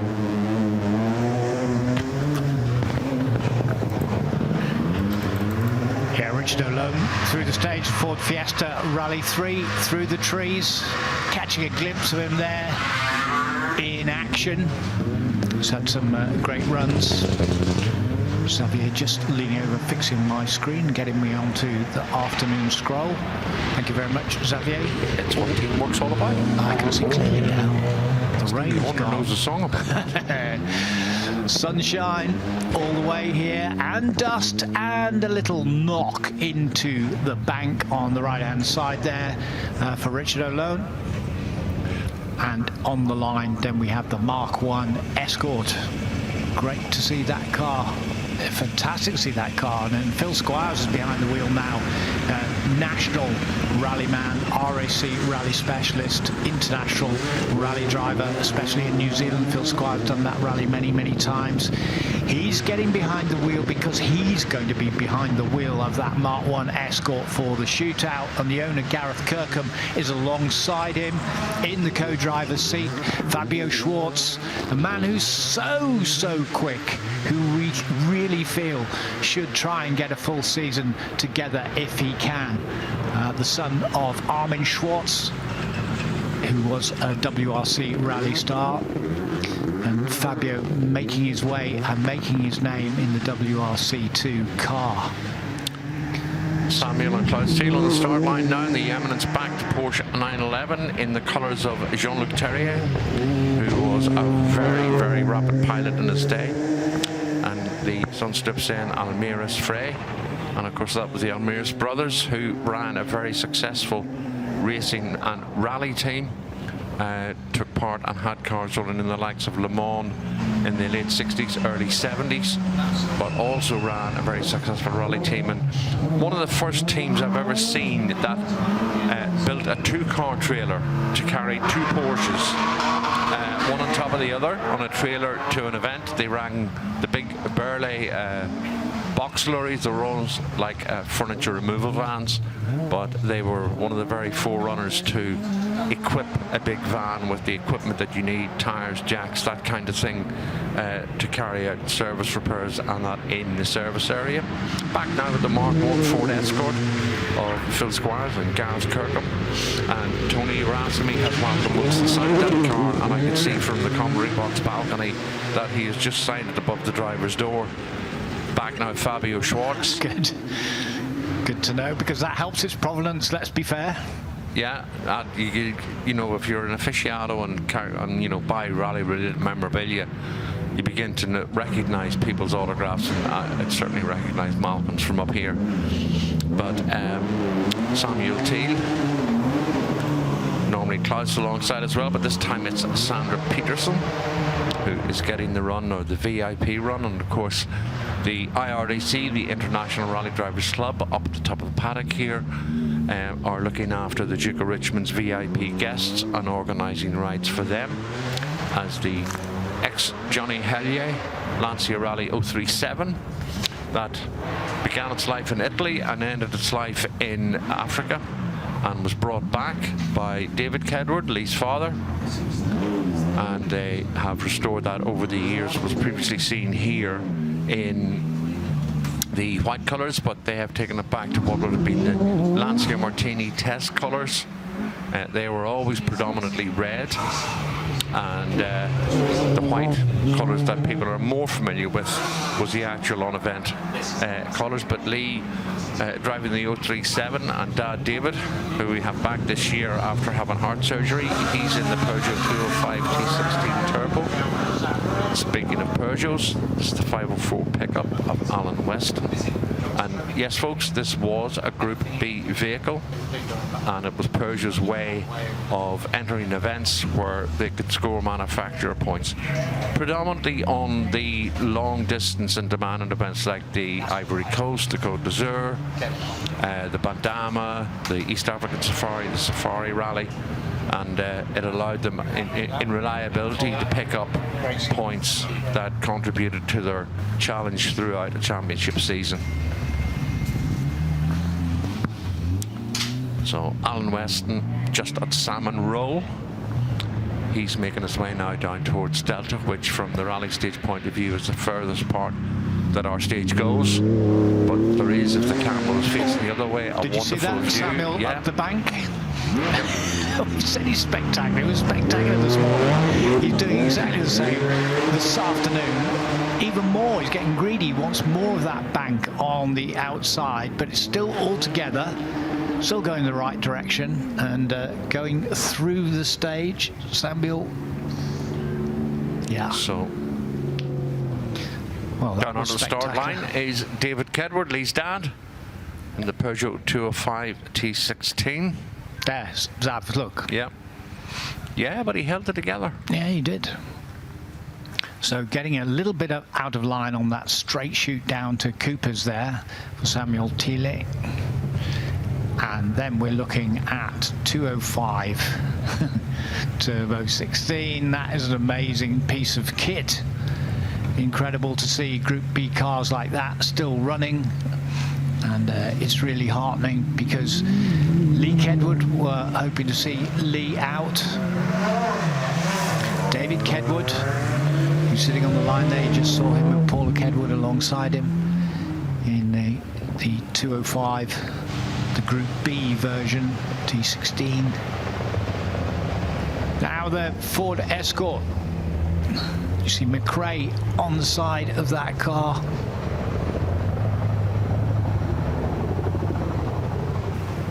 This is a car that he used and had built originally 2005, 2006. Jess Watts is driving the car. Is it going slowly, or is she just being quite tentative at the moment? She could be being quite tentative because since the last time she was out, there's been quite a few more runs on the stage. So quite possibly just, I mean, it is a valuable car, and she was quite surprised that she was offered the chance to drive it. Roger Duckworth, folks, on the start line now. This time Megan Morris is getting a VIP ride. This is the ex-Ua Kankinen Euripo ProDrive Subaru Impreza car that Roger has had for quite a long period of time. We've seen it on and off over the years here at Goodwood. 1 year in particular, Rally Barbados finished on the Sunday, and Roger had the car air freighted back to be here in time on the Wednesday to take part in the Festival of Speed Rally Stage. Also runs a Ford Fiesta R5 and has the legendary Martin Spurl alongside him with this weekend to help in the running of the car. Adam Marsden and Kirsten Brax on the start line in the Audi, and they're going to be followed by Robert Whitehouse and Jean-Christian Whitehouse, and then we're going to have Charles Sincock in the McRae Enduro, which was the McRae's family attempt at a car to be built and designed to take on Paris-Dakar, and it sadly never got to the end of its destination, but we've seen it in the hands of Charles here over a course of a number of years.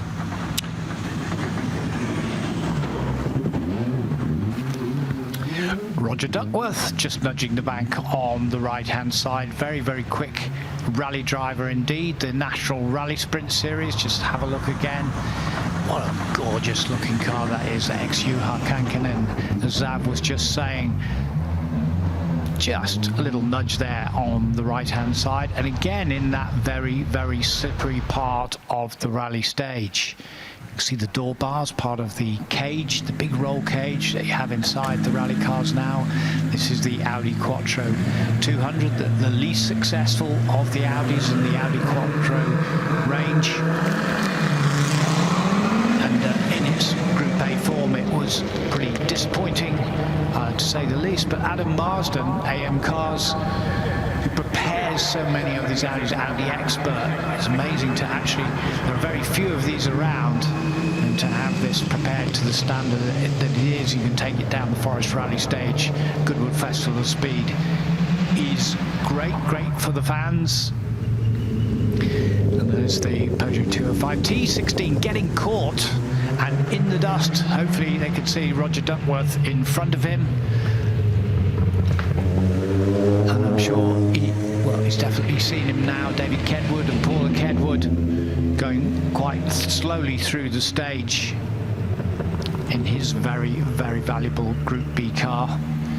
Roger Duckworth, a huge success in terms of national rallying, Rally Barbados, and in fact he did the Manx Rally earlier in the year, and he put the car on its roof.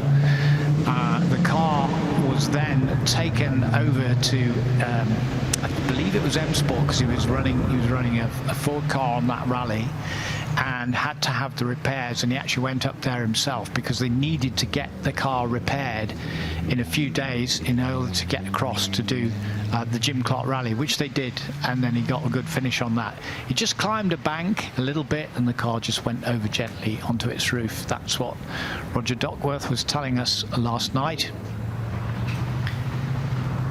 And here's Adam Marsden, Kirsten Brack in this Audi in those works colours. Audi with this great history of their revolution in rallying, of turbocharging and then four-wheel drive. Rob Whitehouse back on the stage, our Kiwi, who's a resident here, and he has other addresses around the world. He's in the film business, he's in the movie business, he works financing movies, he has great links back home. He's a passionate New Zealander, as you would expect. He's very, very pleased that Scott Dixon is going to drive for Arrow McLaren in the IndyCar series, for example. That was a big surprise, wasn't it? It was a huge surprise, and Scott Dixon in New Zealand has been given the equivalent of a knighthood. So incredible, the 6 times IndyCar champion. Fantastic bloke, fantastic ambassador for motorsport. And it's a bit like Scotland, it's a bit like Ireland, that they punch way, way above their weight and produce these incredible sportsmen, not just in motorsport. He was a Chip Ganassi for 19 years. Most of his time. Big surprise that was. Huge surprise, huge surprise. It's a great, I have to be honest, it's a great racing series, IndyCar. It really is. They have some beautiful circuits, Road America, Laguna Seca. I mean, some terrific circuits. And then Indianapolis. Oh, that was good this year. Yeah, that was one of the closest finishes ever, I think, in the Indy. Charles Sincock in the McRae Enduro, and that's the Evo. The buggy business that they were going to go into, the endurance economy vehicles more than anything else.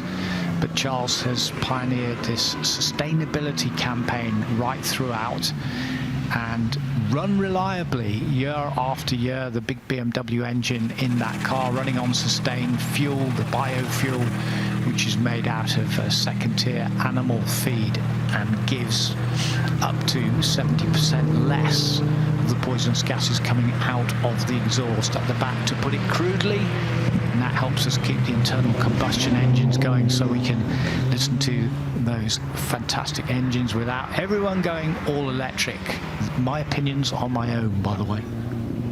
Oh, that's a lovely disclaimer. Ian Bainbridge and Ross Whittock on the start line now in the Toyota Yaris Rally 2.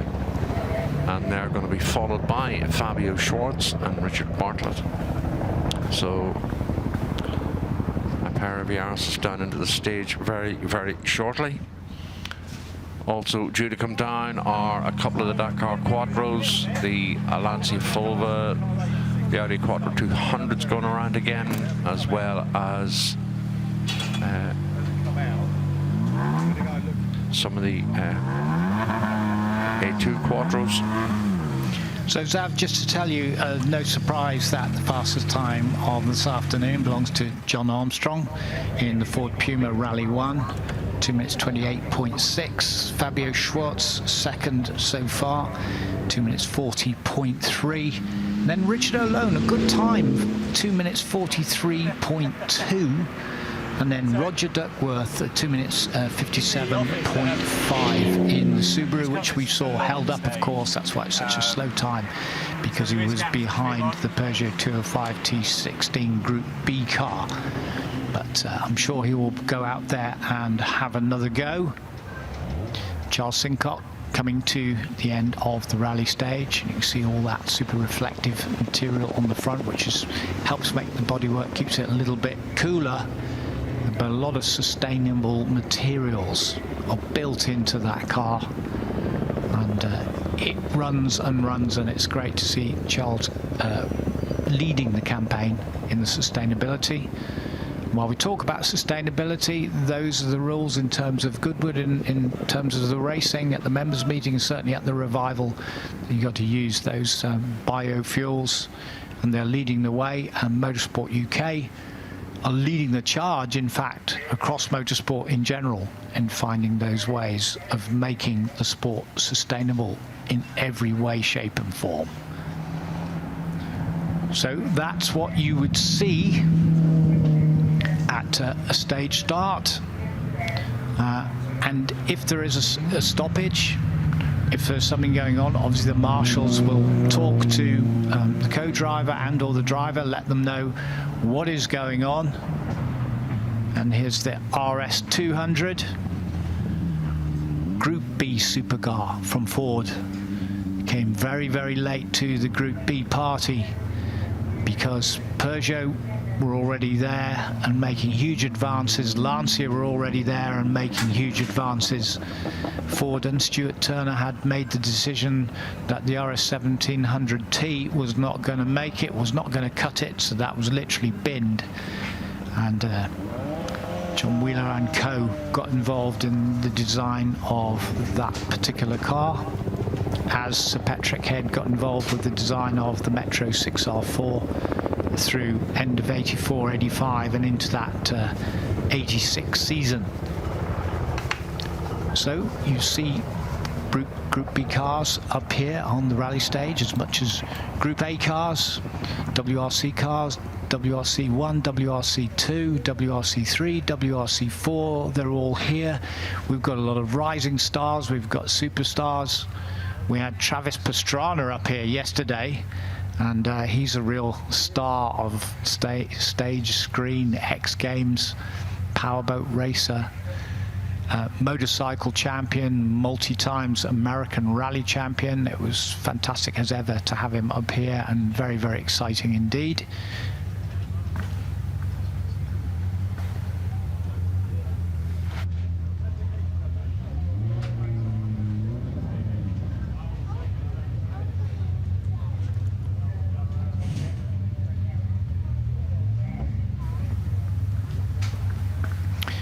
Okay, and Zav and I were talking a little bit earlier about some of the dramas, and generally we were getting through things, but George Clark, who takes part in the Mini Rally Challenge in the Mini One, along with a lot of other competitors, 6 rounds per year, has been bravely going out and showing us what he can do with that car 21, and you're seeing it now. But this morning, he put it over onto its roof and then drove through the stage. Look at that damage at the rear and the front right wing, the dented roof. It's been turned into more than a little bit of a hatchback, but straight back in to the service bay in the service park here and starting their repairs. As ever in the rally world, all working together to try and get it fixed, try and get it repaired, get back into the competition when you can. And now we're starting to see, okay, so they've hammered some of that out, they've hammered some of the roof out, and some of the fixes at the rear of the car. Are they going to make it back out onto the stage, Zav? What can you see? It ties in more so with what you were saying earlier about the possibility of damage to the roll cage. As we all know, if there's any structural damage to any roll cage, you're not allowed to continue. If the integrity of the roll cage is held up, it's just a case of pulling out a few panels. If they can get the glass, then replace the glass, or in this case a piece of hardboard and some tank tape. But as long as they have a windscreen, yeah, I mean, if it's still safe, then, and if it is, it's an amazing feat of perseverance and endurance, and it'd be really good to see him out again. Well, the scrutineers will come down and have a look, make sure everything is okay, and as you say, the integrity of the roll cage is the main part of it. And it drove out of the stage okay. We didn't see exactly what happened, but we know there was a roll, and we're very happy that driver and co-driver were okay. So the harnesses, the roll cage, everything had done its job. The driver and the co-driver wearing their head and neck safety devices, their crash helmets, their fireproof overalls, all the safety kit they were wearing, and the car has got implanted in it, including the fire extinguisher systems. And now they just need a check to see if everything is okay and if they can come back out and battle again along the 1.9 mile stage, and more than anything else, entertain us and have fun. Yeah, here we go. We're going to get a good look here. That's a fairly good effort. Fairly good effort. That's looking good. We fingers crossed for them. While we got this little break, Xavier, I did manage to catch up with Jari-Matti Latvala, as I said, so let's hear what he has to say about the World Championship in 2026.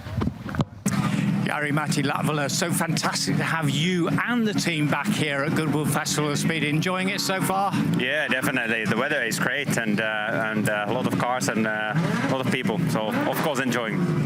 Well, we've had great pleasure talking to drivers. We talked to Ollie Solberg, that incredible win at Monte Carlo. First of all, did that take you by surprise? Yeah, definitely it was a surprise. We didn't. I don't think any of the team could expect him to win the Monte Carlo, because if you look Sebastian Ogier, who has been winning many times, and how strong he is over there at his home event. But Oliver was really strong from the very first stage onwards, and he was able to, take the difficult conditions as an advantage. He's had a tough time since, just that 1 second place. So what are you telling him to do now? Yeah, I know. The thing is, the season started so well. I think he was putting a little bit too much pressure on himself, on the shoulders. And I know that the hunger, when you win, you want to win again. But at the same time, we have to remember that this is Oliver's first season in the Yaris Rally 1. Yes, he won last year in Estonia, but it's a different story when you are, let's say, manufacturer driver. You are the driver who is doing the full season, and you are expected to deliver results. So I think that is a new situation where he has been. I think now for the rest of the year, getting that experience, get relaxed, drive with the feeling that you enjoy it, and then you build up yourself more ready for 2027. But it's been record-breaking as well, because you had a Japanese driver winning, East Africa. Yeah, Takamoto has done an amazing season. 2 victories. He's only less than 10 points behind Elvin in the championship, and I think it is absolutely already his strongest season, what he has done on his career, and there's been a big change from 2025, and I think now Taka is having that consistency which been missing, and it's just sometimes, just small clicks here and there. It's like I spoke with Oliver in Japan. It's like sometimes when you take that 2% off, in your mind that it feels like I'm slowing down, but you accepting that you slow down, but at the end of the day, it's not looking so bad. And then when you have the moment, you attack and you have a bit more on the reserve. It's just balancing that out. Well, you tell that so well. But another thing you've got to say, Sebastian Ogier, St. Elvin Evans, wow, you did a fantastic job in Japan, and winning Japan for the third time is remarkable. It is remarkable, and our home event, so important race or rally to get the good results, and yes, we were really delighted, and Elvin has been doing very, very strong season like the previous ones. Ogier is, I have to say, you can see on him that he got the 9th title last year, and now you can see the ambitions on him. Probably he's hunting for the 10th title, so it's going to be quite big battle as well. Last year it was so close for Elvin. Let's see what happens this year. Okay, Estonia to come, but you just briefly tell us about you're going in WRC2 in the Yaris again in Finland. Yes, this I've done it now in 2024 and 25. Last year I think we lost it out like 1 second, so I was second in the Rally 2 category, and it's still the moment that I want to measure where is my level compared to young drivers, so it's always good to see how it is. And one other thing is very important for me is like when I drive World Championship events, then I know and I remember how it is to be in a World Rally Championship with the pressure in the car, and it's always easier for me to communicate with our drivers. The last question for you very quickly. The new regulations are coming up for 2027. Do we know what's happening? Do you know what sort of cars you're going to be building? So yeah, there's been some decisions now made, and Toyota is already we are on the process to new car, which is like a two-puller frame car like current ones, but technically the cars will be more like a Rally 2 cars. And now also FIA was launched this kit package for the manufacturers who have a Rally 2 car, so they can do the kit package and come with the Rally 2 kit for the championship next year. But it's still a bit open who are going to be there. At the moment it looks like Toyota and Ford committed, but we are hoping some more news that more other teams would be involved. Jari Matti, as ever, thank you very much indeed for talking to us. Good luck for the rest of the season. Thank you very much. Thank you. So, Jari Matti Latvala, the team boss of Gazoo Racing, the Toyota team in the works in WRC, himself an 18-time WRC rally winner. At the helm of that team, so successful, took over from Tommi Mäkinen, the 4 times world champion who got it all started. They have a wealth of talent in the team. Elfyn Evans leading the championship at the moment in the Toyota Yaris, but can he hang on? Talking about Sebastian Ogier there, hunting down for his 10th world title. Elfyn Evans, well, hopefully maybe he can do it. He's had 2 great wins this year already, but when you are leading the championship, you have to start first on the road and you become a road sweeper. Now we're looking at WRC2. In Bainbridge, James Williams in this car, another Toyota. This is like the Formula 2 in World Rally. They're being challenged now by the Lancia Ypsilon. WRC2 has got a number of wins this year, and we're reliably informed there's a long waiting list for the Lancia. So Lancia are back, albeit in WRC2. If they win there and start being dominant, who knows, under the new regulations, maybe they too could build a World Rally Championship. One car to go into the top tier and make that comeback, and maybe Martini will come with them. Yeah, it'll be lovely to see, and again, evoking old memories. But Ian Bambridge and Ross Whittock on the start line. We have been there for a little while, and behind them, Fabio Schwartz and Richard Bartlett in a similar car. But action back up and underway. The revs rise, and that is Ian Bambridge off and into the 1.9 miles Hannu Mikkola designed rally stage here at the Goodwood Festival of Speed, top of the hill. Again, Zav, you see those ruts at the beginning as they come down through Hopkirk and get round to Clark, and that really throws the car from one side to the other. Some of the drivers are trying to put their wheels on the left-hand side to that berm where all that loose gravel is, try and get some purchase on the outside, but you risk being sucked in towards the left-hand side and those big straw bales where they're staked on the left-hand side.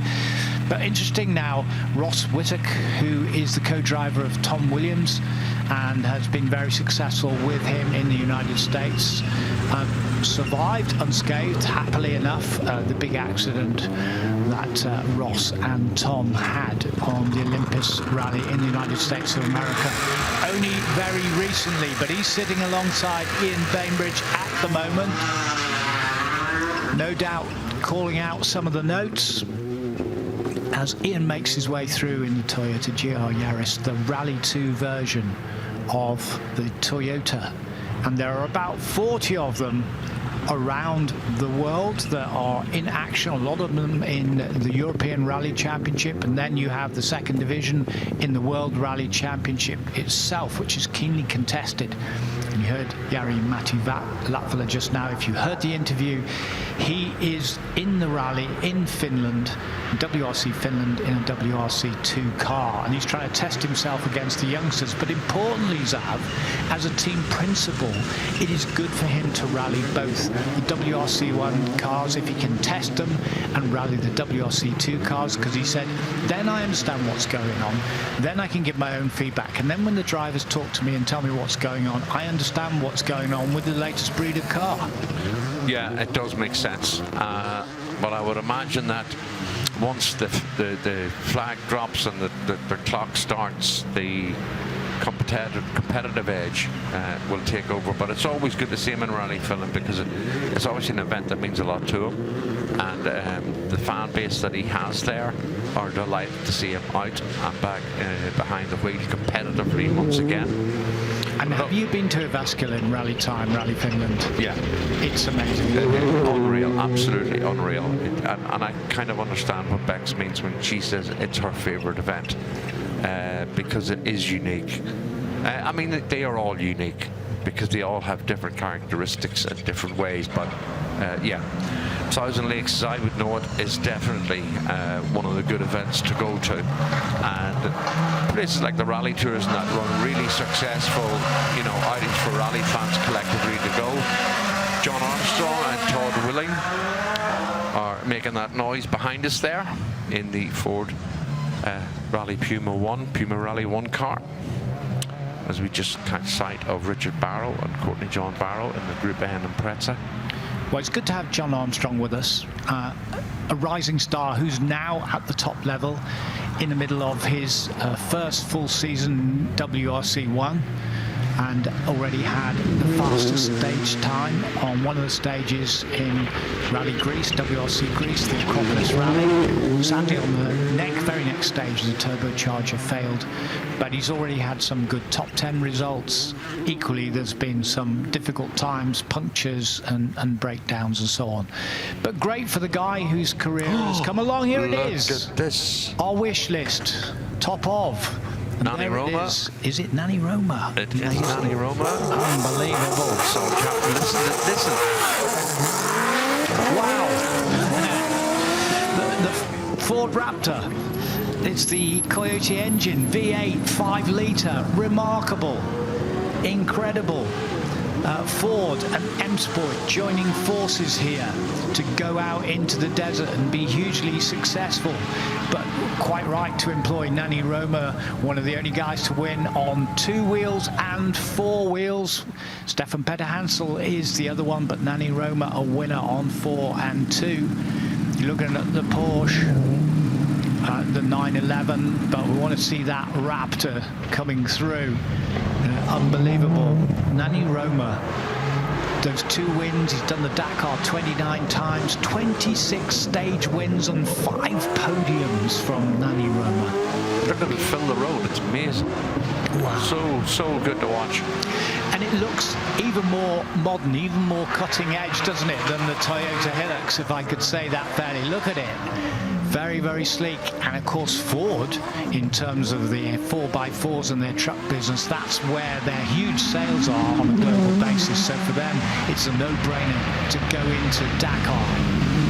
So Matthew Wilson, son of Malcolm and Matthew himself, a very accomplished rally driver, running this program, working very, very hard with all the Ford technicians, and this T1 prototype cross-country vehicle is just superb. There's the 037, there's Lee Kedwood. Was hoping we'd see that coming out again. And I'm not saying that they sort of found it in a bin in Africa, but it was kind of dumped, wasn't it, in a garage somewhere? Yeah, back in the heady days of Group B, the cost and expense of going to the likes of the Safari was immense for the manufacturers. So they would head out with test cars, recce cars, as you were explaining before, when you could go in recce at high speed. And once the event was done, they tended to leave the cars in Africa. And intrepid people like David Lee Kedwood would manage to find them. That's an ex-Johnny Hellier car. And of course, the Hellier family, big hotel owners at the time in South Africa and in Kenya. And that was what funded Johnny's ability to run a Works Lancia Rally 037 as we come back now to Nanny Roma, heading out towards the end of the stage at Coopers and then up to Stratus. I just love the way these fill the roads. It just... I mean, when they appeared here last year, the buzz was just remarkable. Yeah, it's fantastic. Just look at that. It's just striking in every respect, whether it's the colour scheme or whether it's the suspension or the bodywork. That's just amazing. And it must be incredible to see it, you know, really out in the desert in Saudi Arabia on the Dakar. Never mind seeing it on TV, that's good enough. So David Kedwood out and Paula Kedwood in the Peugeot 205 T16, the Group B car. The likes of Timo Salonen, who won world titles in that car. Ari Vatanen, who was leading the World Championship in a car just like that, with Terry Harriman, the great co-driver alongside him. Again, a guy from Northern Ireland showing the depth of talent, not just in Ireland, but Northern Ireland as well. And they all come together. And then you go from there, from the Dakar car, and then you see a nice overhead shot of Volkswagen Golf GTI. Samuel Thiele has done exactly the same thing, come over the jump, climb the bank on the inside as if that's the fastest line, and then just wag the tail through the last part of the special stage. Great to see. What a wonderful looking car and colour scheme with Eminence.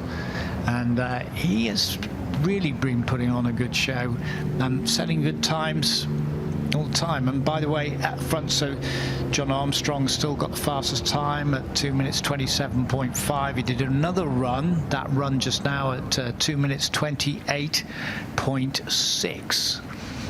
So different again when the shootout happens, because our friends from WRC do not qualify for the shootout, naturally enough. They're here to put on a display, but you can bet your bottom dollars out they're checking each other's times. Oh, they will be, without a shadow of a doubt. I mean, it was always one of the added bonuses here when you had to have the likes of Sebastian Loeb running, Sebastian Ogier running, or Chris Meek and Andreas Mikkelsen. You know, they didn't qualify for the shootout, as you point out. But my goodness me, the guys involved in the shootout are checking their times against the factory drivers, if you like, and the factory drivers are just having a battle all of their own. Chris Hellings in the Group 2 Mark 1 GTI Golf. It's still in the same specification as it was in 1978 when it was car number 31, and that was when the RAC was an RAC 60 plus stages, and traversed most of the UK, or Scotland, Wales and England, crewed by Jockey Kleint and Andreas Henschke, who later became the head of Volkswagen Motorsport. Looking down now on Jan Fons and Jans Lars in the Dakar Quattros, who cut back now to Tim and Nicky Clark, a car that was rebuilt completely about 2 years ago and reappeared last year in pristine condition. It is gorgeous. It really is a lovely looking car, faithful to the original livery as well, and I'm sure technologically speaking as well. That's that bumpy section. Everyone's just has to take it a little bit easy through that very tight hairpin, and that's where some of the potholes were fixed overnight, and you can see the layer of stones there on top of the chalk, which has been polished and baked in the sun. Is it that slippy, or did it lose concentration for a while? I know that's a slippy section. Well, we'll soon find out with the Dakar Quattro, that's for sure. Yeah. Jan Fons, quite happy to fling the big Dakar Quattro around the stage here, which he did last year with a plum. And he's been doing it on every run, so it's a good point. So we'll see when we get to the very, very slippy section. There we are, through the bumps. Right, you've got a lot of weight pushing that car onto the ground. You've got the bigger tyres, the four-wheel drive, of course. Tim Saudi also got the four-wheel drive as well. But then you've got, so it's getting slippier. There's a bit of a chute going on into there, and it's really getting quite slippy, quite polished. And this is a contrast to what we've seen in previous years when it's wet, on when it gets, you know, the slick surface on the top. This is like a real polished surface. And this could see again, Zab. Do we replay? This could put the cat amongst the pigeons, as it were, for the guys in the shootout that haven't been out for a run yet. That's true. they won't have experienced the change, if you like, in the stage. Just see the brakes grinding there and the tyres scuffling away to try and get some grip as the anchors go on, try and stop that forward momentum of that huge big Dakar Quattro. We'll see what happens to the little Lancia Fulvia. Officer Graham, Steve Graham, Tony Graham in the 1.3S Lancia Fulvia, Sandro Minari style. Front-wheel drive, great handling little car. Not as powerful, only about 98 brake horsepower, but just steering genteelly through there. A little bit of tail out from the rear. Oh my goodness. Fons Jans coming through nice and safely. The Entertainer. Oh, what a sight that car is. Look at that, those big wheel arches. And flying over the jump as he does every time, giving it full throttle, lots of air as he comes through the stage, tail kicking out, Marshall turning his back so he doesn't get a mouthful of dust on the stones that are flying up as well from that right rear. Into Cooper's, power down, little bit of tail out and coming through safely. Car number 31. The Mitsubishi Charisma of Steve Chamberlain and Sterling Anderson is in alongside this time. Steve visited Goodwood now for the last number of years, also has a Hyundai Accent World Rally car in his collection. We have seen that here in the past, but has driven very smoothly and consistently over the last 3 days.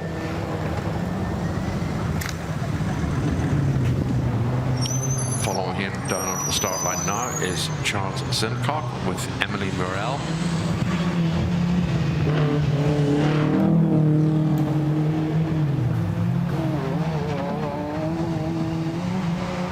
So Walter Stuth, Marguerite Stuth in that 306 Turbo Maxi car, and really for what is almost a racing car, what we knew as almost a Formula 2 car in that formula in that time. It's very low, it's very stiffly sprung, there's only so much softness you can get into the setup of that car because of the nature of the thing, and you can see it literally porpoising its way around the stages over the bumps. I mean, I don't think it was designed for forest or loose rally, and it was a tarmac racer, a tarmac screamer. And I mean, you know, this year, and especially Loeb has actually done one of the French rounds in a 306 Maxi, but in the halcyon days when the likes of Francois Delacroix and that was driving them, I mean, goodness me, you know, Philippe Belgalski, for example, in the Citroën Zara kit car, they were just like pocket rockets. And you know, go on and have a look at some in-car of the kit cars. You've just triggered a thought for me. Have I? And I didn't want to stop you in flow, but Jari-Matti Latvala, I want to talk about the new regulations to him. You said, well, we're laying out this subframe and so on. It'll be very much like WRC2, but the FIA are making kits. They're going to be kits. So what do you make from that? What could that mean? Well, there seems to be a lot of chatter on social media about, you know, will M Sport make a kit? Some people say yes, some people say no. There was rumours that it allows, the idea was it would allow more manufacturers to come in using the same components and making their own car. I think there's elements of the regulations and rules that have not been nailed down. But if you had a basis where everyone used the same drivetrain and certain components, then you have a baseline to start from, and that can only be good for the sport, because you know, we all know that you can't keep depending on M Sport and Toyota and Hyundai to provide the main championship battle, you know, at the head of a World Rally Championship. So the more they can get in, the better it is for the sport, the better it is for the spectators, the better it is for the promoter, the better it is for the companies that they will want to come and sponsor and bring revenue in. So if they go about it the right way, I see a lot of benefits with it. I think one of the things is we could see the likes of David Sutton cars. So in other words, big private teams coming to the fore. Yeah. And there's already a Belgian team that are building a team together. There's a Spanish team that say they're going to be linked to the Spanish governing body of the sport to bring young drivers through all the way to WRC1 in the new formula in 2027. So we've got to watch and see what emerges and how these new cars are going to shape up. Malcolm Wilson, as the Vice President of the FIA, has got a lot to do with the development of the new regulations, and he's pushing and encouraging. So what I'm saying is you could see works teams, and then you could see top garagiste teams, as the French would say, more like private teams, but top teams. Yeah, but I mean, just for me personally, I'd love to see them dump the WRC cars and make everyone go WRC too. Because for me, then it's a level playing field. And we've seen this weekend the battle between James Williams, Tom Williams, Patrick O'Donovan in R5 WRC2 cars. It's a close battle. And it allows maybe not wealthy privateers, but it allows people who can put up a sponsorship deal together to compete against factory teams and compare themselves. And it kind of goes back to the old days of rallying in the Mark II Escort. You could buy your kit from a rally sport dealer and compete against Danny Batten and compete against Bjorn Voldegaard. In that case, our feature eyes enjoy the last of the WRC1 cars in their current format, because they're going to be very different and a lot slower. Jari-Matti Latvala here, charging on as only he can. He knows no other way, does he? He'll flat out, full on. And he learns all the time, and he's learning, and he's just getting himself tuned in for Rally Finland as well, and I'm sure he'll be competitive over there, even though it's in WRC2. Well, man, you kept going there because you were really sorry you asked me that question, weren't you? No, not at all. No, it answered some of my questions, and we're just trying to work out what we think might be happening. Great crowds up here at the top of the hill at the rally stage. Thank you for being with us. Thank you for coming all the way up to the top. We do have a show stage over at the one side. We do have a lot of shops where you can actually buy merchandise, where we've got bars, we've got chicken and fries, we've got ice cream stores, etc., and the fans are all taking advantage of that. But there are a lot of fans watching out down the stage, and we've seen them as the camera goes past, and they're lining that route, and at the same time getting some shade under the trees and still watching their rally cars. Nani Roma on the start line now, so if you're in the stage, it's another spectacular run. That in the background, Terry Maynard heading away in the Ford RS200 Evo, and then Nani Roma will be followed by Sjord van der Putten in the big Ollie Arison liveried Audi Quattro E2. I can see Eva Raftery's going to be coming out again. I can see Richard Alone, both of them at Fiesta Rally 3s. Steve Rockingham is bringing his ex-Tony Gardemeister Skoda Octavia out. The McLeods are bringing out their Yaris Rally 2. The Dakar Quattro's coming again. The Ford Focus WRC and the James Williams Ian Bainbridge car, it's going to be coming out. And I can see what looks like Patrick O'Donovan's car as Jari-Matti Latvala makes his way back up to the Toyota Gazoo Racing service area and tents. More than likely a VIP passenger swap over, and invite the next guest in, get them safely in and strapped in with the belts. And of course, you know, people, we talk about people in VIP rides, they do wear a race suit and they are fully belted in, crash helmet, everything else. Licensed through the club here that is running the rally stage, Southern Car Club, and the management team within. But, I mean, that's a great photograph there that we got from the front there, Tony. Just the width of the Raptor.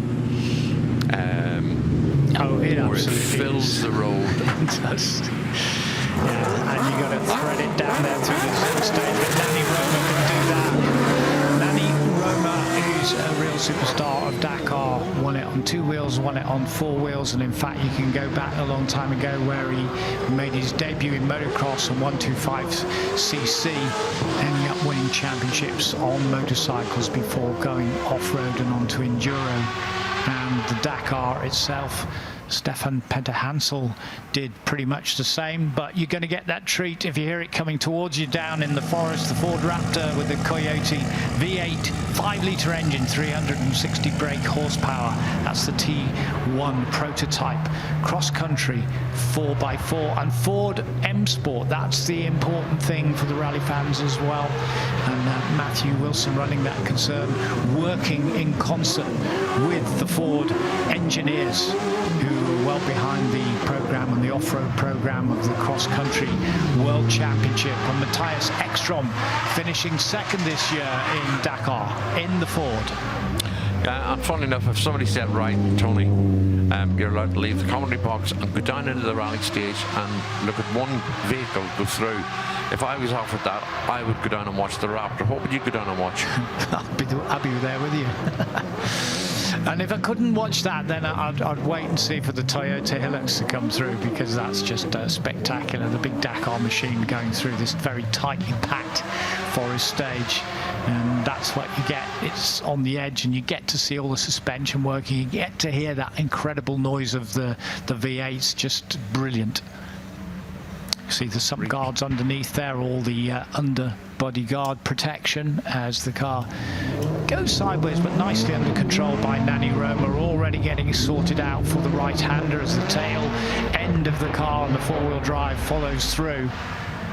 And there's the dense woodland. And here we have an Audi Quattro. This is the S1, the Evo 2. With a lot more brake horsepower, but incredible amount of weight and very, very short wheelbase, something like 450 brake horsepower, which towards the end of the Group B era, Audi threw everything at the car to try and compete with Lancia and compete with Peugeot, who were having their own battle up front and leaving Audi behind. Audi having it all their own way earlier on through the 80s, winning with the likes of Stig Blomqvist in 1984, and he's here, and he was on the rally show stage yesterday, and they celebrated his 80th birthday. So Ford Raptor Dakar vehicle with Nani Roma, there's a real superstar, and his wife has co-driven with him on at least 10 Dakars as well.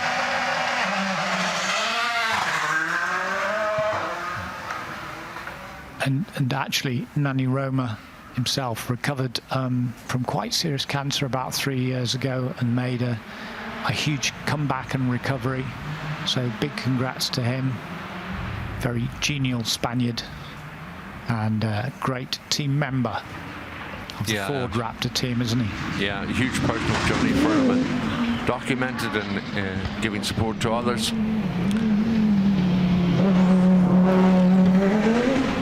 So there's the wing mirror gone on the Ford Puma just after the start, a bit too close to the straw bales, just keeping it on the right-hand side so he could get across to the left as you go for the tarmac to the loose. So that was a little bit of damage, but not much. That was done quite early on yesterday as well, when Oliver Solberg did the same thing, and that was John Armstrong doing that in the Ford Puma Rally. Here he is. Kevin Welch alongside for this run, and that was Ludwig, Marcel Ludwig, that you heard leaving the start line a few seconds ago, followed by Marcel Van Vliet and Marcel Pronk in their Audi. Then we're going to have the legend that is Bruno Thierry, who will have Bruce Brown alongside him. Bruno Thierry on the start ramp at the moment. And there's another one of the fabulous Dakar Quattros. Notice the higher roof, and the dimensions don't look right if you're comparing it to an Audi Quattro, but that high roof was to accommodate fuel tanks under the driver and co-driver, hence the need to raise the roof line, and the slightly wider box arches that allowed for a slightly wider drivetrain and transmission. Is the bark of the Audi off the start line. The Rothmans backed Audi Quattro, synonymous with John Bosch and Kevin Gormley, when they did the rather long European Championship we were talking about earlier. John Armstrong flying over the flying fin. And just getting it, straightening it out a little bit before he points it back up the hill and through Coopers and along to Stratos. It's a great looking car. It really does look like the road going Puma. So that's something I hope in the new regulations will definitely have that silhouette over the space frame where it has to look like the road car that you can purchase. So otherwise for manufacturers there won't be a lot of point in doing that. The road car derivative, and you know this, Xavier, because you were the ones that got hooked and you actually bought a Toyota Yaris. Yeah, I had a GR Yaris, and I have to be honest, it was a phenomenal car. The road holding in the dry or in the wet was just unreal. Yeah, I mean, it was really impressive as a road car. And then, you know, in terms of poodling about town, tremendously docile, user-friendly.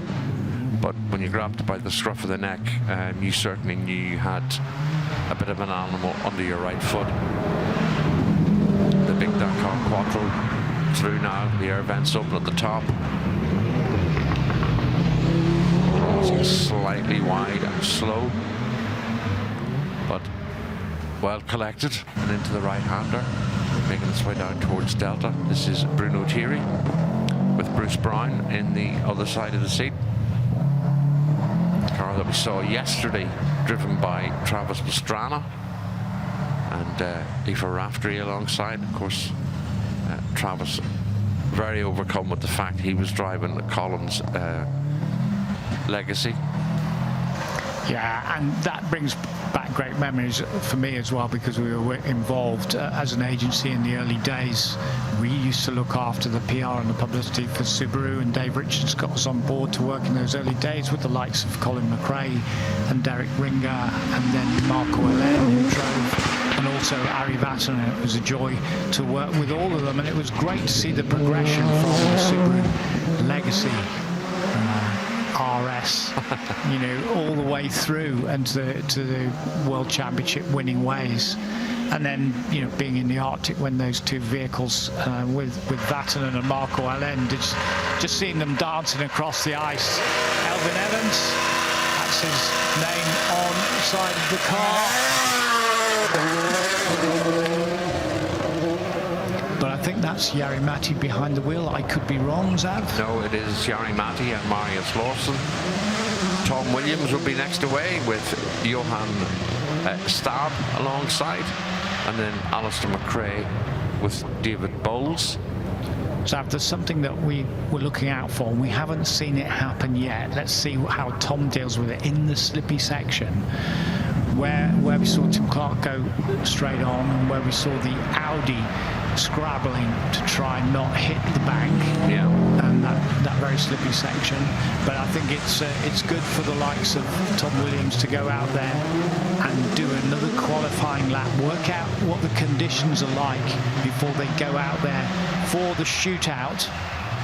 And the shootout first car is due at 27 minutes past 3, and that's going to be Phil Squires, followed by Ben Smith in the Porsche 911 RS. All of them quick drivers, but the ones we expect to be at the very front are Tom Williams and James Williams, who pipped Tom Williams by 0.6 of a second yesterday afternoon in the shootout. So it's all to play for, and of course they want that big cup flying across the flying fin. Quite rutted on the landing there, just getting slightly sideways in the air, but nothing to worry about, all under control. Just those clouds and clouds of dust coming out from underneath the car, with all those four wheels driving and that 360 near brake horsepower, and still getting it sideways. It's lovely to watch. Great entertainment. And then there's those four rings joined up on the front grille, so we know it's Audi. So it looks like Alistair McRae and David Bowles are out in the McLeod's Toyota Yaris Rally 2. There's Tom in action now, Tom Williams. See, Oh. no, he just clipped the bank on the inside going in. He was just a little bit too greedy, just a little bit too fast. I think he's got away with it, but there's that slippy section. And flash of the brake lights, and he's got it all sorted out. Jari-Matti Latvala showing us all how it's done.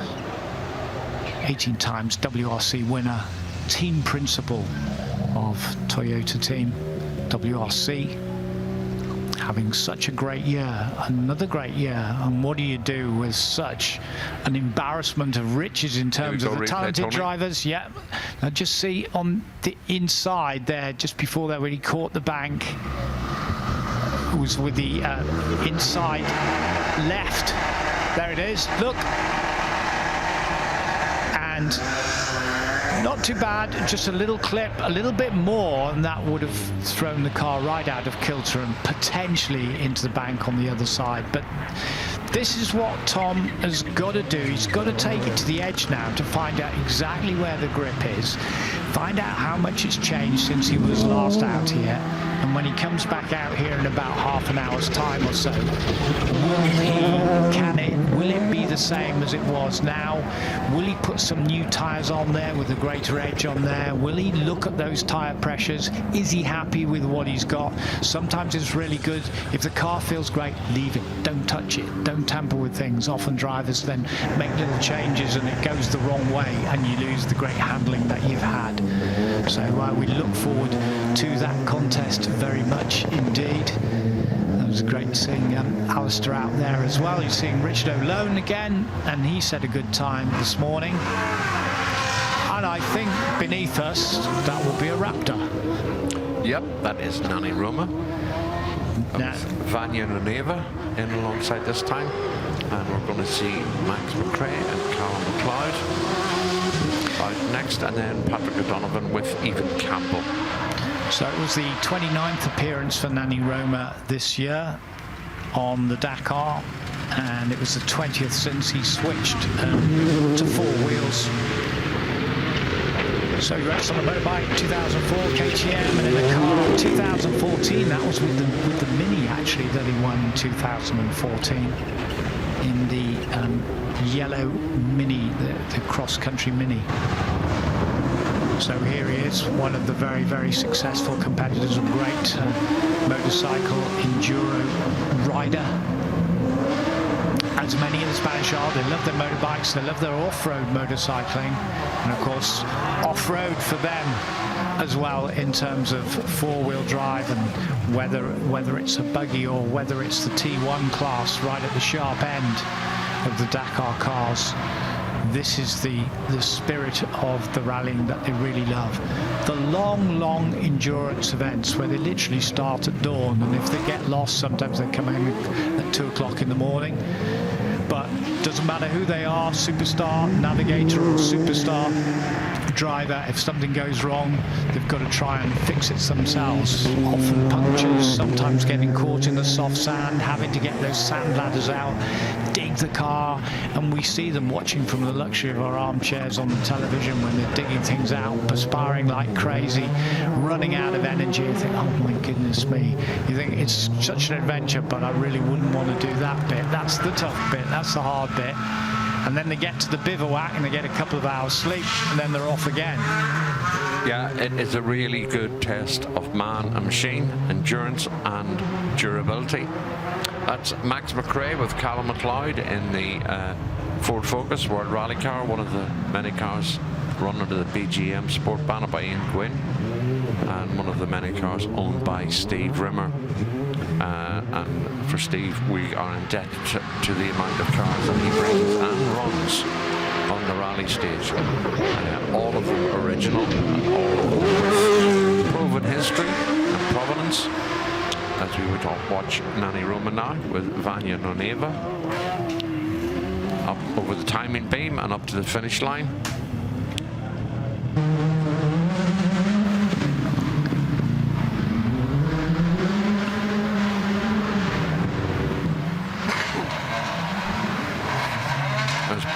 O'Donovan with Evan Campbell. I think that could actually be Ian Campbell perhaps because I did see Ian got a run earlier.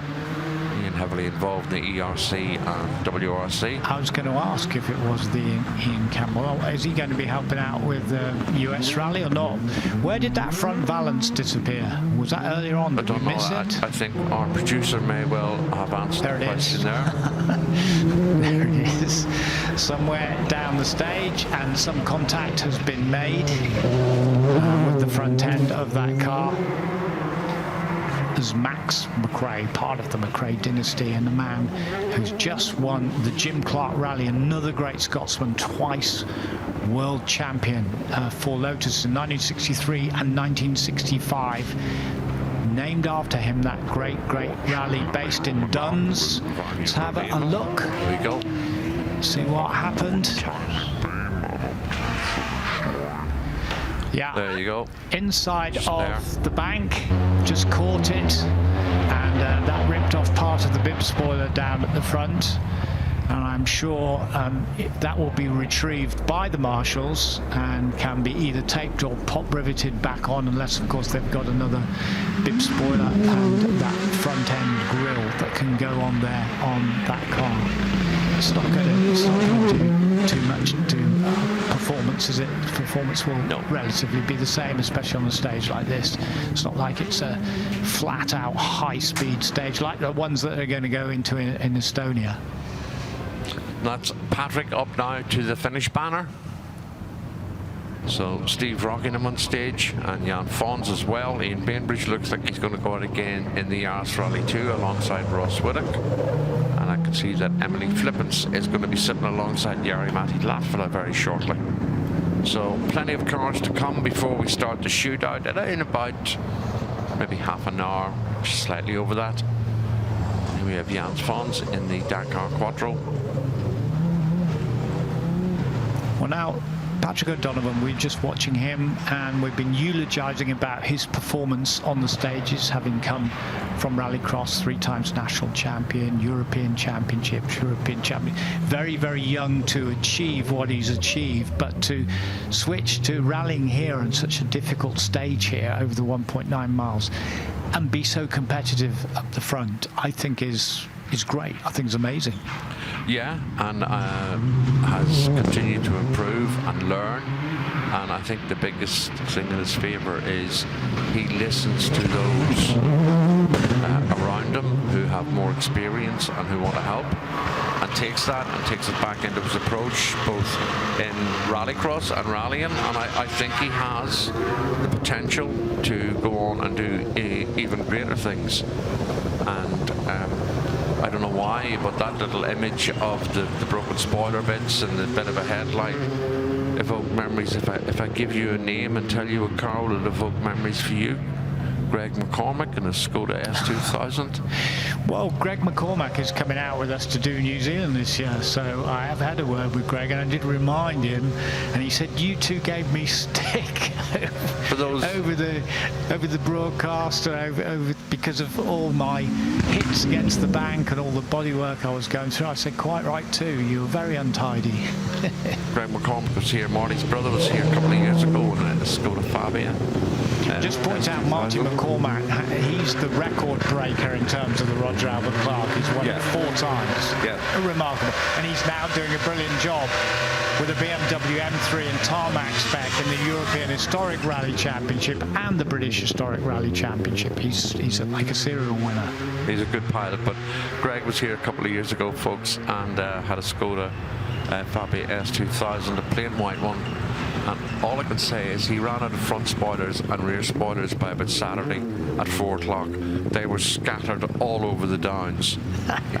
But he was so good to watch. He was so spectacular. Ian Bainbridge running rather wide there and using the bank as though he was in Sweden, just to get the car slowed and straightened. Jari-Matti Latvala now, running 1 car. Emily Flippins alongside.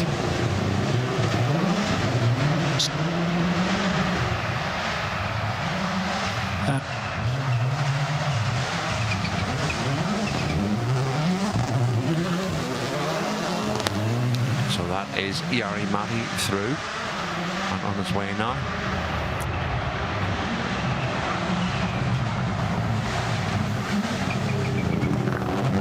That's that little tricky part at Salmon Roll that has caught a few people out, where it is beginning to come rather smooth and difficult to brake under.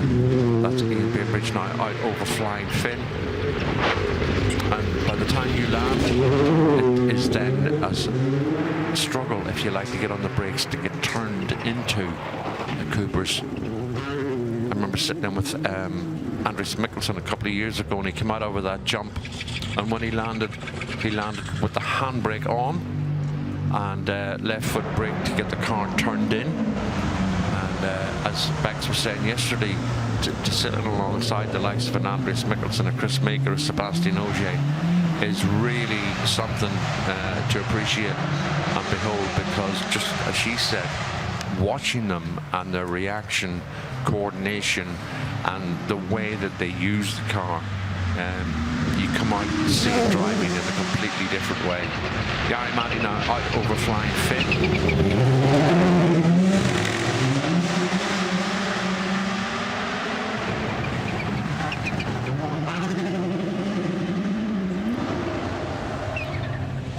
Very consistent times this afternoon from Jari Matti, all within about a second and a half of each other. That is Roy Gillingham's Vauxhall Chevette HSR, Andrew Ludkin in alongside him. I can see car number 37 is on the start ramp, Jess Gwynn with Aoife Raftery. Nanny Roma is going to be coming out again as well, and this time has Kevin Walsh alongside.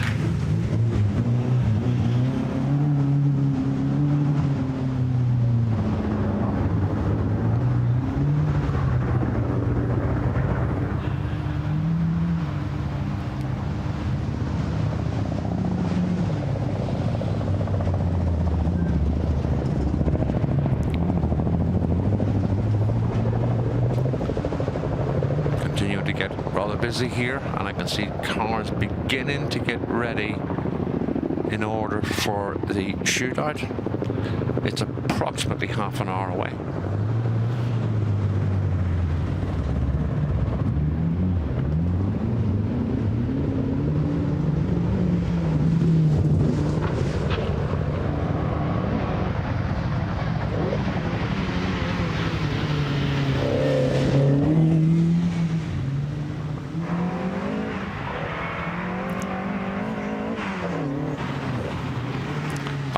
Yates now and Jeremy Almond as they make their way up over and through the timing beam and up to the big finish line arch. Turn left and or loop back round into the paddock, and there is the Raptor T1. I'm going to do my usual and stand at the door with the door open, because the sound of this off the line is unreal.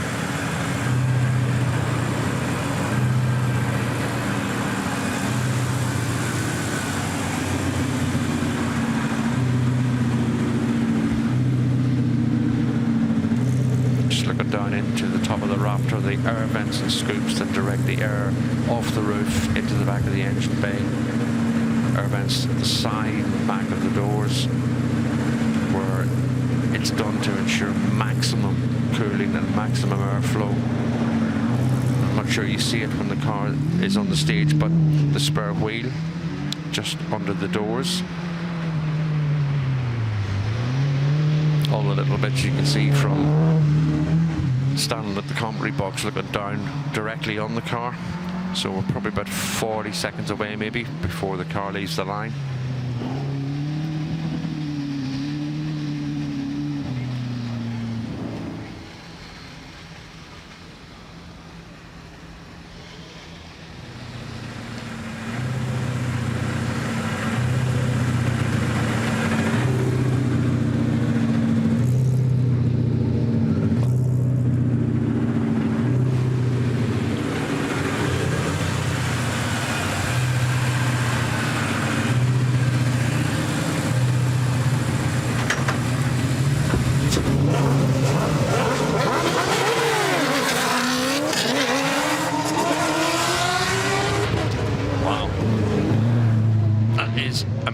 off the line, I have to say. And in doing so, I've pulled my comms box off its post, but all's good.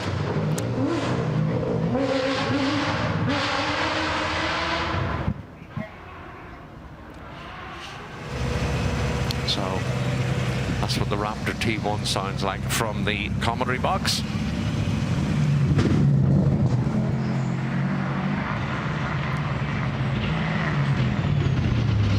Back now to Jess Quinn, or Jess Watts as she is now, ready for raftery.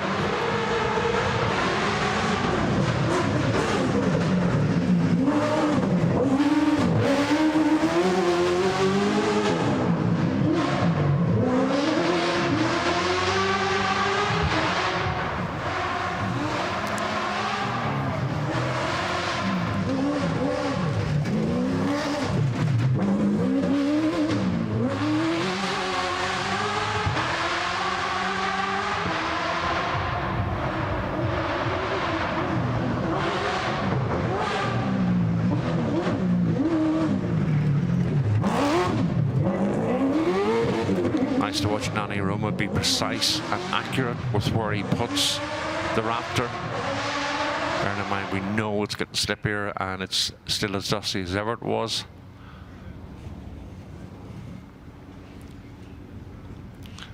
Back onto the start line now, Steve Chamberlain and Chris Deverell. Steve, who's based in Cheshire.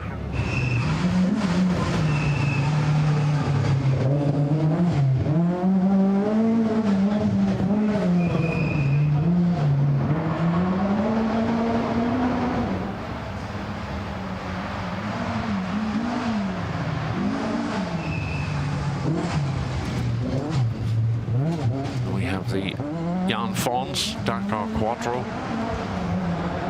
sponsored by Malardieu and Autosport Vigal on the start ramp.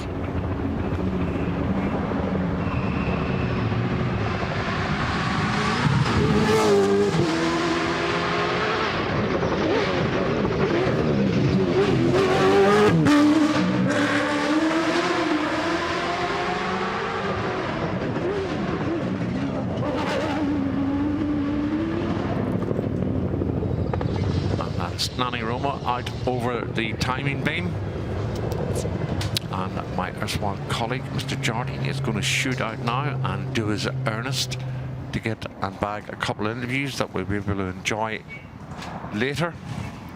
But for us, we are counting down now to the shootout. First car is due away at 15:27, and that's going to be Phil Squires in the ex-Malcolm Wilson Ford Escort 1300 GT, and that will run all the way up to Richard O'Lone in the Ford Fiesta Rally 3 at just after 4 o'clock.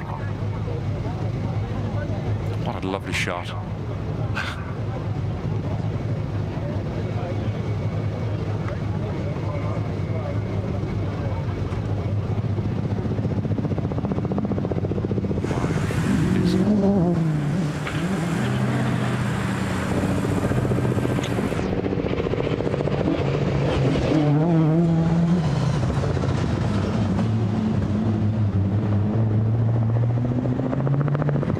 Steve Chamberlain and Chris Deverell, and Steve, who has been very neat and tidy in all his runs since they began on Thursday morning in the Mitsubishi Charisma. There's a target time of 2:27.5, but I think Steve just goes out for the enjoyment of the run, as it were.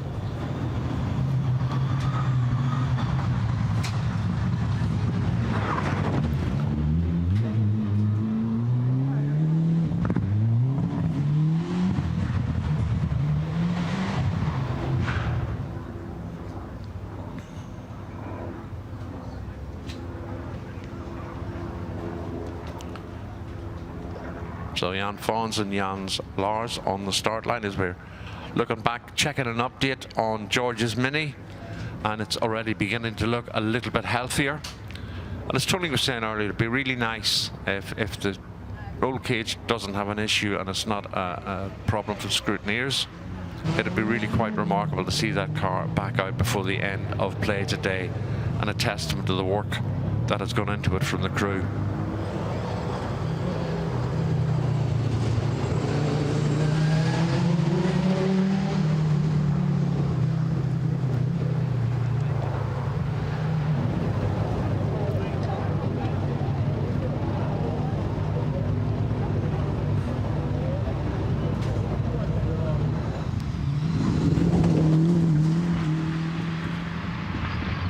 So Tim Mangum and Daniel Barron on the start line, Richard Alone and Martin McGarry on the start ramp.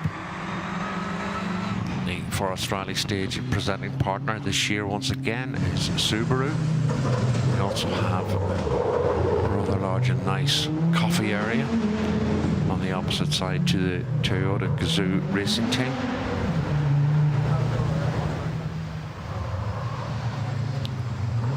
Subaru, a name synonymous with rallying.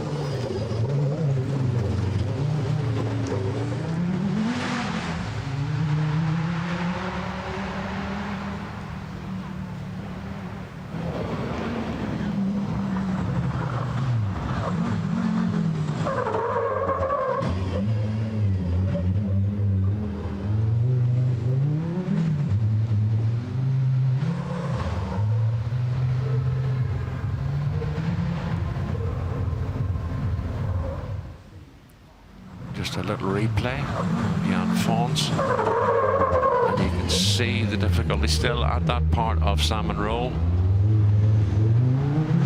Exactly where it caught him out earlier, and we said it's going to be interesting to see those that haven't had a run in the afternoon before they head into the shootout, just how different the conditions will be when they head through competitively.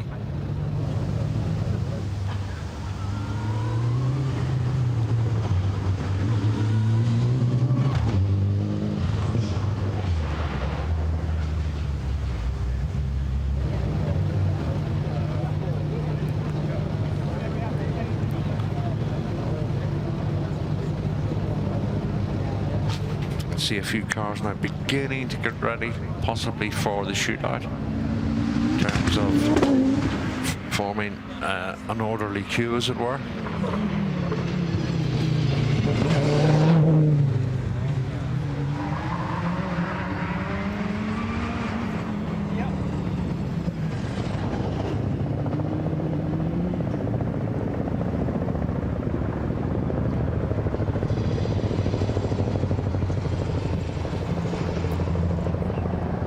Jan Fons and Jans Lars.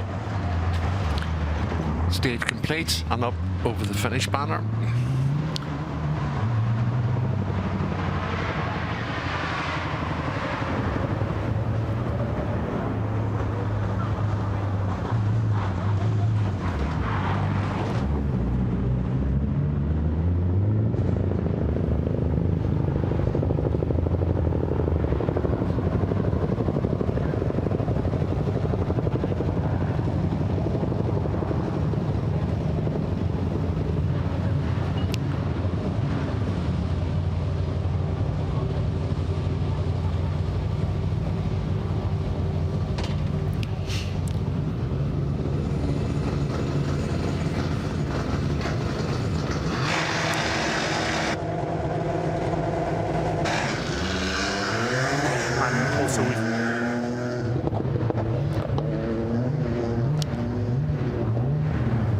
Richard Alone down in, and you can see those ruts beginning to bank up, as it were, into that right hand under the trees. Baker and down towards Hopkirk and Clark, and I can see that Alan Weston's Peugeot 504 pickup is now on the start line. Himself and a group of friends got together and decided that they'd like to do something, so they picked the Group B and looked at the pickup and thought, why not? I just wish it was laid up the way it used to be a few years ago when it was here and the whole back was full of spare wheels, loads of jerry cans and supplies, the way it would have been on the long endurance rallies. But it's still a really nice car to have. Richard Alone now making the best of the traction.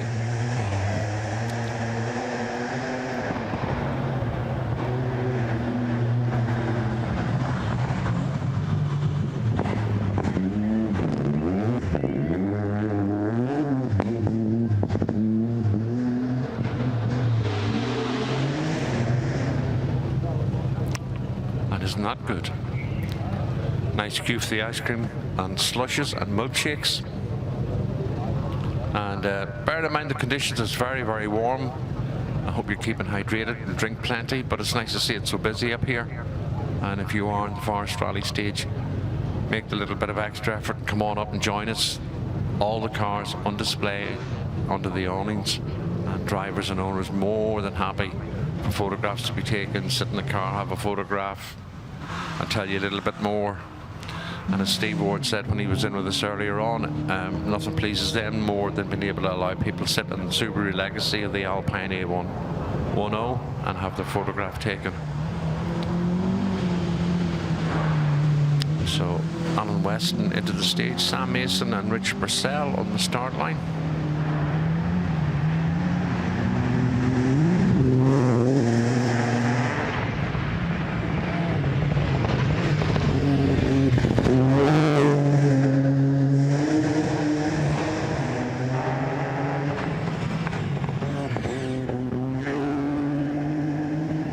That's another one of the many runs that Richard O'Lone has done completed.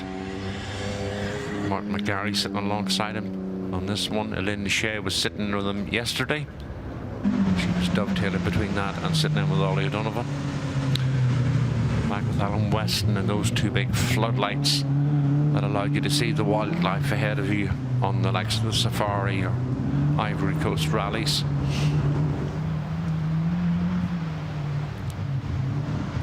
So I think a lot of the competitors now are starting to get themselves together and get ready for the shootout. I can see the Porsche 911 belonging to the Smiths.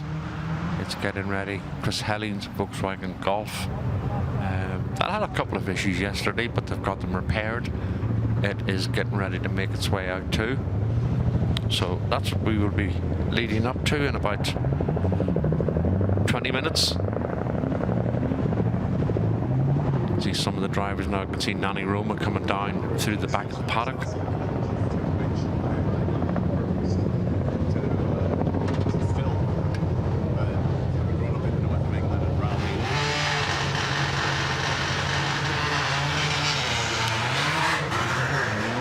And that's Sam Mason and Richard Purcell making their way, and I can see that Jari-Matti Latvala is going to have a go with Nikolai Tozlov in the Yaris Rally 1 car.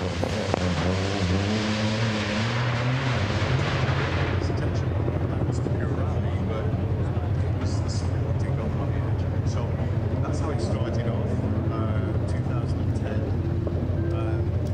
We're now about 30 cars, Subaru VRCs for rear-wheel drive, STIs for four-wheel drive. Courses around about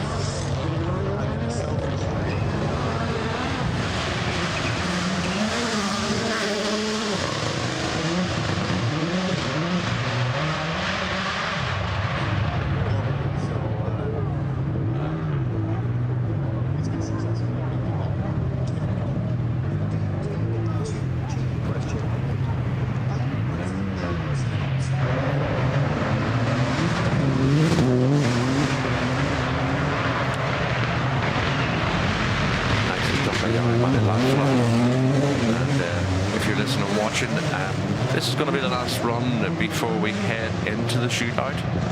And we have about 33, 34 cars, similar to yesterday, Thursday.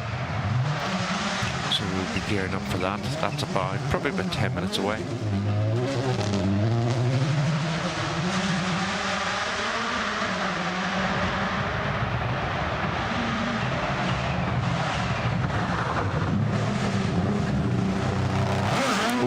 Yari.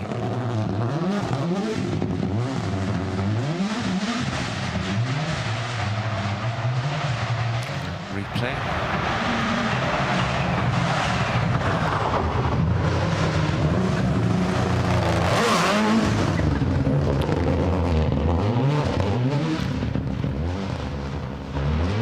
Well, we'll see in a short period of time, but I have a feeling that part of the stage is going to catch a few people out. And it may have an effect on the results, but we'll see. Less is more, as they say.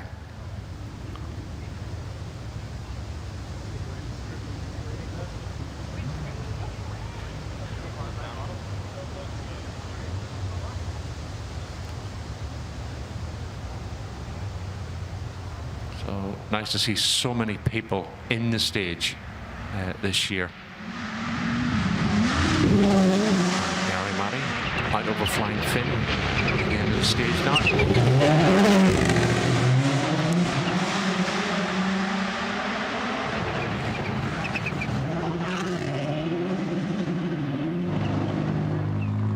And that is him out over the timing beam and up to the finish post. So what we're going to do, ladies and gentlemen, we're going to take some highlights of what we've had so far. And then we will be back with you in a few minutes, and we will start counting down to the beginning of the shootout on Saturday at the Goodwood Festival of Speed Forest Rally Stage.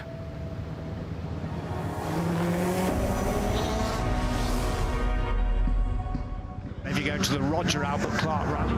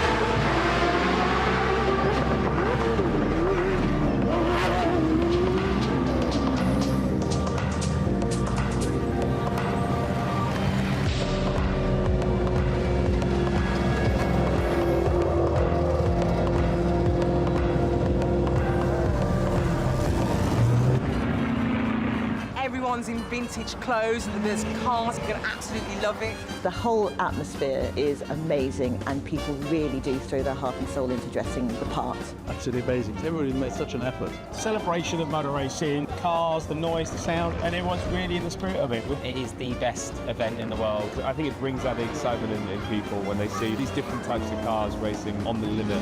It's the shopping, it's the funfair, it's the look, it's the period aspect, and that is what the good revival is. It's just a fantastic day out. A celebration of the eras and people showing their true selves through the way they're dressing. It's incredible. We walked in and I was like giggling, screaming, like it's so exciting. It's just a place to come together and really celebrate the style. Kind of see where Goodwood Revival is going to take me. What a day to be wearing vintage. I love the fashion the most, but the racing is also really cool. I like hearing all the cars. But I've got like an eye on a million things. Like I'll get distracted the second I walk anywhere. Like they have their own style when it comes to vintage fashion. Like I feel that Goodwood has everything for everyone.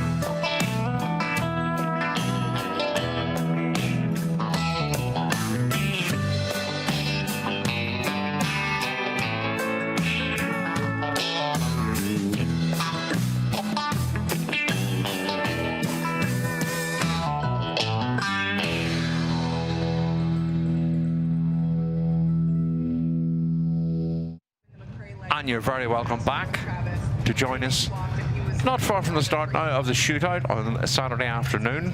First car is on the stage start. That's Phil Squires and Gareth Kirkham. They will be first car away, followed by Ben Smith and James, the birthday boys. One birthday today, one birthday yesterday.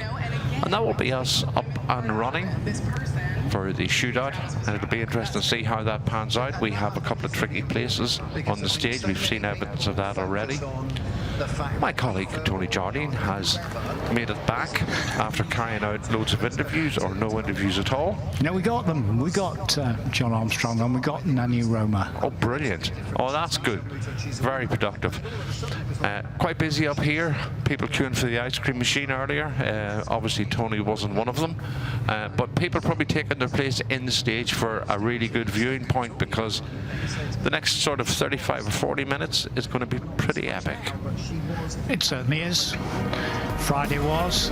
Saturday will be. Here we are, the 1.9 miles round the Goodwood Forest Rally Stage through Blomquist, Mackinnon, Salmon Roll, which is deadly, Mexico. Back up the other side through Kielder, and we were talking about Killer Kielder before, which swallows rally cars whole. The flying fin, that big jump they have to do towards the end. It's slippy, it's polished. There are big earth banks, there are big tree roots at the side. We've seen some cars slipping and sliding going straight on, particularly one of the Audis, two of the Audis in fact, and that's what's in prospect down there through the trees. As off goes Phil Squires, one of our top national rally drivers, does a lot of international events, has competed in the Silver Fern Rally in New Zealand at least 3 times, but he's in a piece of history here. Just how far is he going to push it out in this ex Malcolm Wilson car? Because it's valuable piece of kit, but they're in the shootout together. Phil Squires is driving, and then Ben Smith is on the line. It was his birthday yesterday. It's his brother's birthday tonight. So we'll wait and see. Well, there's a happy birthday. Just missed that. And we have been entertained by Ben Smith, who's doing so well in the British Historic Rally Championship of this year. Phil Squires himself, a great driver, so experienced. If anyone can keep it out of the trees, he can, and still set a decent time with the 1300 GT, as you can just hear the Boxer engine of the Porsche, air-cooled engine, horizontally opposed cylinders growling away underneath our commentary box as it leaves the line. So we'll see what time Ben can do. We see what time Phil can do. But as we go down the rankings, those times are going to drop somewhat, provided that the stage hasn't become too slippy. But remember, and just a touch of the bank on the right-hand side, Phil, just a mere little glance. That's all it was, Zav. Yeah, and it's along here, Tony, that we spoke about before. It has caught a few people out, Yari Matty included. And as we said earlier, you know, those that haven't got a run in for the afternoon may find the conditions markedly changed. Back now with Ben Smith in this beautiful Porsche, and it sounds amazing. It really does. Chris Hellings and Richard Boyle will be leaving, in fact they've just left, in the Group 2 Volkswagen Golf GTI. Marco Mora and Patrick Lutz will be next off in the Audi Quattro A2. But that is us up and running now. Just checking our camera feeds, everything running along nicely.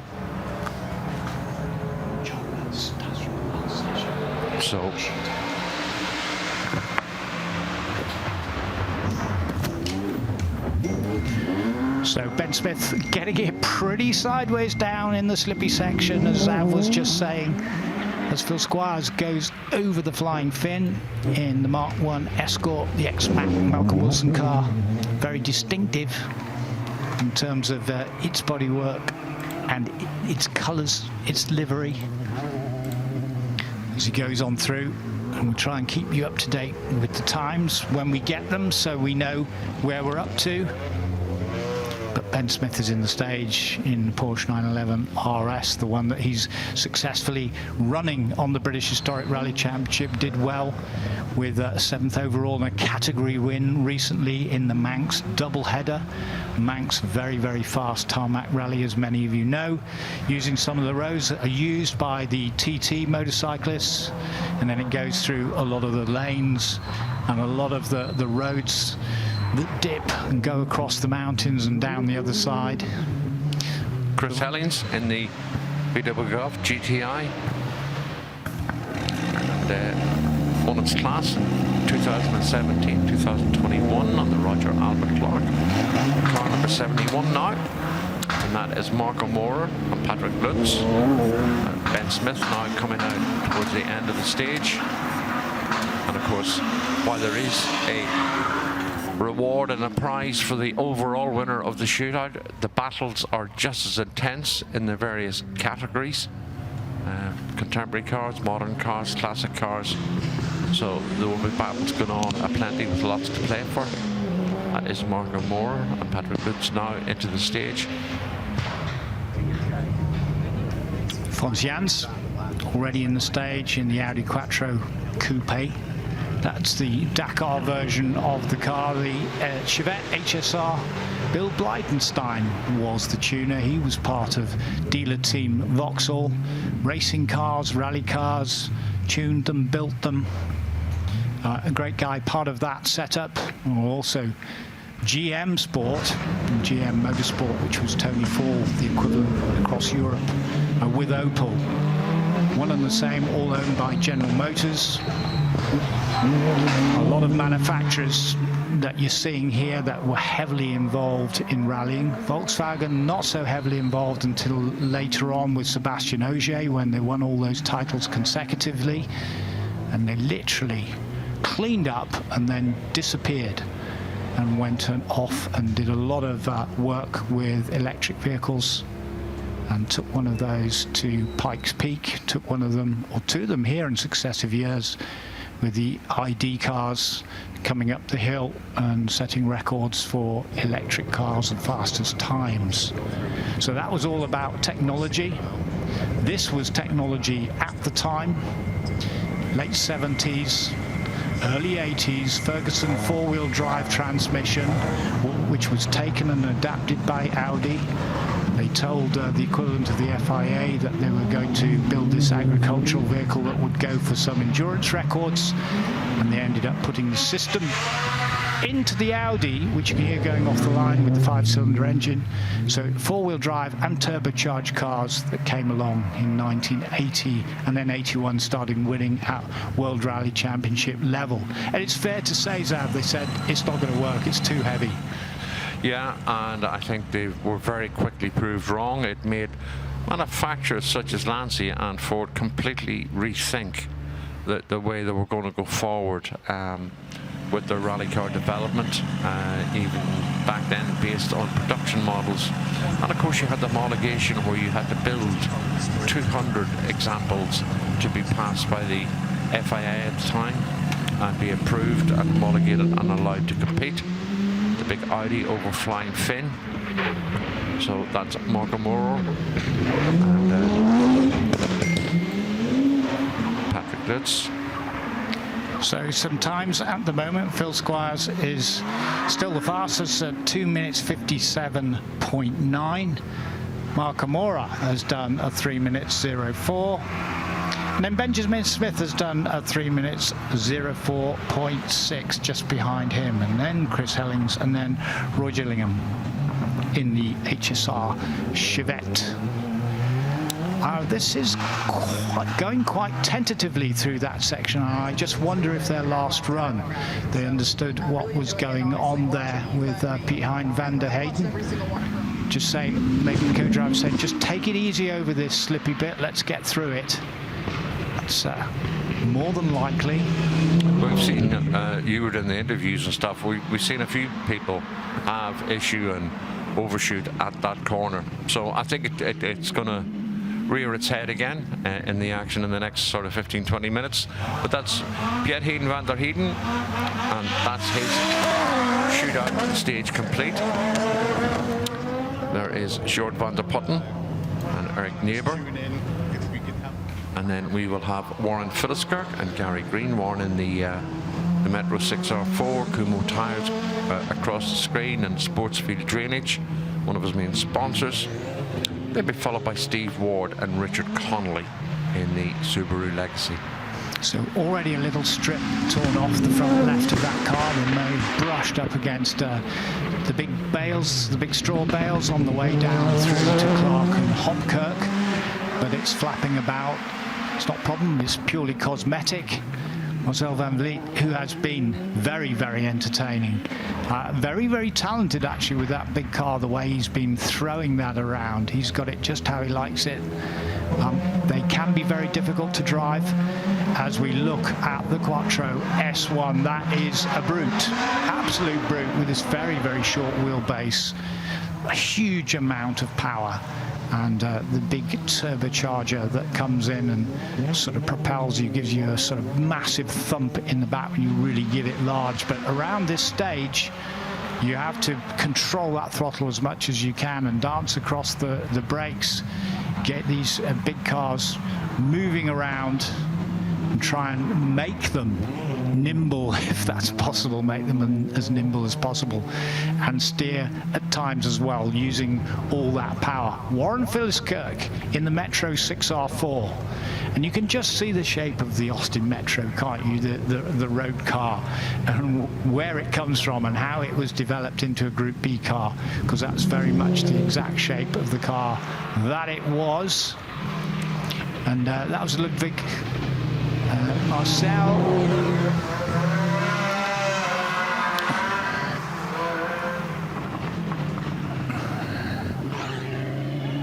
And we're just gonna watch Marcel Ludwig out over the timing beam. As we just watch at the beginning, we just touched the bank on those ruts that Tony was talking about. Yeah. And then on the inside, so not clear, perfect momentum all the way through. And then, of course, out over the flying fin jump and very close to the camera. I'm still standing, as they say. And then taking to the right-hand side there is Peter van der Putten, as he keeps to the right of the jump and gets safely through Coopers and up towards Stratus. And that's the Audi through the timing beam now. It has completed its run on stage, and the action now coming thick and fast. We're going to have Gary Lecadeau, Bill Painter shortly, followed by James Lepley and Lucia Lecroquel in the 205 GTI. So Zab, just to give you and everyone else some of the times, Marcel van Vliet, 2 minutes 46.5, he's currently leading. Piet Hein van der Heijden, we just saw him, 2 minutes 54.5. Then Peter van der Putten, so the Dutch very much in the top three at the moment, 2 minutes 56.8. Then Phil Squires, who was leading quite a while in that little 1300 GT, the ex-Malcolm Wilson Escort in fourth place. Then it's Marco Mora, then Benjamin Smith, and then Marcel Ludwig. So Sjoerd van der Putten in another Audi Sport. This is the Quattro A2. That was the Evolution. Time still ticking, 2 minutes 56.3, which puts him into third place at the moment for Team Holland, if I can call them that. And there's Steve Ward. That inside rear wheel just hopped over those bumps there, and there was good clear air. Not that Steve will be pleased with good clear air because he's losing traction while that's happening, but suggesting that the car is quite stiffly set up. And a Subaru Legacy, the ex-Per Eklund car, in fine form, fine looking shape, great noise. Warren Philliskirk sorting it all out on the landing there after the flying fin. And you saw the Metro 6R4 kicking as it's trying to obey its rider, and the same again through Coopers as well, getting a little bit out of shape. And on this baked and scorched earth, not so bad under the trees, but it's getting polished under the trees. It's getting rotted a fair degree outside of that, and And now we have Gary Lecoudou, who is normally a tarmac rally specialist, who's won so many events on tarmac. But he's also good on the loose, in the forest when he has to be. And this car is one of our favourites, the Celica GT4. Great driver, great colour scheme, very distinctive. Just a replay there of Gary. Just momentum and speed, just carrying him into the bank. A little bit of a nudge, but kept going very nicely. So they're going to be on the edge here. They're going for it. They're trying to set the time. And also, it's about winning the timing of your class as well. There's the overall win in the shootout, but you can win your particular class too. And there will be an accolade, of course, for that. And we'll see all the shootout readouts much later on when they come through. So Steve Ward, who also owns the fabulous Alpine, the A110, the Berlinetta. And he did have a few little issues on that, but next door to him was the team of Lancia, and Chamberlain Engineering sorted him out and helped him tighten up some of the steering which had come loose on the Alpine. Very close to the camera and very close to the left-hand bank on landing there, Gary Lecoudou. So he's on it. Oh, and on the bank again on the inside. Do it once, do it twice. Why not, Gary? So you got away with it the first time, you got away with it the second time. 2 minutes 44.4. And what does that do? Well, it puts him fastest at the moment. We could tell that he was going for it. Look at that. My goodness me. So he's got ahead of those 3 Quattros as Gary Lecoudou. Good news. 2 minutes 44.4. That's good, isn't it? Yeah, good news. Following Tim Mangan, car number 23 with Daniel Barron onto the start line will be number 21, George Clark, and David Vardy in the Mini. Wow. Fair play, guys. Well done, well done. Well, we'll herald their entrance as they come back onto the stage, having been battered and bruised this morning and rolled the Mini 1. Herculean efforts by the team there to bash it all back out and make sure it was legal then for the stewards to say, yeah, it's fine, everything's good, and as Zav pointed out, to make sure that that roll bar was integrally still strong and doing what it is going to do and reinforce the car just in case it goes over again, which it won't, of course it won't. Not after that. Never quit. There we are. That's what's on the back. Thank you, George. That's quite right. Never quit. Open from inside, so the door can't necessarily be open. There we are, slightly modified. Do you know what? If there's an award for spirit and effort of the rally, these guys have won it by 2 o'clock on Saturday afternoon. By a mile. Yeah, 100%, 110%. That is great. That is a great story of the rally. Okay, there's just one brake light working. That doesn't matter. As over the jump goes Roger Duckworth. One of our top performers. Let's see what he can do. He's normally very, very quick indeed. In fact, James Lepley has gone quicker than Gary Lecoudou. He's done a 2 minutes 43.9. Let's see what Roger Duckworth can do. He goes across the 9 and he goes quickest, 2 minutes 39.6. Well done, Roger Duckworth. Great performance from him. And well done, the boys. David Vardy in the co-driving seat. George Clark in the Mini 1. It's a 2004 Mini. It goes in the Mini Challenge Rally Championship. They have 6 rounds per year. They did 1 day of the Roger Albert Clark Rally in the ice and the snow, but they were all out there loving their rallying. And there's a one-eyed Mini 1. And rather bashed at the back, and the roof has been bashed out as well. That took a little bit of a bash when the car went over. Never give up, and that's one of the mantras in rallying, because you might have some technical issues, but you always try to fix it. You always try to get in. You don't know if that stage is going to be cancelled and the times are all going to be wiped. You don't know if you can make it through to the service, so whether it's tie wraps, tank tape, lock wire, whatever it is, straps, try and strap the suspension back together if it's broken. That's what rally drivers are good at doing. And immediately after that car had rolled in, it was able to, when it was righted, it drove itself, it didn't drive itself back, but George drove it back. The wheels were all turning the right way, and they fixed it, so good luck to them. And I think you're right, Zav, Spirit of the Rally Award, so let's create one. Yeah, I totally agree, and it's funny you say, but you never know what's around the corner. I remember working on an Agro Championship round in Wales many years ago, and there were two people fighting for the lead of the event, and the guy that was leading on the penultimate stage had a leaking radiator, and they just about made it to the start of stage 8, knowing full well they wouldn't start the stage, but they did it to keep the pressure on the leader, who went into the stage thinking the other car was going to follow them and went off.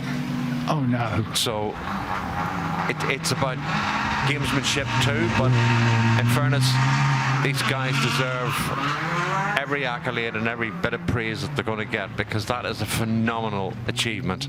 Tremendous. And it certainly made me smile. Yeah, me too. And lots of people out there as well will be cheering and applauding up here in the Rally Service Park. And whether you're watching at home or from your office, or whether you're spectators down the line, great to see that car go past and back in action. George Clark and David Vardy. It won't surprise you to learn that they haven't got the fastest time, but nonetheless they did a 3:09.6. Roger Duckworth still leading the shootout at the moment, 2:39.6. In second place is James Lepley, 2:43.9. What happened to Richard then? It just went that corner we've spoken about all afternoon, just went straight on under braking.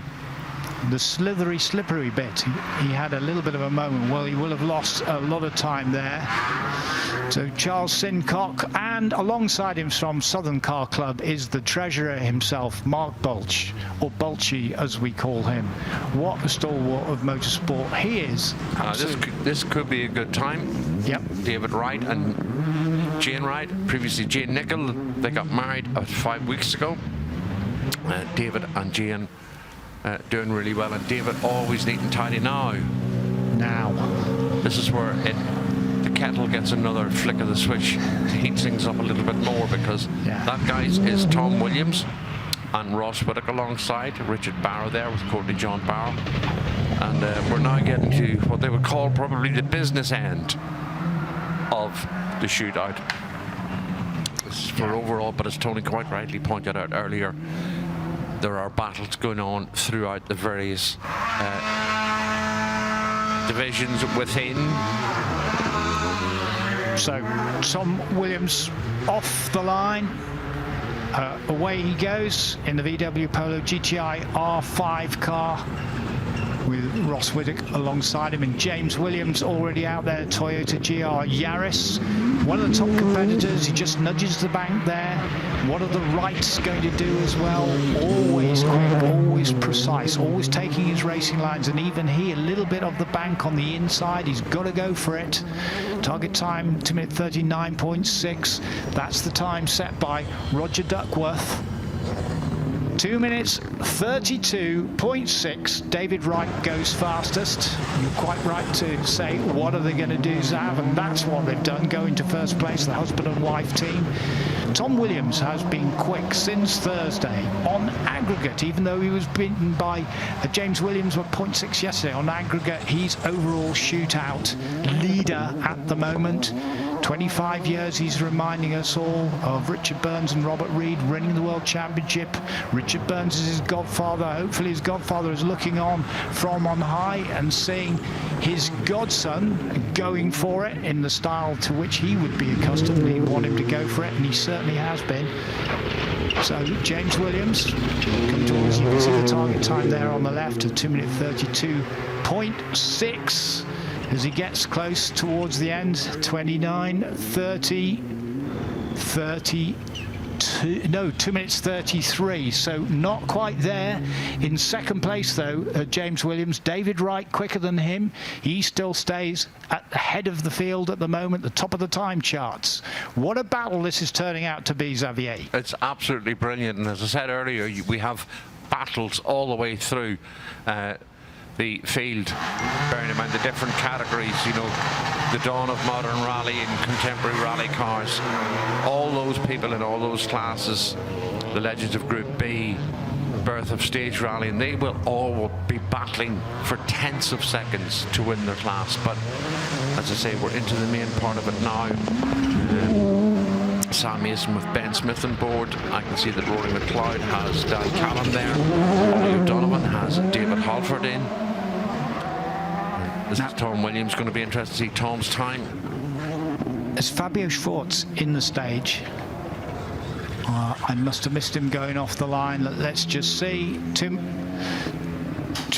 minutes 33.3. So Tom Williams in third place. Not quite doing it there. 0.7 down on James Williams. David Wright in first place at the moment. 2 minutes 32.6. I'm waiting to see if Schwartz is in the stage and what he can do, because he's been quick all through the weekend as Rory McLeod goes off the line. See what he can do in the WRC2 team, getting a little bit caught up in the ruts at the beginning, and that puts him out of kilter a little bit on the bank on the inside, but nonetheless tearing off down the stage in pursuit of that time.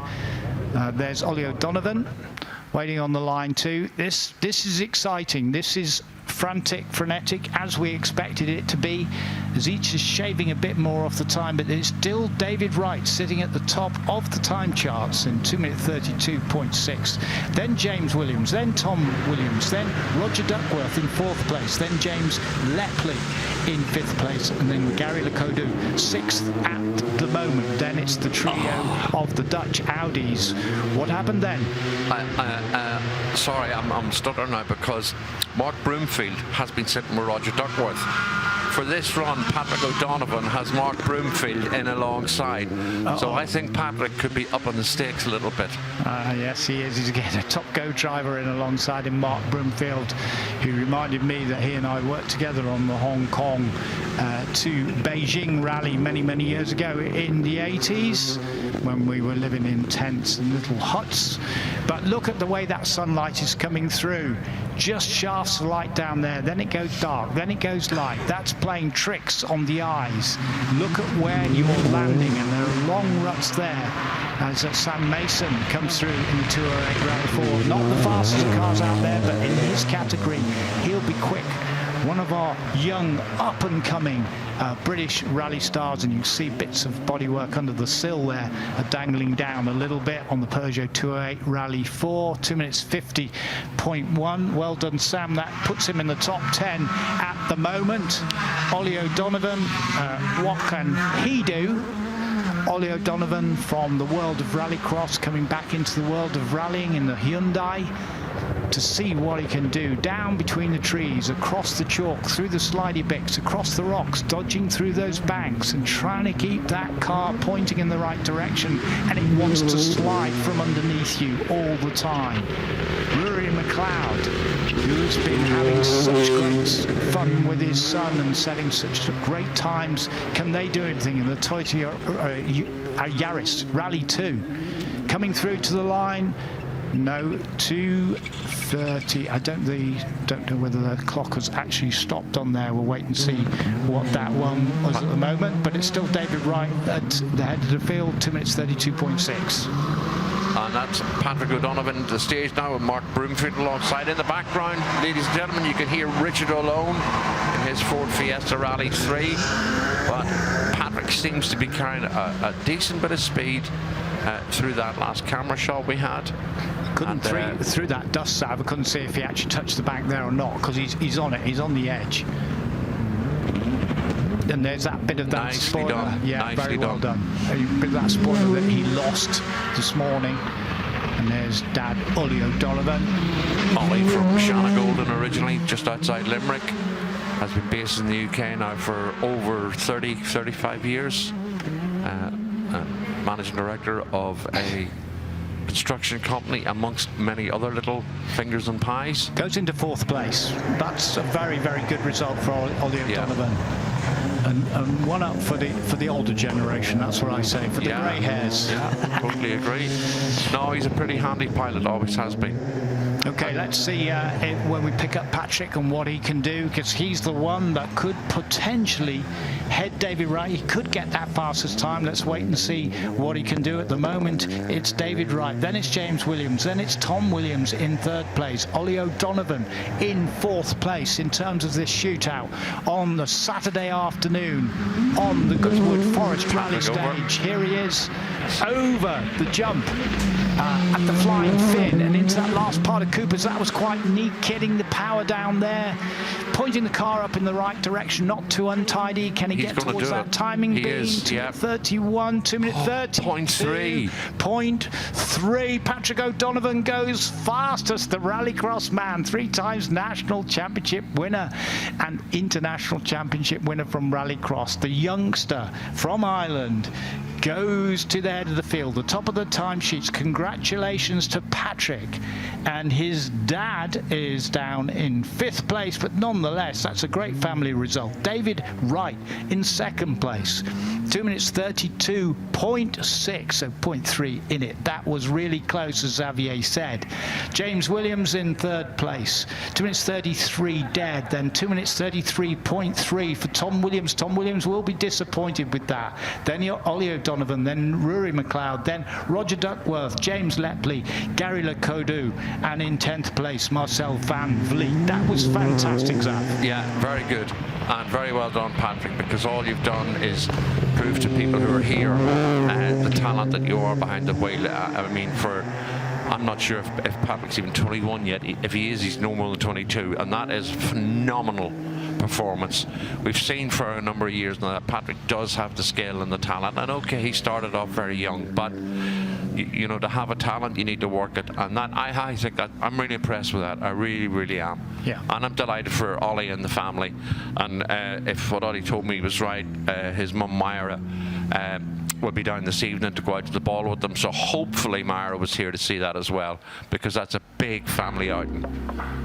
Very good. There you go. So Patrick O'Donovan, the confirmation in 1st place in the Friday shootout. David Wright in 2nd place, 2 minutes 32.6, just 0.3 behind. Then James Williams, 2 minutes 33 dead. Tom Williams behind him, just 0.3 behind him in 4th place. 5th place, Ollie O'Donovan, the father of Patrick, there in the Hyundai, 2 minutes 35.1. Then Rory McLeod, 2 minutes 36.7. 2 minutes 39.6 for Roger Duckworth in the Subaru. Richard O'Lone, that's a good top 10 time from him. Well done, Richard, in the Ford Fiesta Rally 3, the little Rally 3 car. And James Lepley in the Mitsubishi Evolution 6, a very old car, but 2 minutes 43.9. Gary Lacodu, who we saw climbing the banks in the Toyota Celica GT4 in 10th place. Marcel Van Vliet, Tim Mangan, Warren Phyllis Kirk, Sam Mason, our youngster, Richard Barrow in the Group N Subaru, behind Van der Heijden, Sjoerd van der Putten and Peter van der Putten, and then Marco Mora, Ben Smith right down there, and Marcel Ludwig, George Clark, Chris Hellings in the VW, Roy Gillingham, Tim Bendel, Martin Overington in the 6R4, and then Alexander Marmaranu towards the bottom there, Fons Jans, who must have had some issues because he's quicker than that. So let's have a look at some highlights from this very exciting shootout on Saturday afternoon.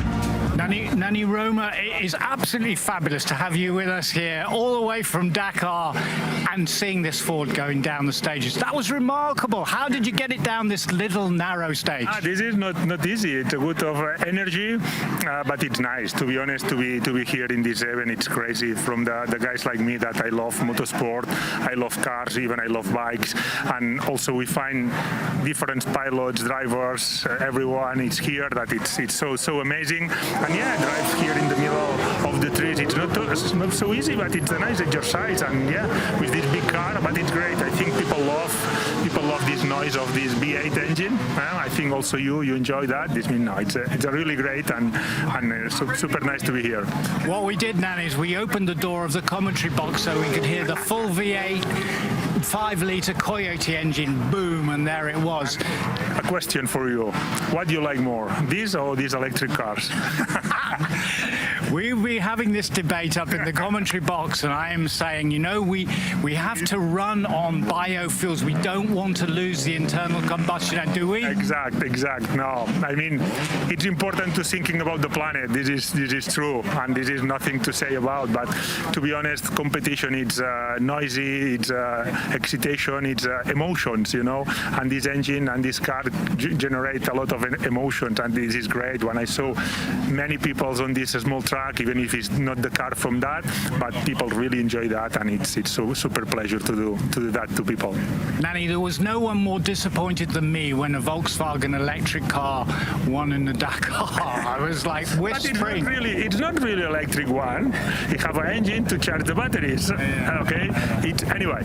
No, I think like I said to you before, I think it's important to thinking about this planet. Look that here at 40 degrees in UK in that time, it's not normal. This means that I think it's important. Even the competition help the technology to improve from the standard cars. This means that I'm not against that. But from me, I really love this engine. I really love this noise. And people, like I said before, sport is emotions and motorsport is emotions. Goodwood Revival here, and I race here in September. We run on biofuel, low sustainable fuel, 70% less emission from the oil exhaust to try and keep the internal combustion. We have also in our car some, we have some like that, some for like this, and we try to help the technology, the industry, to try to bring less emissions in the planet. That means that, I quickly got to ask you about Dakar with the Raptor, because this is fantastic. Your 2 wheels, 4 wheels, winning in 2:14 and so on, Ekstrom second place. It's all going well. Are you heading now for 2027, try and win Dakar? To be honest, this is our plan. We work really hard. M Sport, Ford Racing work really hard. All the engineers, all the team work hard, and our goal and our focus is winning 2027, definitely. Nanny Roma, you're a superstar. Thanks for being with us. Thank you very much. A pleasure. Thank you. Ciao. Everyone's in vintage clothes, and there's cars. You're going to absolutely love it. The whole atmosphere is amazing, and people really do throw their heart and soul into dressing the part. Absolutely amazing. Everybody made such an effort. Celebration of motor racing, cars, the noise, the sound, and everyone's really in the spirit of it. It is the best event in the world. I think it brings that excitement in people when they see these different types of cars racing on the limit. It's the shopping, it's the funfair, it's the look, it's the period aspect, and that is what the good revival is. It's just a fantastic day out. A celebration of the eras and people kind of showing their true selves through the way they're dressing. It's incredible. We walked in and I was like giggling, screaming, like it's so exciting. It's just a place to come together and really celebrate the style. Kind of see where Goodwood Revival is going to take me. What a day to be wearing vintage. I love the fashion the most, but the racing is also really cool. I like hearing all the cars. But I've got like an eye on a million things. Like I'll get distracted the second I walk anywhere. Like they have their own style when it comes to vintage fashion. Like I feel like Goodwood has everything for everyone.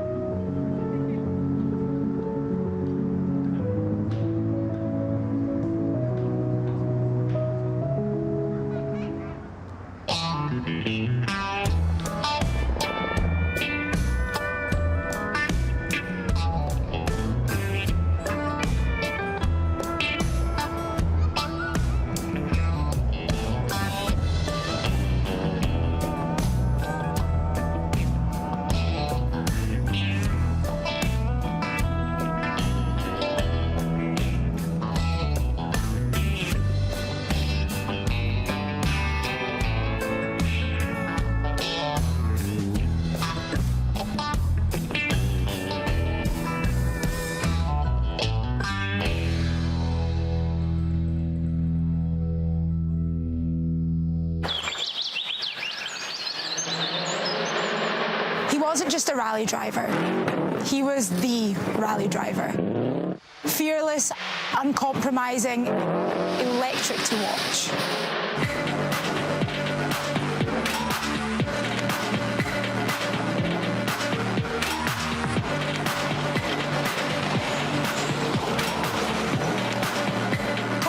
Became a legend long before he ever lifted the World Rally Championship trophy in 1995. That year, he became the youngest champion and the first Brit ever to do so. His win didn't only make headlines, it made history.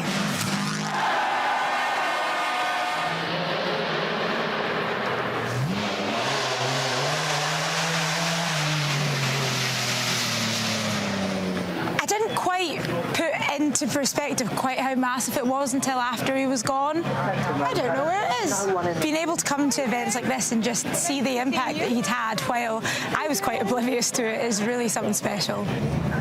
Is that her down there? Hello. I'm good, how are you? We're doing a little bit about Dad's 30-year anniversary, so we were looking for this car, his Impreza. This is his other There's car. a legacy. This is his legacy. There's your granddad's Sierra there. There's Alistair's Nissan, which is just about to come back in. And then if they'll let you on the hill, I mean, you can obviously go in back, or we've got your dad's Focus on the hill. That's my dad named on the side of that car. It is. Hi, George. Holly, nice to meet you. Nice to meet you. Can you tell me a bit about it? Absolutely. This car was Colin's first ever work drive. So 1988 Lombard RAC Rally. Wow. I restored it sort of as good as I can, nothing but back to how it should be. You can see I've got photos of the cars being built, so to get it back to how it was, all the sign writing on the dash and bits and bobs is pretty accurate, hopefully. Looking good, and it's great to bring it back out. Just maybe not quite as fast as Colin was driving it.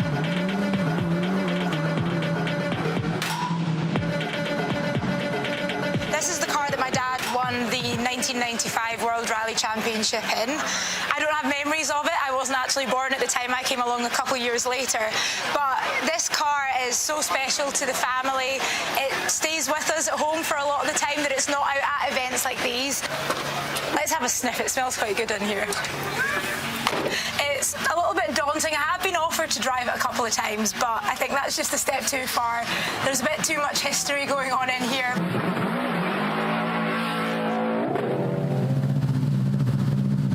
This is such a special moment. Look at those smiles. On the left, in the passenger seat, is Holly McRae, daughter of Colin. On the right, her boyfriend, John Armstrong, at the wheel.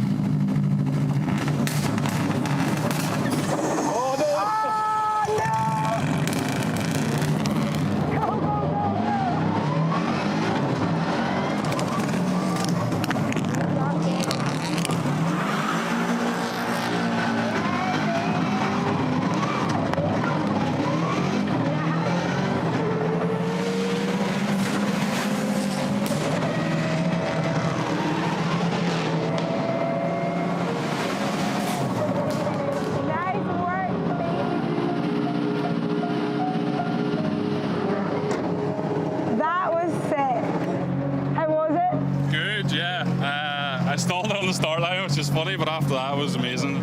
Oh. You stalled in the lane? Did you? No. John. John did. John.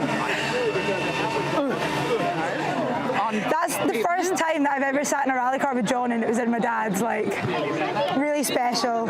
So, yeah. And now the rally stage. And now we go with Travis. Oh, that's right. Okay, go. I'm going from a older Subaru to a newer Subaru.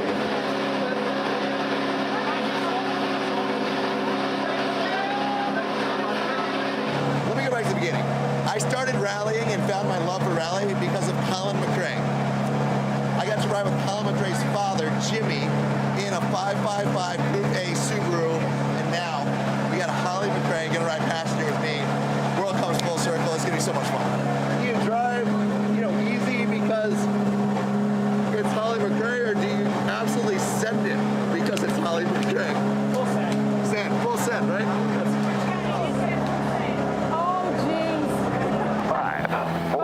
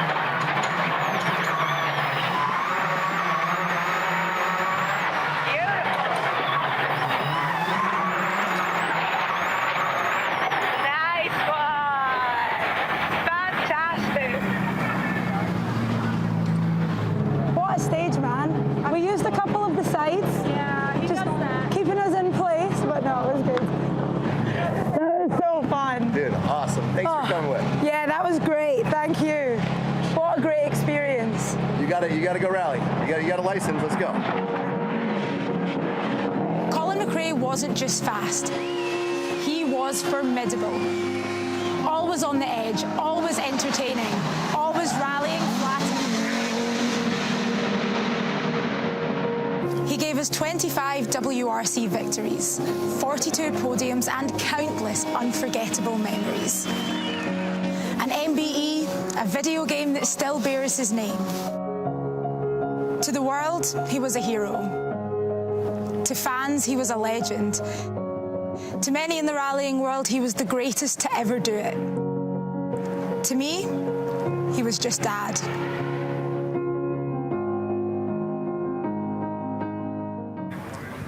Right, the O'Donovans, that was one hell of a shootout session on the Saturday afternoon. 5th place you ended up, Ollie O'Donovan, but your son Patrick was fastest. What did you make of that? Yeah, well, I don't know, I did try my damnedest in there. I made 2 mistakes, 2 corners, and I think if I can knit them together, tomorrow I might squeeze in a bit tighter on him.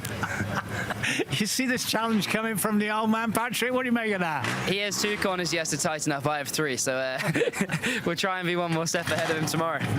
Okay, we were building this up and it didn't disappoint us. It was so exciting because we had Tom Williams, James Williams and yourself.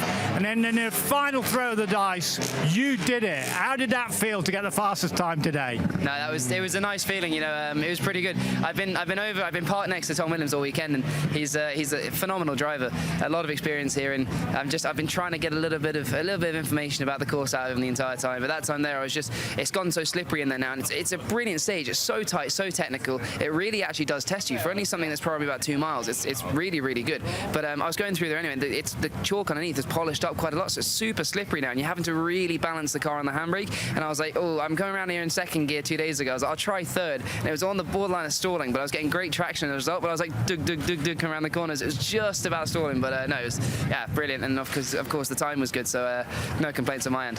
How old are you, Patrick? 22. And you've already won 3 national titles in rallycross, international titles, etc. Isn't it time to switch to rallying? Oh, I'm not sure. I've never been one for cheating, so I'm not. No, I do love rallying as well. I mean, if I get the opportunity to do a bit more of it, I'd love to do it. Proud of him, Ollie? Absolutely. Why wouldn't we be? You know, I mean, we've the youngest European champion.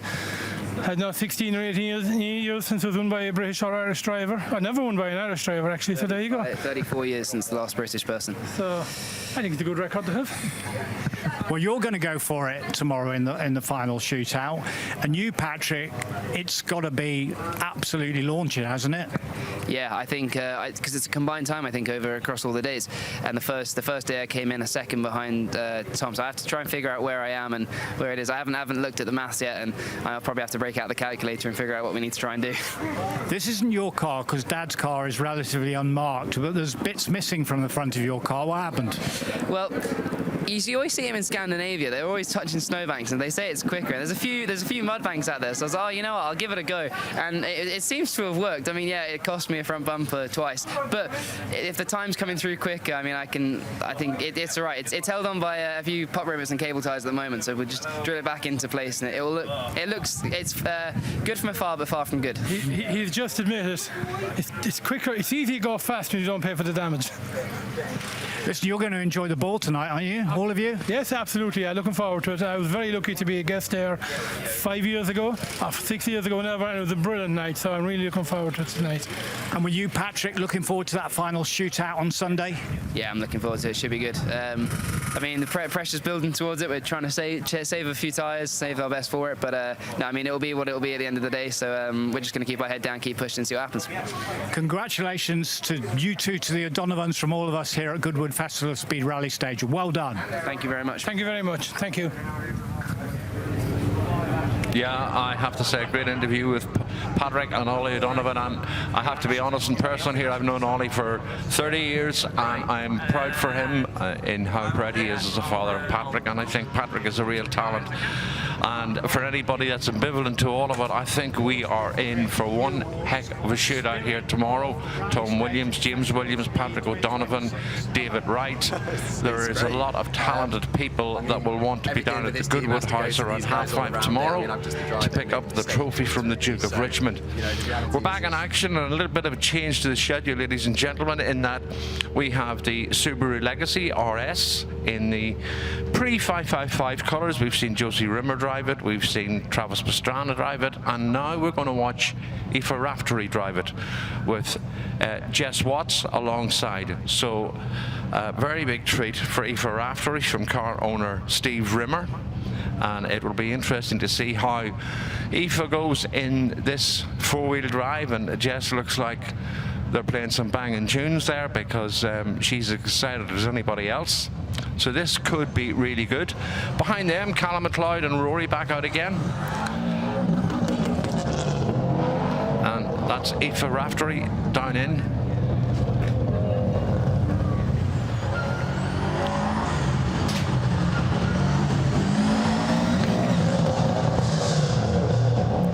Richard alone now up onto the start ramp with PJ McDermott alongside.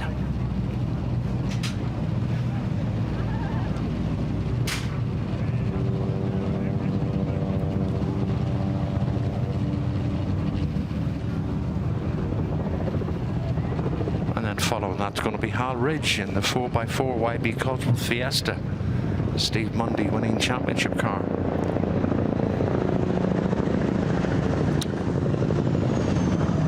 So it looks like we're going to have quite a bit of action heading towards the end of play today. I can see the Fiat 131, the Bloxham Fiat 131. I can see the Subaru Impreza, the Ewa Kankinen car. And the Barrows are bringing out their Subaru. I can see Adam Marsden has the Audi 200. And I can see Patrick O'Donovan's car. Looks like it's going to be coming out again, and one of the Dakar Quattros. So there's going to be plenty to keep us entertained over the next few minutes into the latter part of the afternoon, as we cut back now to Aoife Raftery.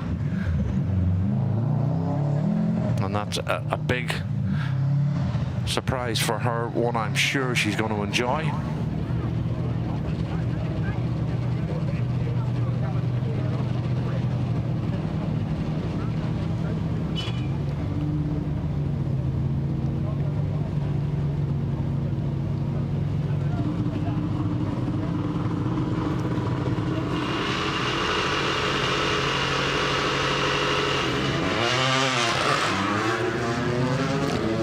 Callum and Rory MacLeod off the start line. Car that was driven by William Crichton. Still carries a sponsorship from Crichton's in Northern Ireland, and the logos from Motorsport Ireland. Melvin Evans Motorsport car run this weekend under the BGM Sport banner, under the leadership of Ian Quinn.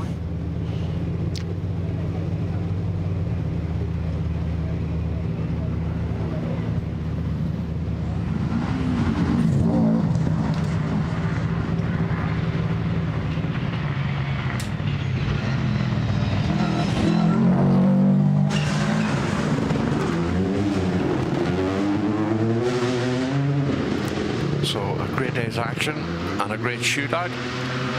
Bodes very well for tomorrow. And that raucous noise is Richard alone leaving the start line here, heading into 1.99 miles on the chalk-based stage here, designed by the late great Hannu Mikkola, and has had some additions and tweaks down the years. As we heard Patrick O'Donovan say, it has polished places, making it that little bit trickier. Something we'd seen on the coverage during the afternoon. Hal Ridge there on the start line. You'll notice Hal doesn't have a passenger, and for those of you who were not with us earlier, the car is homologated as a rallycross car, therefore doesn't have a passenger seat and therefore cannot take passengers here. Similar to Rob Gibson's 604 that we have seen in the paddock, and Mark Watson's car, which probably won't be on the stages at all.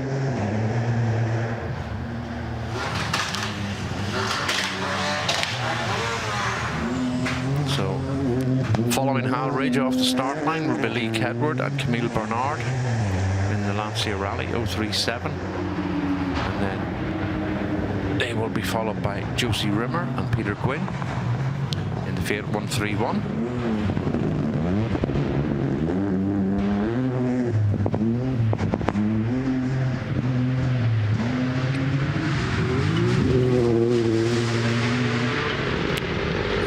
It's not hanging about over flying fin jump.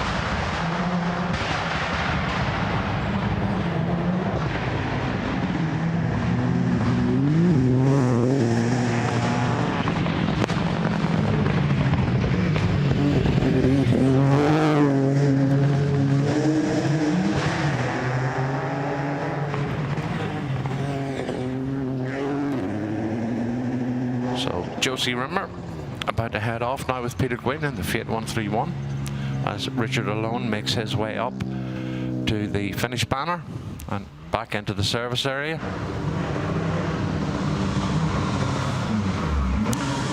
Peter van der Putten on the start ramp in Big Audi Quattro with Yannick Pors, and they're going to be followed by Sam Mason and Fenton Connolly.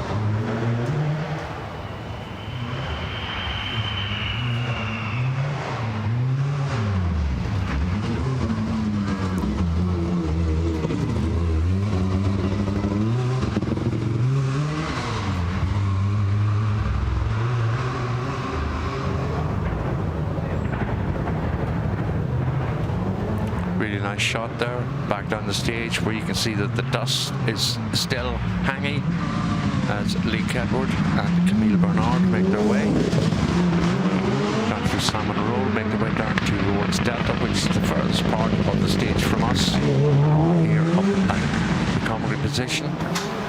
Back now with Hal Ridge. Hal told me last night they had a couple of problems with the crankshaft sensor, but they managed to get that sorted.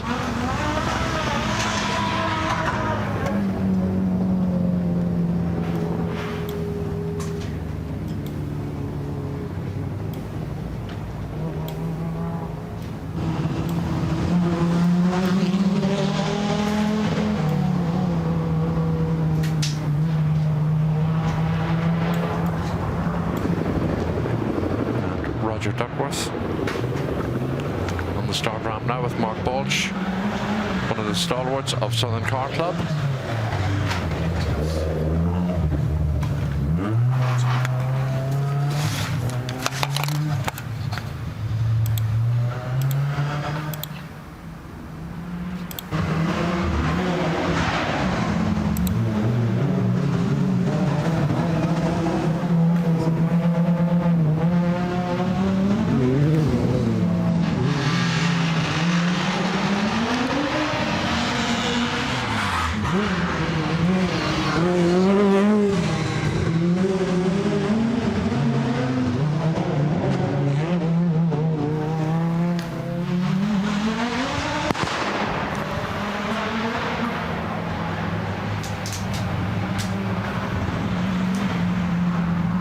With you now, Zav. Sorry, where have you been? Sorry, we've been out there hunting. Yes. You know how it is. You get hungry for food. Has to be done. Has to be done. Hunting. But yeah, hopefully quite successful, and you should see the results at some stage, and that's not a pun. Those are the colour schemes of the Works Subaru team. And if I'm not mistaken, that's an ex-U-Haul company car. I might be wrong. It's a quick glimpse. No, that's Roger Duckworth in the Kangan New Rebel car.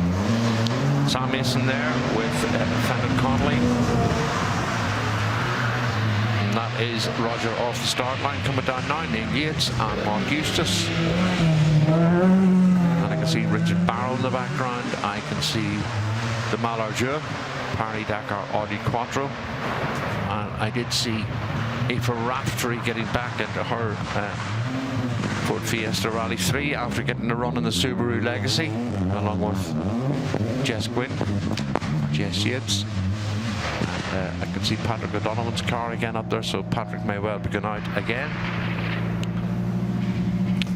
So Halridge has been out there, and on the right-hand side of the jump, that was the entry point for the Audi Quattro S1.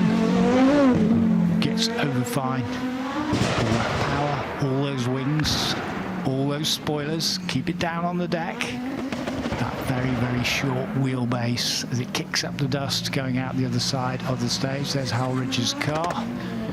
Just seeing who's back at the service park. I'm going to push that in backwards and probably giving it a little bit of a service. But we've had a lot of the drivers, a lot of the cars have been out today. Richard Barrow amongst them, Courtney John Barrow alongside him. He had a couple of little scares down there on the really polished area, and drivers have been telling us and confirming that that is super slippy down there, and it genuinely is polished, and they genuinely having to work out what they're going to do to get through without slipping too much. Wow, Sam Mason, nice one. Very fast through there, just the back coming out a little bit. It's a front-wheel drive car, normally aspirated WRC4 car. And you look back in time at the Fiat Mirafiori 131 of John Bloxham, and it's got the Bloxham dealership on the side. It was Fiat dealer. John, sadly no longer with us, but his son is rallying today, navigates and drives. But this car was his car. It is an original car. It did win the Motoring News Championship road rallying. It won the Triple Crown in road rallying. So it is a piece of rally folklore in that respect. And Zav will tell you, if you go on a Saturday night into mid or South Wales and they're rallying up in the hills across the whites, as they call them on the map, and a little touch of the bank from Neil Yates there, that is where road rallying all happens. And the road rally navigators are working off their maps and telling the driver what's coming up. No pace notes there. And it can get quite entertaining, and certainly quite furious in terms of the competition up in the hills at night, normally through to about 3 o'clock in the morning, on the most remote of roads where nobody is except the night rallyists. This is a Group N production version of the Subaru, an exact type of Subaru Cup car which I rallied in WRC Sweden with Tom Carey from the Daily Telegraph, who was my navigator there.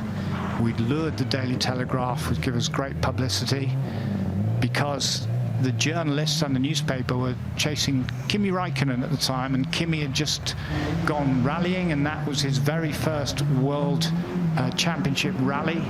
He was in the same event, but he proved elusive. We sat at the Quattro, nearly went off into the forest all on its own there, and then decided to steer back on course. Anyway, we finally caught up with Kimi Räikkönen in Parc Fermé, in an underground garage where he couldn't get away with us, and Tom Carey got his interview. But most importantly, we got some fantastic pictures of us going over Collins Crest in the snow, and that became the lead story, with the colour picture of our car up in the air going over Collins Crest, or the back of the sport pages of the Telegraph, and all online. So our sponsors were very happy. So I was happy, Zav. Yeah, Collins Crest etched in rally folklore. I remember the first time I went to Rally Sweden with some friends. We decided we were going to go to Collins Crest, so we got up early. We were staying, I think it was Vastras, and we made our way and reading off the maps through the forest out onto Frozen Lake. We'd never driven on a Frozen Lake before, and we got right down into the corner, which meant that 10 metres in front of the car was the stage. Got out, got everything on, got the rucksacks, and in the distance we could hear this diesel rattle coming, and it got closer and closer. This is like 5:30 in the morning in Sweden, and the next thing you could hear, the guy handbraked a single-decker AEC bus on the lake into a big backward slide, and the doors slammed open, and out got a load of Norwegians wearing the hats. They were steaming. They were so much fun, but they were steaming. They'd driven all night. Oh dear, Callum McLeod. Callum McLeod makes a mistake. Just as we're talking about handbrake turns of a bus on a frozen lake and Rally Sweden. Off we go.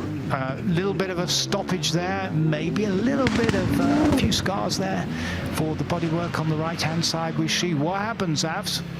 Yeah, well, we run wide a little bit here, but this is part and parcel of where they're talking about slippy and polished, just under braking, just sideways, all parts of it. But manages to gather it up here and into that right-hander that we now know comes down into Salmon Roll. And then as soon as you touch the handbrake, it's so polished. And if you notice, it also confirms your thesis earlier on today that when you hit those beals, the beals don't move. Absolutely right. So Callum and Rory, father and son there, coming a little bit unstuck, but not too much damage done. There might be a few little scars, but nothing that will hurt too much. We can put a bit of an elastoplast on that, no problem at all. As we look at the Audi 200 Quattro, and again another piece of rally history. Looking at the Fiat Mercury 131 that is on the line, and that's a genuine car as rallied by Marco Allen and the BGM team that run that for Dirtfish. One of the collection of cars, so valuable. Well, we'll see if we can see any kind of damage on the right hand side there of the McLeod's car. Sure, it'll be fine. Chris Hellings comes through with Sophie Abdullah alongside him in the little VW, the Jockey Klein VW. Volkswagen at one stage were heavily involved in the British Rally Championship, as was Alistair McRae, who's British Rally Champion, and his son Max, who is here and is driving a collection of those wonderful McRae cars that he's driven in the past. He's hoping to emulate his dad and hoping to emulate his grandfather, who won the British Rally Championship no less than 5 times. That huge rear hulk of a wing is on the Audi Quattro X1.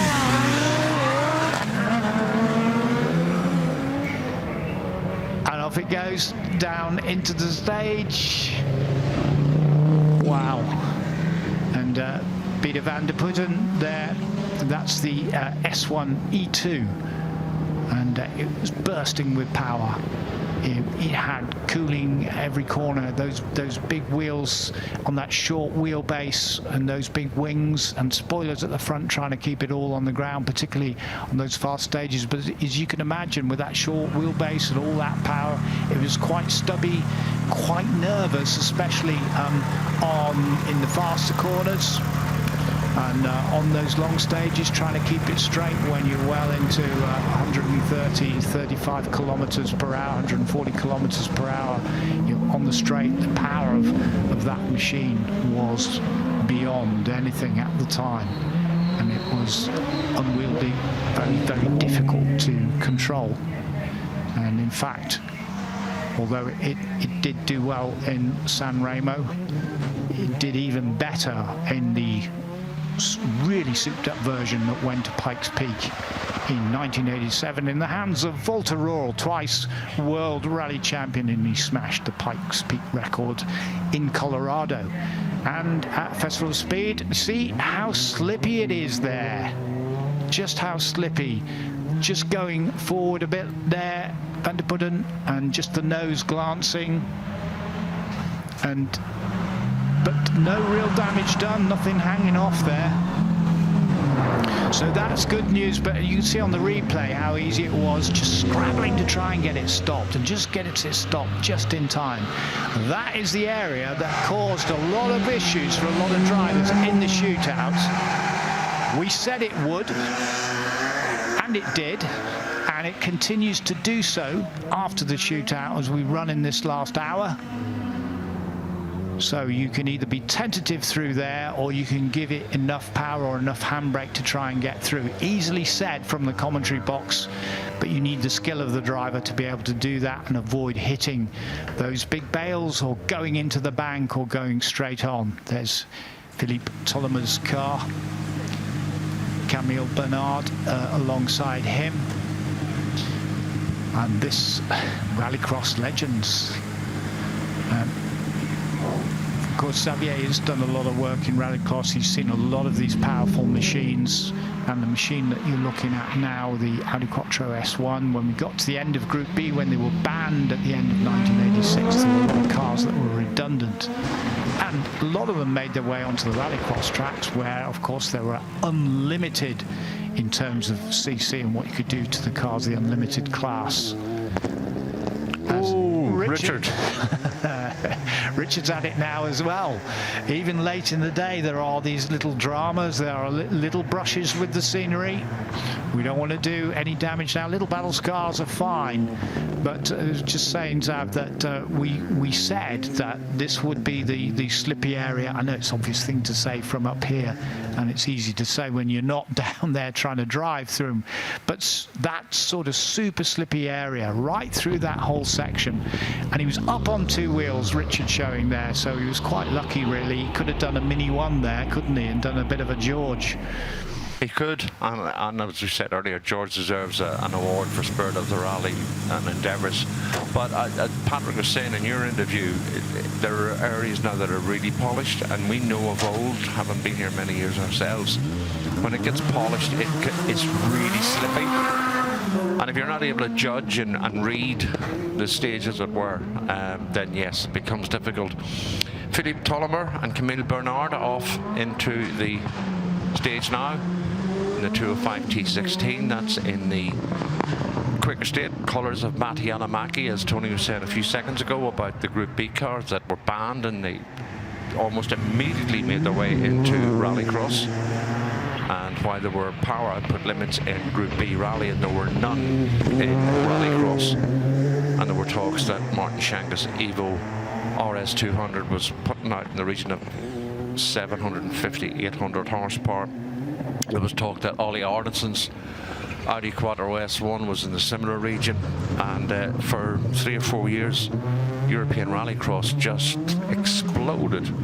And I mean, I still remember, like I said to you before, about the crowds that went to the Rallycross Grand Prix when it used to be at Brands Hatch in early December, and there was upwards of 80 or 90 Rallycross cars there, but so many Group B cars. It was just a fantastic time for the sport in terms of the spectacle and the battles, and Will Gollop versus Martin Shanka and Jan Arthur Everson, Martin Everson, for example, and everybody remembers that distinctive yellow Glomma Pap RS200, and yeah, it was heady days for the sport. Well, all those protrusions from the body of the Dakar Audi, all very necessary. First of all, that extended roof up there. The roof had to be made higher because underneath the driver and the co-driver is a huge length of fuel tank underneath there. Comfort, as much as you can get, is the best thing for desert rallying or desert warfare in their case in Dakar. Going across all those sand dunes, going flat out across the desert, then up into the ridges, sometimes into the mountains on rally raids, down the other side, encountering rocky, rock-strewn paths, then back down into the desert, compact desert, the fesh, the very soft sand that gets into everything, sometimes which can bog the car down and stop up to its axle. You've got to dig it out, get the sand landers out. That can be very, very frustrating and energy sapping, not just for the car but for you as well, sweating away and toiling away in the desert. So that endurance factor in rallying, rally extreme, if you like, when you're doing Dakar, is another part, another branch of the sport where we found a lot of world champions doing well. For example, twice World Rally champion Carlos Sainz Senior, Junior, of course, a great Grand Prix driver in his own right, having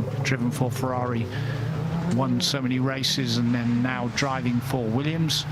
But his dad, and he's very proud of his dad's achievements, having won 4 times on the Dakar, and he's going again in 2027 for something like his 18th or 19th Dakar, I believe it is, at 60. He'll be 64 then, so great effort from him. And looking back at the grey hairs, Ollie O'Donovan did a great job. I think he's in his early 60s, Xavier, but he proved he's no slouch this afternoon in the shootout. Here we go again, slipping and sliding in that slimy section there with all the polished chalk. It may as well be a skating rink. So I've just had the results come through for today's runs. And in terms of the overall leadership, Tom Williams is leading so far on a total of 7 minutes, 37.2 seconds. 1.3 seconds behind is Patrick O'Donovan. Patrick has moved up from 3rd to 2nd. And he is 1.3 seconds behind Tom Williams. And 0.6 of a second back in 3rd is James Williams. Oh my goodness. So 2 seconds covers the top 3. Tomorrow is going to be some fun. I'm going to go now, Tony, and book my seat in the grandstand. Yeah. Because it's going to be epic. It really is. Yeah. What a battle. Oh, that's going to be awesome. Absolutely awesome. We look forward to that.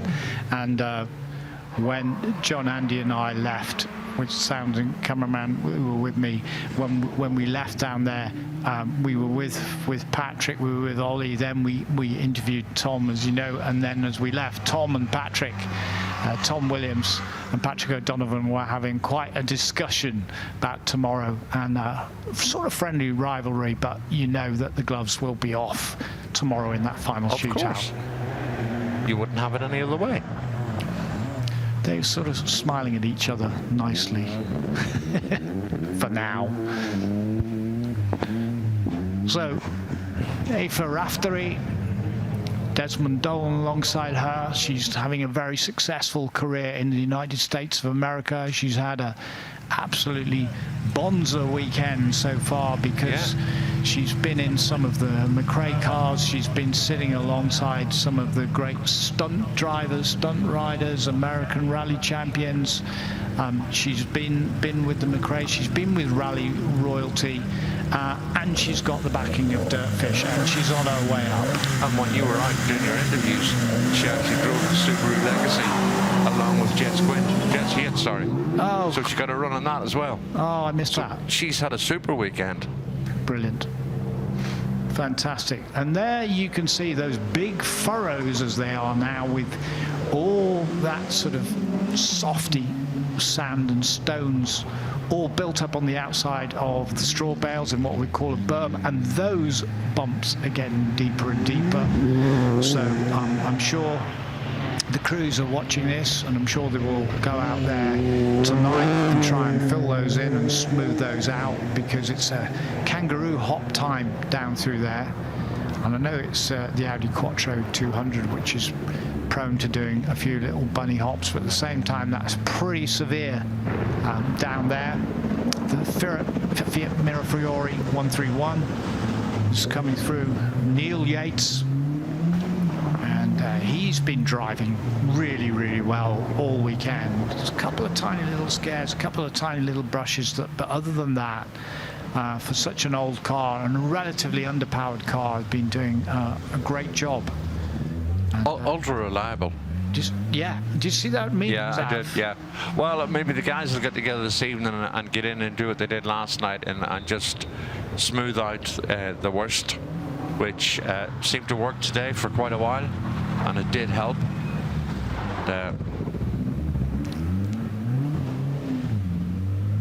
Yeah, so that's that section. Well done by Neil there as it goes through. And it was Rory and Callum McLeod who we saw having a little bit of an off and a little bit of a stop as they had a brush down in that slippery section. And a brush with not just the bank but also the big straw bales down there, but they came out of it okay. Can't see just a tiny little bit of damage on the right rear, and off they're going again. So Rory's driving this time, Callum is alongside. Let's see what they can do. Oh, nicely avoid it, keep it in the furrows down there, through Middleford-Diddle, down through Hopkirk and on through Clark and down towards Torini. Other great names, and that's echoes of Monte Carlo Rally. Col de Torini, what a pass that is. What a stage that is on the Monte Carlo Rally. Fireworks, isn't it? Fireworks at night with all the spectators who are out there the day before, camping with their little trucks and motorhomes, setting up their vantage points. Monte Carlo Rally has its following, the Italians, the French, they're all out there. Atmospheric, unbelievable. Yeah, an amazing experience. Rory McLeod in the Toyota Yaris Rally 2. Of course, first a lot of these come in via Melvin Evans Motorsport, and Melvin running a couple of them. One for his son, the likes of Chris Ingram, William Crichton. This one still carrying Melvin's livery on the sun visor. McLeods have done really well in this over the last few days. Getting to grips with it, getting to understand how it handles and turns. We have George Lepley, George and James now out together. We have the Fiat 131. Josie Rimmer's going to be out on that with Steve Hendy. Peter van der Putten and Yannick Poors are going to be out as well, as is Jan Fons and Ronaldo Shreve.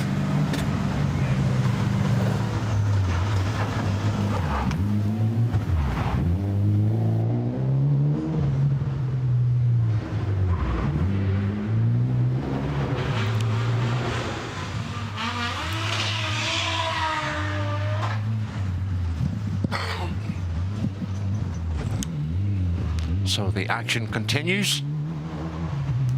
Looks like we still have people lining up to have a go at the stage, which is good. That's Tim Mangan and Daniel Barrow.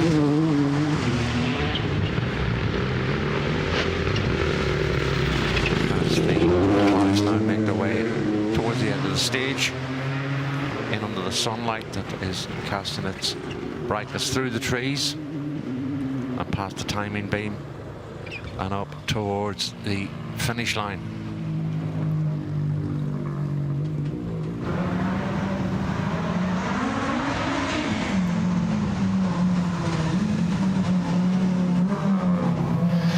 Well, that it's been a great day as we get to the last few cars coming through. Really enjoyed it. Certainly enjoyed that shootout. So excited. Both of us were really on the edge of the seat, weren't we? Imagine what it was like for the spectators. Hopefully they could hear what was going on and understand the times as they were tumbling and the battle that was going on out front. But you've had everything, because we've had the little mini going through, haven't we? Stig Blomqvist, the day after his 80th birthday celebrations, on the show stage up here. Half a spin for Van der Putten. And I think he was just going quite slowly there. That's what happens when you lose that little bit of concentration, come off at about 70%, I would say. And he was just going round, rather than when you're really on it and with the action, it's easy to lose that bit of concentration.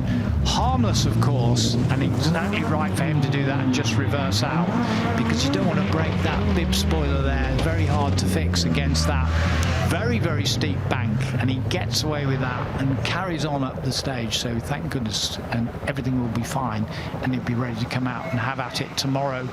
And again, such a valuable, almost priceless car and piece of history like that, to go round the rally stages as they do, and for us to see a car that was an ex-Marco Allen car in the Alitalia colours is absolutely fantastic. And I think, is that Josie Rimmer driving?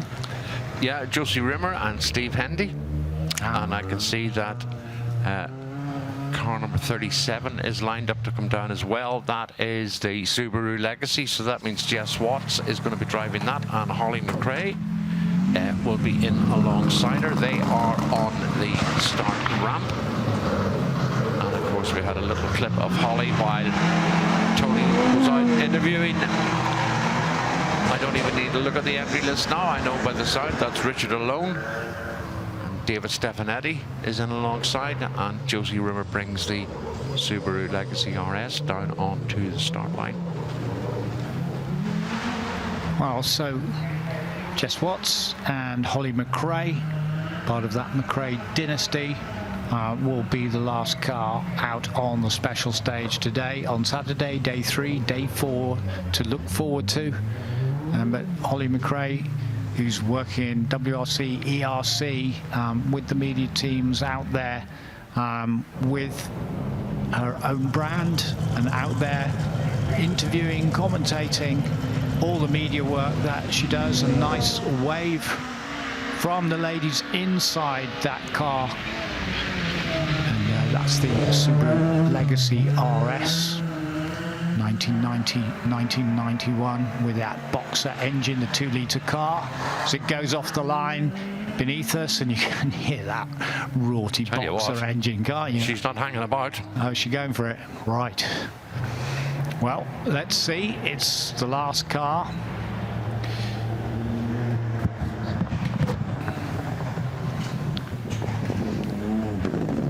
So we will see how they get on. The girls in that car, Jess Watts and Holly McRae, as they make their way through the special stage. And that's thrilling for them and thrilling for us, because it's McRae dynasty at its very, very best. After he cut his teeth and won Make Championships, even his little Vauxhall Nova, and getting through, catching the attention of everybody and getting into the Subaru team, as he did, and Colin McRae becoming the incredible magician that he was behind the wheel and winning those 25 World Rally Championships. And there you are.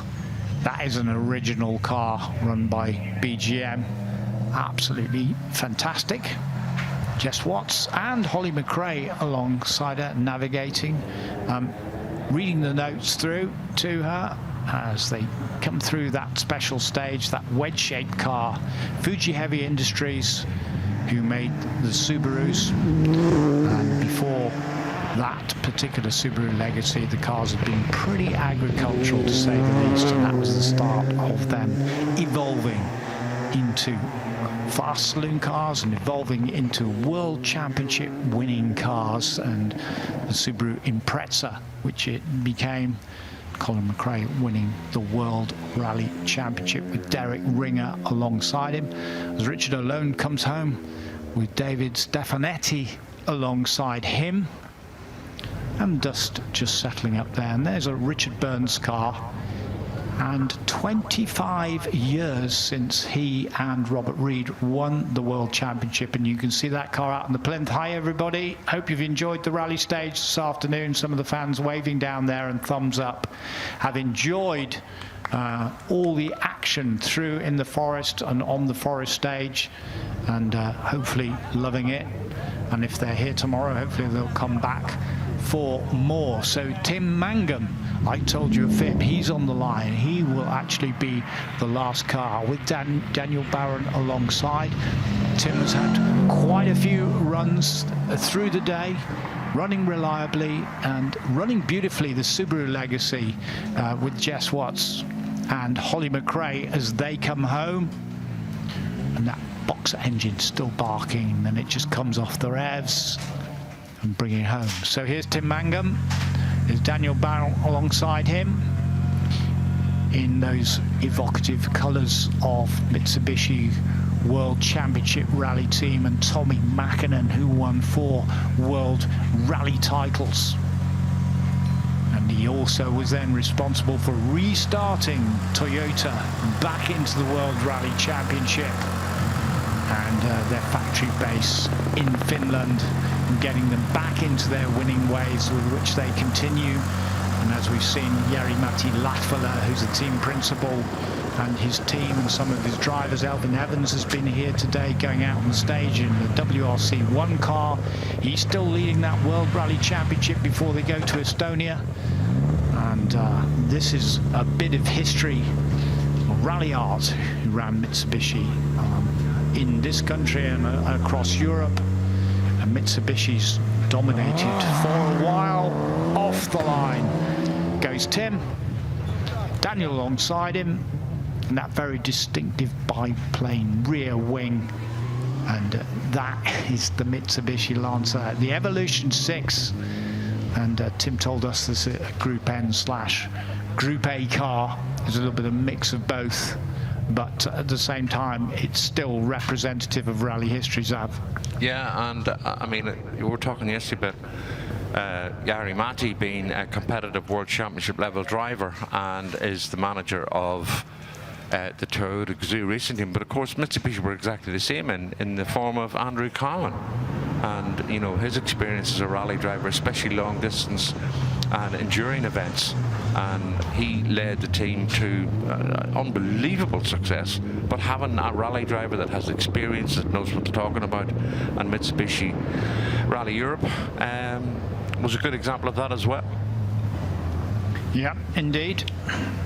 So as Tim goes through, it's also a good time to say thank you to all the marshals, and particularly the medical teams today, this morning, who were absolutely stupendous, settling a situation.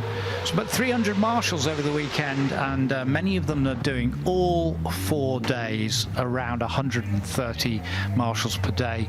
Southern Car Club, of which I am very honoured to be the president, Worksop and District Motor Club, Buccaneers Motor Club, Redditch and District Motor Club, Falcon Motor Club, Farnborough and District Motor Club, who are on Neighbourly Club, Southsea Motor Club, Bognor Regis Motor Club, not that far away from here, Maidstone and Mid-Kent Motor Club, Craven Motor Club, Plymouth Motor Club, Scottish Sporting Drivers Club, Borders Motor Club, Matlock Motor Club and Newcastle Motor Club. Genuinely thank you on behalf of all the competitors and the organisers. Thank you on behalf of Goodwood to all of you, because it wouldn't happen otherwise. And thank you very much to all the officials. We will of course thank them tomorrow, but thank you very much indeed to the clerk of the course, Michael Weeks, and all his team in there. And there's so many, but we will mention you all tomorrow. What we will do is remind you that we've had a brilliant shootout today on day 3. Xavier has taken you through the top 3. We'll come to that final shootout on Sunday on day 4 of the Forest Rally Stage with just 2 seconds between the top 3. It's nothing. It's going to be a sensational contest. And whether they're competing in the shootout or they're doing demonstrations down the road, the whole history of rallying is here for you to feast on, and we look forward to telling you all about it tomorrow here at the Forest Rally Stage on Goodwood Festival of Speed. So from Xavier McCartan and myself and all the production team and all the boys and girls that are working so hard here to bring you all these pictures and the wonderful stories from the rally stage, good afternoon.